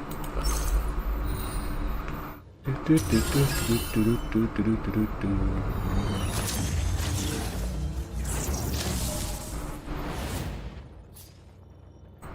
like a cool ability, but I'm not interested in seeing it. Close enough.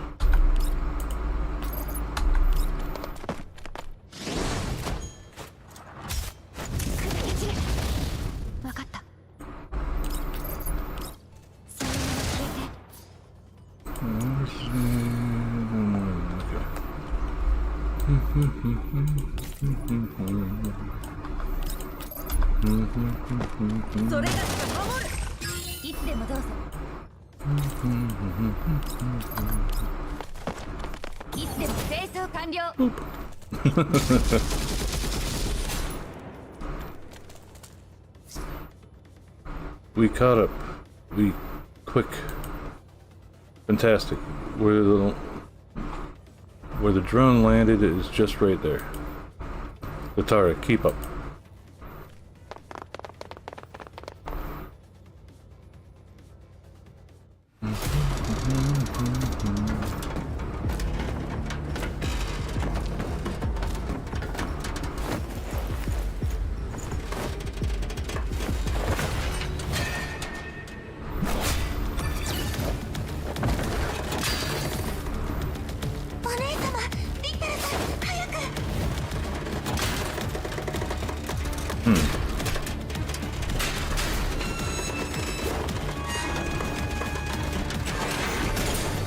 No.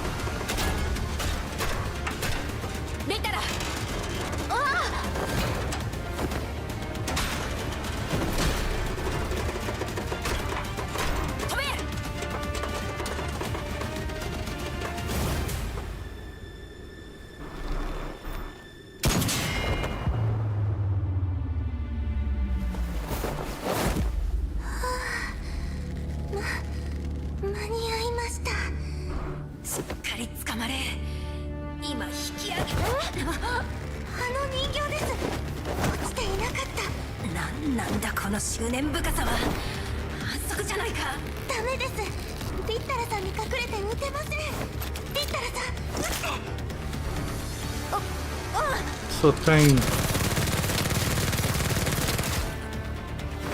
Throw the gun at her.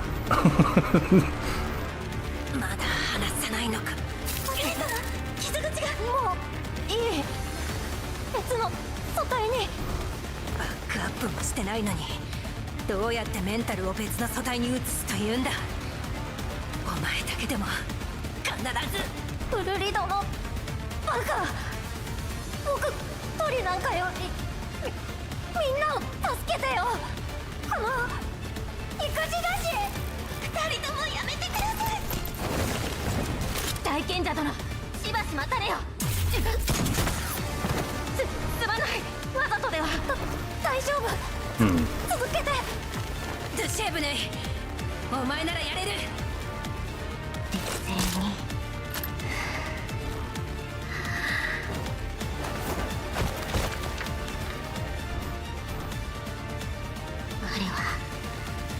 我は勇者なのだ。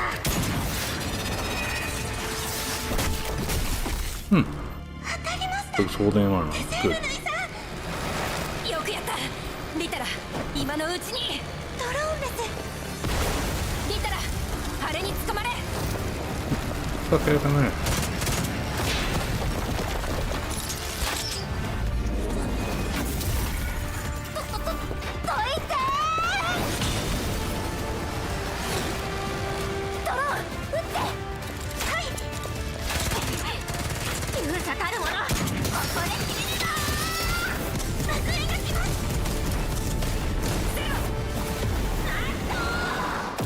ガボーン。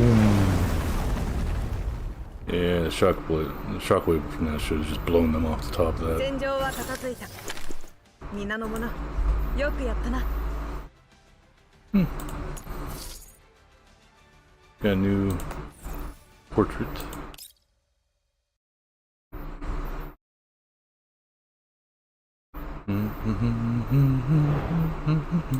Here's the last of it.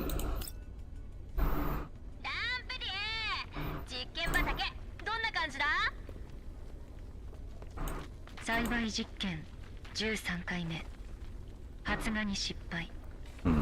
素体損傷率 0%。Is this a strange doll? 気にすることはねえ。なんとかなるさ。本当に汚染エリアで植物が育つの？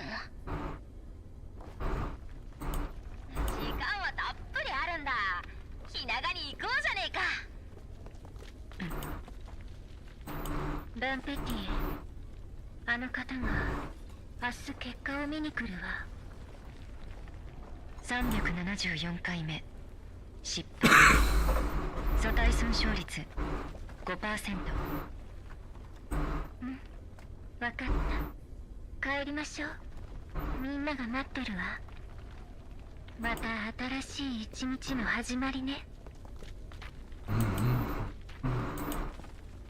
Ulrich removes a tiny chip from her body's interface.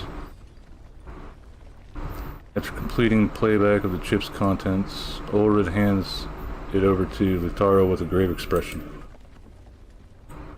Contents were quite easy to understand. There were a number of dolls who worked in this cooling tower, and they have met one of them. But just this doll alone had dealt a severe blow to the entire doll collective. The oasis that everyone hoped for was simply a deadly mirage among the yellow sands.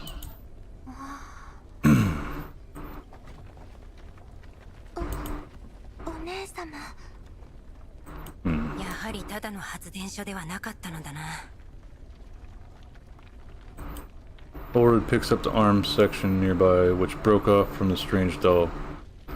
She carefully studies the locket hanging from the wrist, which was where she found the chip carefully placed inside. Now only the old yet familiar photo of the two dolls together remain in the locket. 写真の人形はもう一体いる。あれだけ暴れたんだ。騒ぎに気づいて起動しているかもしれない。一体だけでも厄介なのに、そもそも人形は2体だけなのか？嘲笑は打ち鳴らされた。Ulrich takes out the photo from the locket. There's a line of text on the back of it. To the children sheltered beneath the umbrella. Unable to understand what it means, Ulrich places the photo back into the locket, deciding to deal with something more urgent. ソミ、ルシエブヌイと一緒にロザリンに増援を要請してくれ。ロッタたちと倉庫で合流して直ちに離脱する。しんがりは私がやる。お前たちは物資を持って帰るんだ。はい。ルシェーブヌイさん、あっちは電波が届いてるようですよ。さようか。行きましょう。 After ensuring that the two are at a far enough distance, Ulrich slowly sits down with one leg hanging off the edge of the cooling tower. Her shoulders slump, her legs swaying around in the air. みんなを連れて人間の集落を目指してくれ。バカ言わない。お前も分かっているはずだ。ここに残ることもレッドエリアに行くことも不可能だ。人間の助けを求める。それが生き残るための一番の方法だ。ウルリドは私か？これまで通り自由に生きるさ。嘘つき。Ulrich suppresses the frustration and sadness in her heart, looking to calm and rational trying to look calm and rational in front of Litara. これ以上みんなを私のエゴに付き合わせるわけにはいかない。リッタラ、お前の方がもっといろんなことを見据えている。お前がみんなを導くべきなんだ。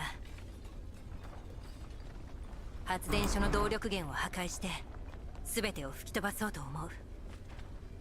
間に合うといいが。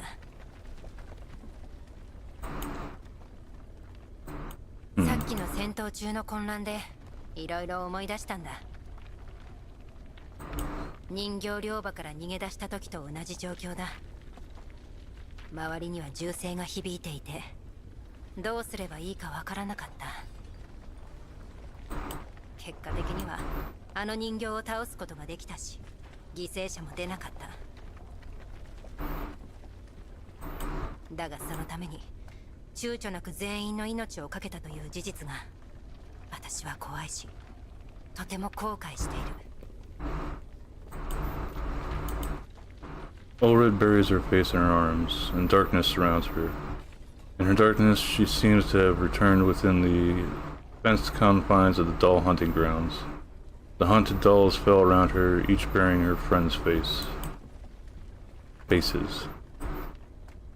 Even though she was on top of the cooling tower, Ulrid heard no rustle of the wind. She remembers the sound of the wind passing by her ears as she ran away from the doll hunting ground. They were different from the storms, signifying the danger in the contaminated zone. She had a wish to bring that rustling breeze to the doll collective too. She had believed that even if they had to make some sacrifices not amounting to the loss of personnel, the dolls would one day feel the breeze blown in their faces, feeling proud and satisfied with the choices they've made. But what if everyone perished before the breeze arrived? Even if she doesn't regret her actions today, she is unable to continue paying the price of idealism for her dolls. Without everyone's support, the sailing ship would probably have sank a long time ago. With that in mind, intense fear and unwillingness mixed into Ulrid's neural cloud, making it heat up. All sorts of thoughts intertwined with one another, and her hand clenches into fists without her realizing it. 私は最初から指導者の器じゃなかったんだ。今になっても発電所の脅威は全て排除できたかもしれない。人間たちに頼らずここで静かに暮らしていけるかもしれないなんて考えている始末だ。笑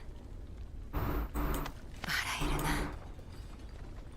私には人形が持つべき理性がないようだ。だからせめて最後のけじめだけでも。そうだね。君の青さには随分と振り回されてきたよ。Litara raises her notepad to Ulrid's face, stopping her mid-sentence. 容赦ないな。でもこのコミュニティができたのは間違いなくウルリドがいたからだし、みんなもウルリドのことを信じてついてきた。こんな生き方を教えてくれたのは他でもない君だ。その結果が危うく道連れだ。他人からしたら理解に苦しむかもしれないけど、理想に向かって愚直に突き進む姿は人を引きつける力があるんだ。突き進んだ結果が失敗だとしても、その生き様は魅力的で輝かしいものだと僕は思う。でもこれだけは言わせて。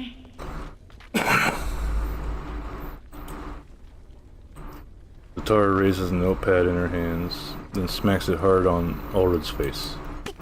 君は自分勝手で優柔不断でめんどくさい人形だ。それで気が済むのなら遠慮なく罵ってくれ。シャキッとして。ほら隠しファイル。Latara pulls up the contents of the chip again. This was a file that she found while checking the chip not long ago. ランペティエ、実験は中止よ。クリスタルの設置が完了したわ。あなたは最後までここを守って。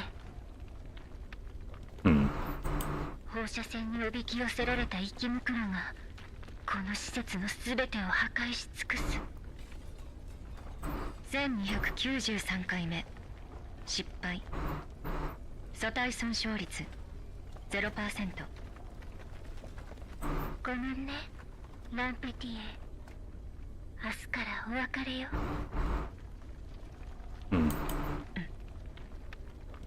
執行者ランペティエ、再起動完了。素体損傷率 55%。 1576回目失敗。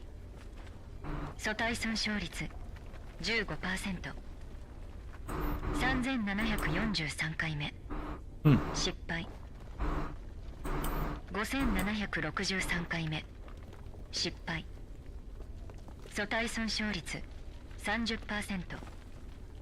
言語モジュール修復不能。13942回目発芽に成功。素体損傷率 48%。 次段階へ移行。データ送信中。 Succeed. 第2段階137回目開花に成功。素体損傷率 40%。 次段階へ移行。データ送信中。観測者パエトゥーサ。花が開きました。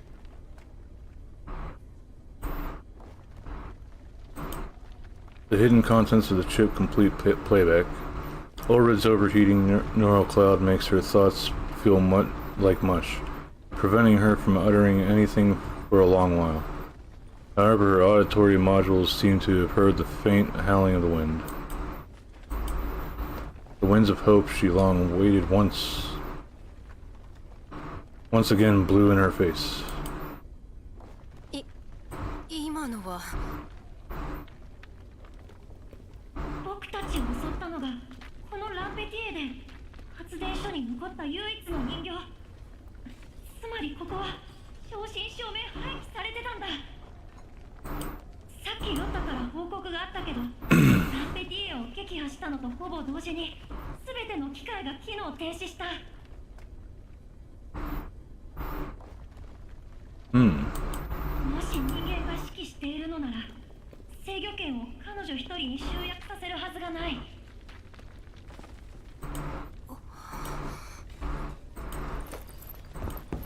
Seeing Ulrid with a blank stare and her mouth gaping open, Latara furiously grabs her up from the ground. Even if that wasn't the case, and even if maintaining an independent doll collective is a pipe dream, I don't want you to be like Lambertia, who had to guard a pile of runes alone. Latara's strong writing nearly pierces through the page, showing her determination. 今度弱気なこと言ったらお仕置きするからね。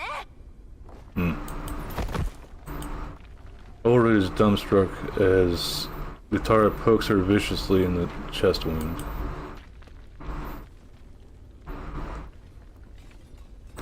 After quietly staring some more at Latara, who is furiously glaring at her, Ulrid suddenly tilts her head backwards and covers her face with one hand.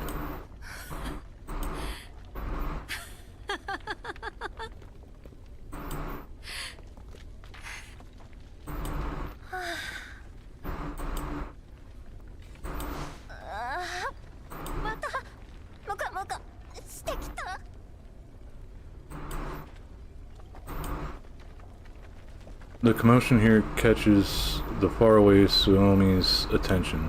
Latara gives an okay sign to Suomi, whose face was full of worry. Latara starts to write hurriedly on her notepad. ナンペティエンの実験記録はどこにも送信されてないから全部このチップの中に入っている。僕たちは発電所という住処だけじゃなく栽培のノウハウも手に入れたんだ。まったく確率論もびっくりな運の良さだよ。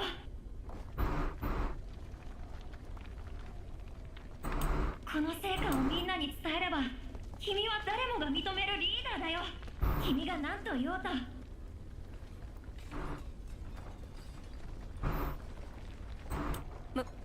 もう何も言わない。リッタラがそう思ってくれるのは嬉しいが、やはりみんなに全てを伝えた上で様子を見たいと思う。考えたんだ。これまで私は様々な客観的要素で無理やり自分を、みんなを納得させて私たちの理想から遠ざかる決断ばかりを下してきた。だが私はもう迷わない。これからはみんなの理想のために動こう。今後はもっと慎重に。投票制度の改善案や別の意思決定の手段は僕が考えておくよ。ウルリド、そろそろ僕たちのコミュニティに名前を付けてもいいんじゃない？名前We got ads coming up in about 3 minutes. Seeing Ulra's baffled expression, Litara resignedly continues scribbling in her notepad. I think Doll Collective is too much like a temporary name. Maybe a more community-like name will help us all have something to identify with and bond over. Litara's words send Ulrid into deep thought. Names do carry much significance, like how changing her name from IL7_77090 to Ulrid was highly symbolic for her. But coming up with a good name is rather difficult. It needs a good timing and good inspiration. What should this community of dolls be called? And what kind of hopes have Ulrid placed on it? Also, does this really have to be done?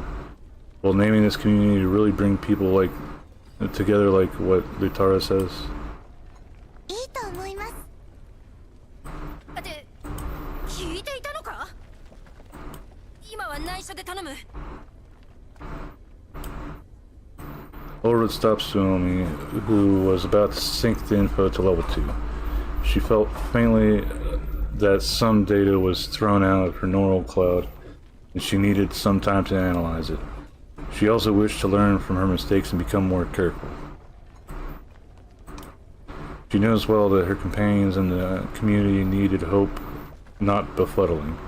She needed to continue on her path to bring everyone the breeze she seeks. わかりました。それより報告です。ロザリンさんの増援が来ました。ロッタさんの班は自分たちも救助に参加すると言って聞かなくて、今はすぐ下で消火作業中です。それが終わったら、お姉様？来てくれたのか。狩猟だな。黒竜と軍狼ひしめくこの地は捨て去るほか。黒竜も軍狼ももういない。リタラ、説明してくれ。Leaving the trio behind, Ulrich quickly runs to the other end of the tower and peers down, quickly locking her gaze onto several dolls on the ground who are planning the route of escape. She waves at them happily. 10 seconds. あんなことしなくても通信すればいいのに。I'm gonna wait until the end of that. That's good that the chicken strips are good for you.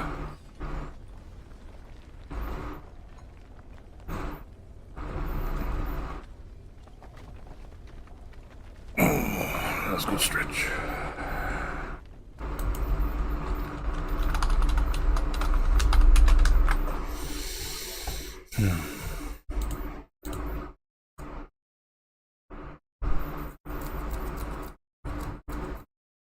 Alright,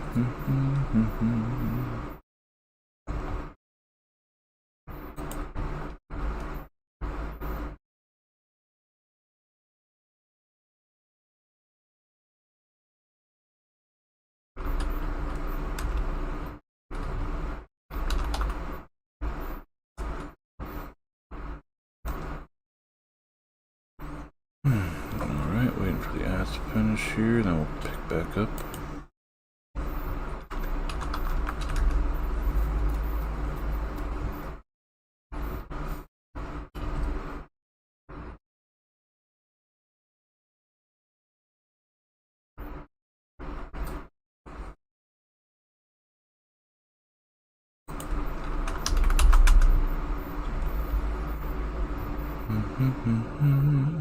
One minute left.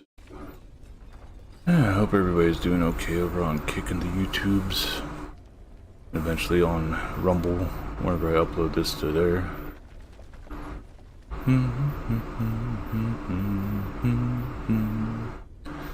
Oh, damn, this chapter took about 4.5 hours to get through. Yeah, I had some activity on Kick tonight. First one was a damn bot. The second one was someone that was trying to talk about doing a collab. But, oh, you know how I am with collabs. I'm already hard enough to get good schedule to work with people that I've known longer than anyone I've met on Kick so far. Then they started asking about Blender stuff, which, well, game dev stuff, and then Blender stuff. Like, I don't mind making stuff in Blender, but I just don't feel like putting up with making things for other people.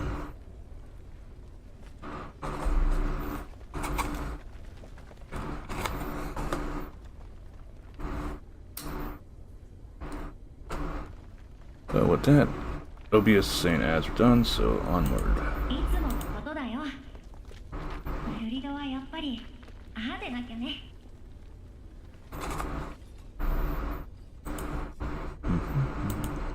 Great news, Commander. It was all a false alarm at the end. We defeated the strange doll. No, we should call her Limbertia. We defeated her and confirmed that the place had been abandoned by humanity, so there would be no greater threat to us. Big Sis synced with us the info from Limbertia's chip. It seems that many dolls once lived here, although we have no idea what happened at the end. But at least... Hey, Scotty. I don't think... Yeah. I didn't know you had a kick, so there's follow.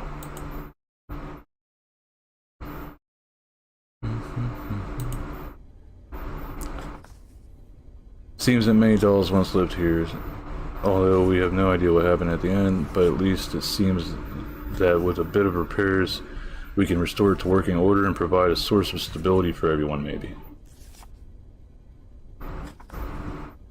Nah. We don't know how long we will stay here, but we can finally rest and recuperate for a while. Plus, this seems to be the best place we can find and use as a settlement for now. Commander, I know that I have said before that dolls tend to make decisions based on rationality and practical judgment, but after my experiences in the doll collective, I'm not so sure anymore. Maybe it's Big Sis's influence. Because I look at my companions gathering around, I keep having this thought. That even though I acknowledge how tiny the probability is, I still can't help but hope that the day I reunite with you will come soon. Quite soon. With that line of thinking in mind, I've got to work harder on my letters in preparation for our reunion. I hope the winds of the contamination zone will carry to you my hopes of seeing you again. Suomi. Bathed in the light of a small lamp, Suomi writes the 7th, I don't know why it has that there, as she wishes to give to Commander.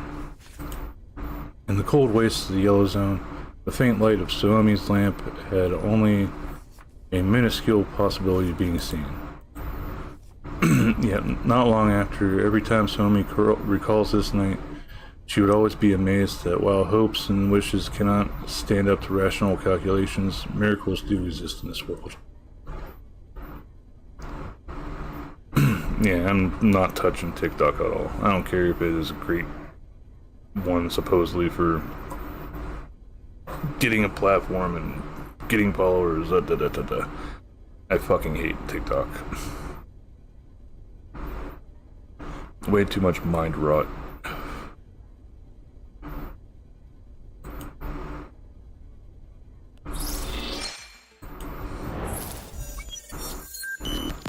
$6.7.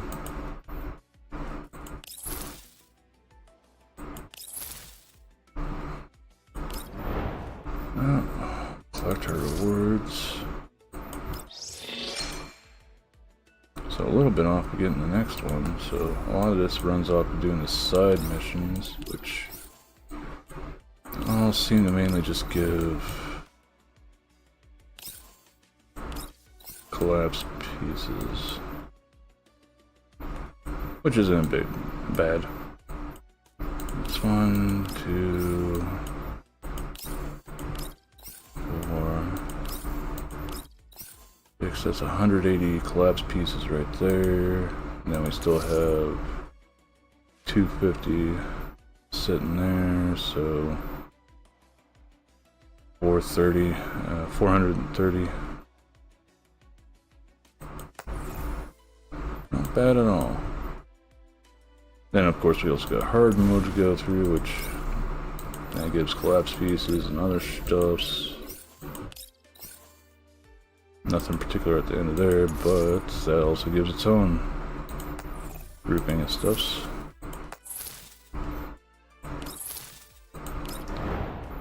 This one.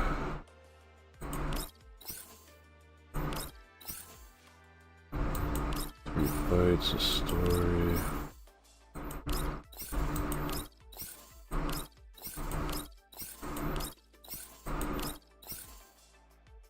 Ironside.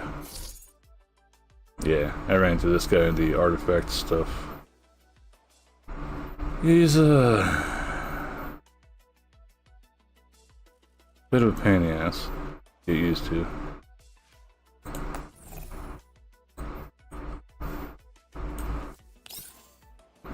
So that's Tsunami?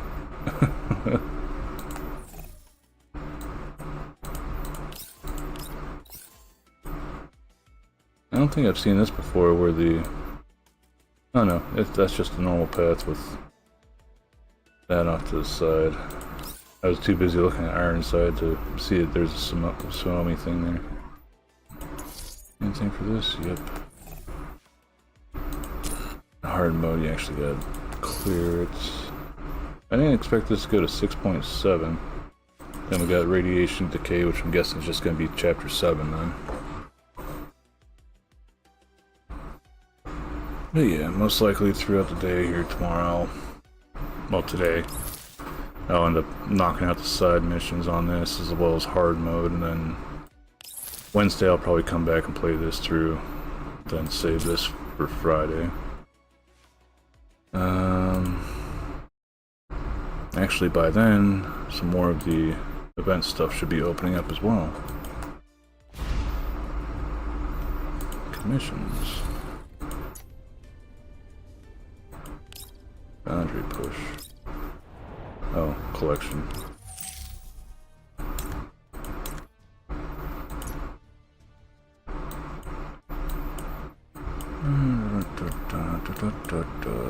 Whole lot of stuff. Damn. Way more stuff than I expected. It takes us to, what was it, 71% is it? Yeah. Still almost a week left. Got these two I go through, or either my... Alright, both my teams are technically off. But, I don't know, I didn't mind Mixer as much. But, one thing that sort of drove me off of... Well, there's two things that drove me off of Mixer. First and foremost, whenever I was streaming back then, it was just from the Xbox One. So it was either use the Twitch app or else Mixer.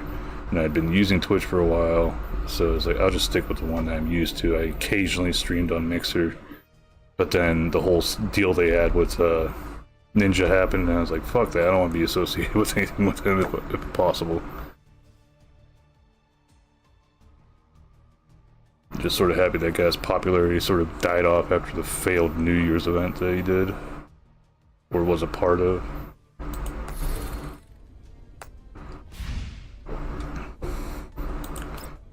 Let's see here. I got my dispatches. Yep. Back out to the fields with you. Slowly closing in on more.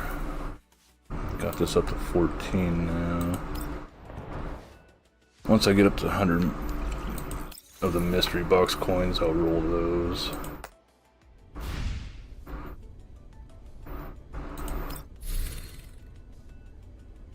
Does this come back up yet? Finally it did, okay. This actually wasn't doing this shit earlier, so... Yeah, reset title 1. Attack. I got some low ones here. I like this PvP more than the other one.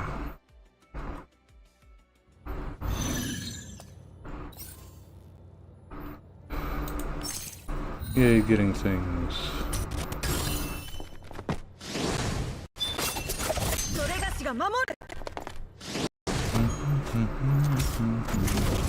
Whoosh. Done.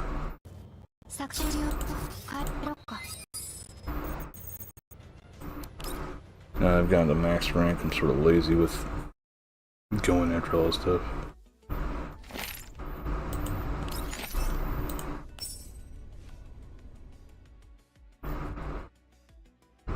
Interesting scene. These are two characters I usually don't see even put out just for doing this stuff.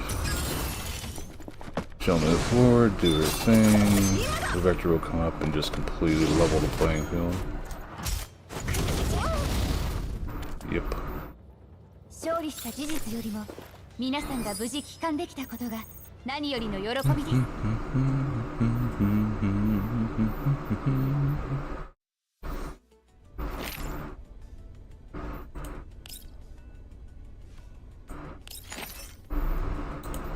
I didn't figure I'd notice this. I decided to check this right before ending stream, and it was like reset for this game happens in another 2.5 hours. Yeah, 2.5 hours. So dailies reset at 5 AM EST.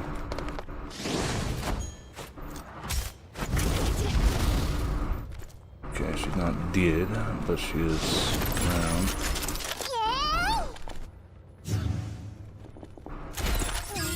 Oh, that she went around with that, but nope, yep, wipe her out.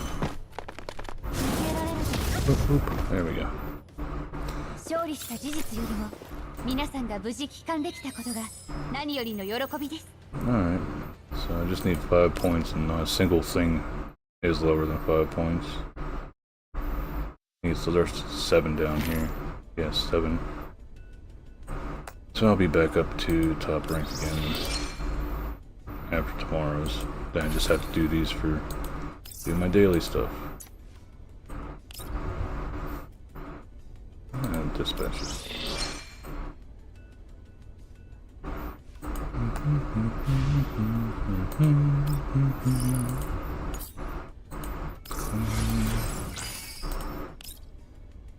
Dispatch from the claim. Sign in 900. 2 more combat achievements. Claim all. A little bit more collapse pieces. Slowly getting through this. Well, sort of slowly. 23 more and I'll be up to 60, and I'll bother buying the Hunter's Path. Especially with this here. I think I'm going to pick up a... what was it? Mjolnir for my Latara.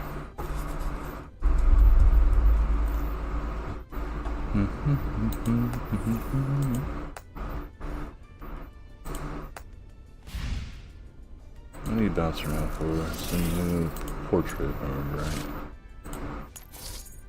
Yeah. I'm guessing those are from Bacon, so if you're still lurking about, thanks, Bacon. Speaking of which, I'm gonna go and check out his awesome score. Should be shown here. Yeah. Oh, 122. I only said 22 before. Wasn't mathing right. Yeah. I just hate, I can't watch any of these.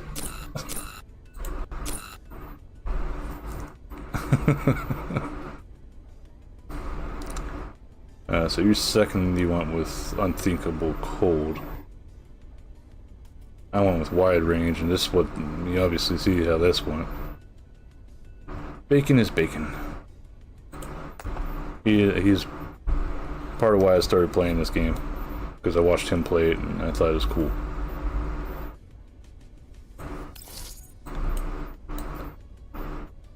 But tomorrow I'll at least be able to do my main team again. And then I'll probably just do the regular outpost battle to get 800 at least. Getting 453 sort of like was big bah.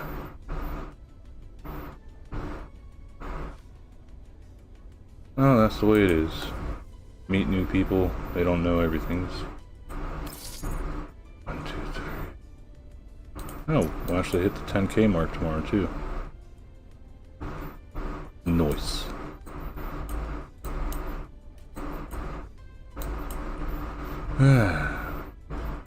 How's this?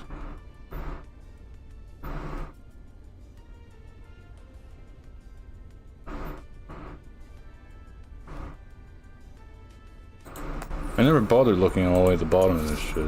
Data connection, general purpose data.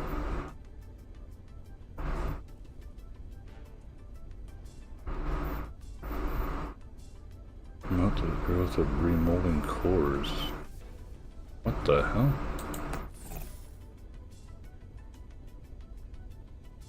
Man, if we could hit 400,000 in one, that'd be some fucking beast mode stuff. But I don't think.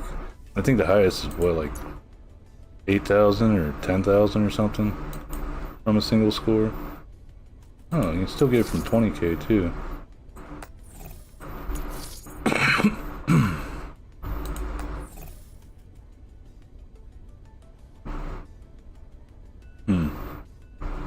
I am curious about this. Well, both of these things I'm curious about. I don't remember seeing them before.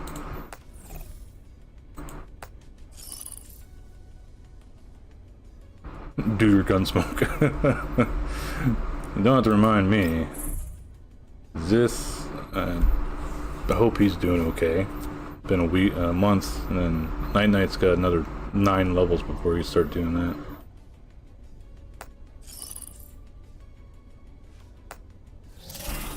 Oh yeah, shop. I forgot to check shop too. Yeah, alright, so another 6 days before I can get those. Well, I might just work on getting these 2 damn things knocked out. In a hot minute. Yeah, like I said, I hope he's okay. Maybe just life. Hopefully that's the only issue. Before I waste those, I'll open these, see which one we get. Strange doll. Frog. Then we'll go here. After doing that chapter. Maybe? Yep. Level 60 Yuhi. Now take her weapon up.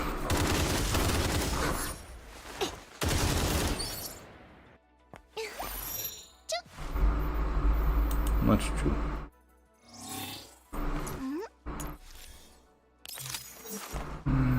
Jump bump it all the way up to 41. It's gonna take after that. Almost 600,000. 564,940. Go from 41 up to 60.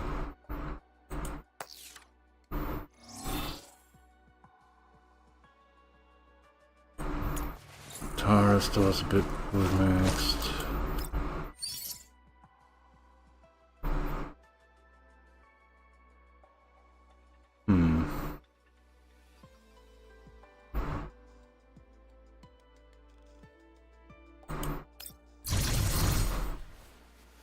Sleepy deepy deepy.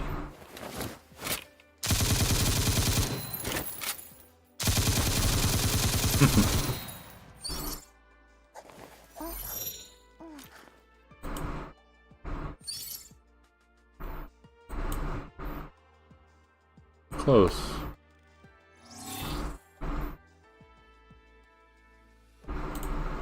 最近任務が多すぎないかって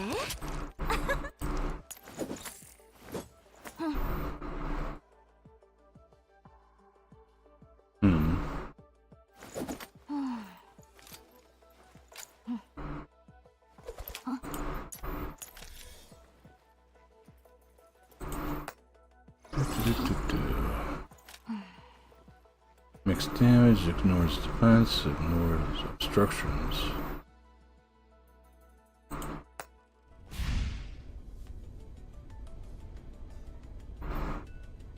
Tacos. Alrighty, so let's see who's live. I got a new that's live.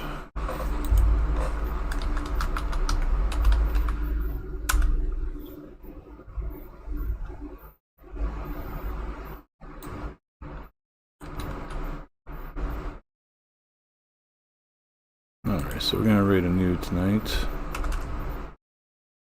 For those that have subscribed, you can use the first raid message. For those that aren't subscribed, you can use the second raid message. Use your own emotes, global emotes, whatever you want to do. I don't mind. But let's see, let's raid. For those on Kick and the YouTubes happen to stop by, thank you. I can't raid anybody on either one of those platforms just yet, so things are going to end here. As for those that are on the Twitch, I thank you all very much for stopping by. Scotty, Anu, Rod is boss for the raid earlier, Doc, KK, JP, Kuko, Crundle, Bacon, Carter, Ika, and Sunny. Thank you all very much for stopping by, hanging out, chilling, and relaxing. I'm gonna shoot you guys over here to Anu and stream, and I'll see you guys tomorrow, technically. Until then, take care of yourselves, and bye.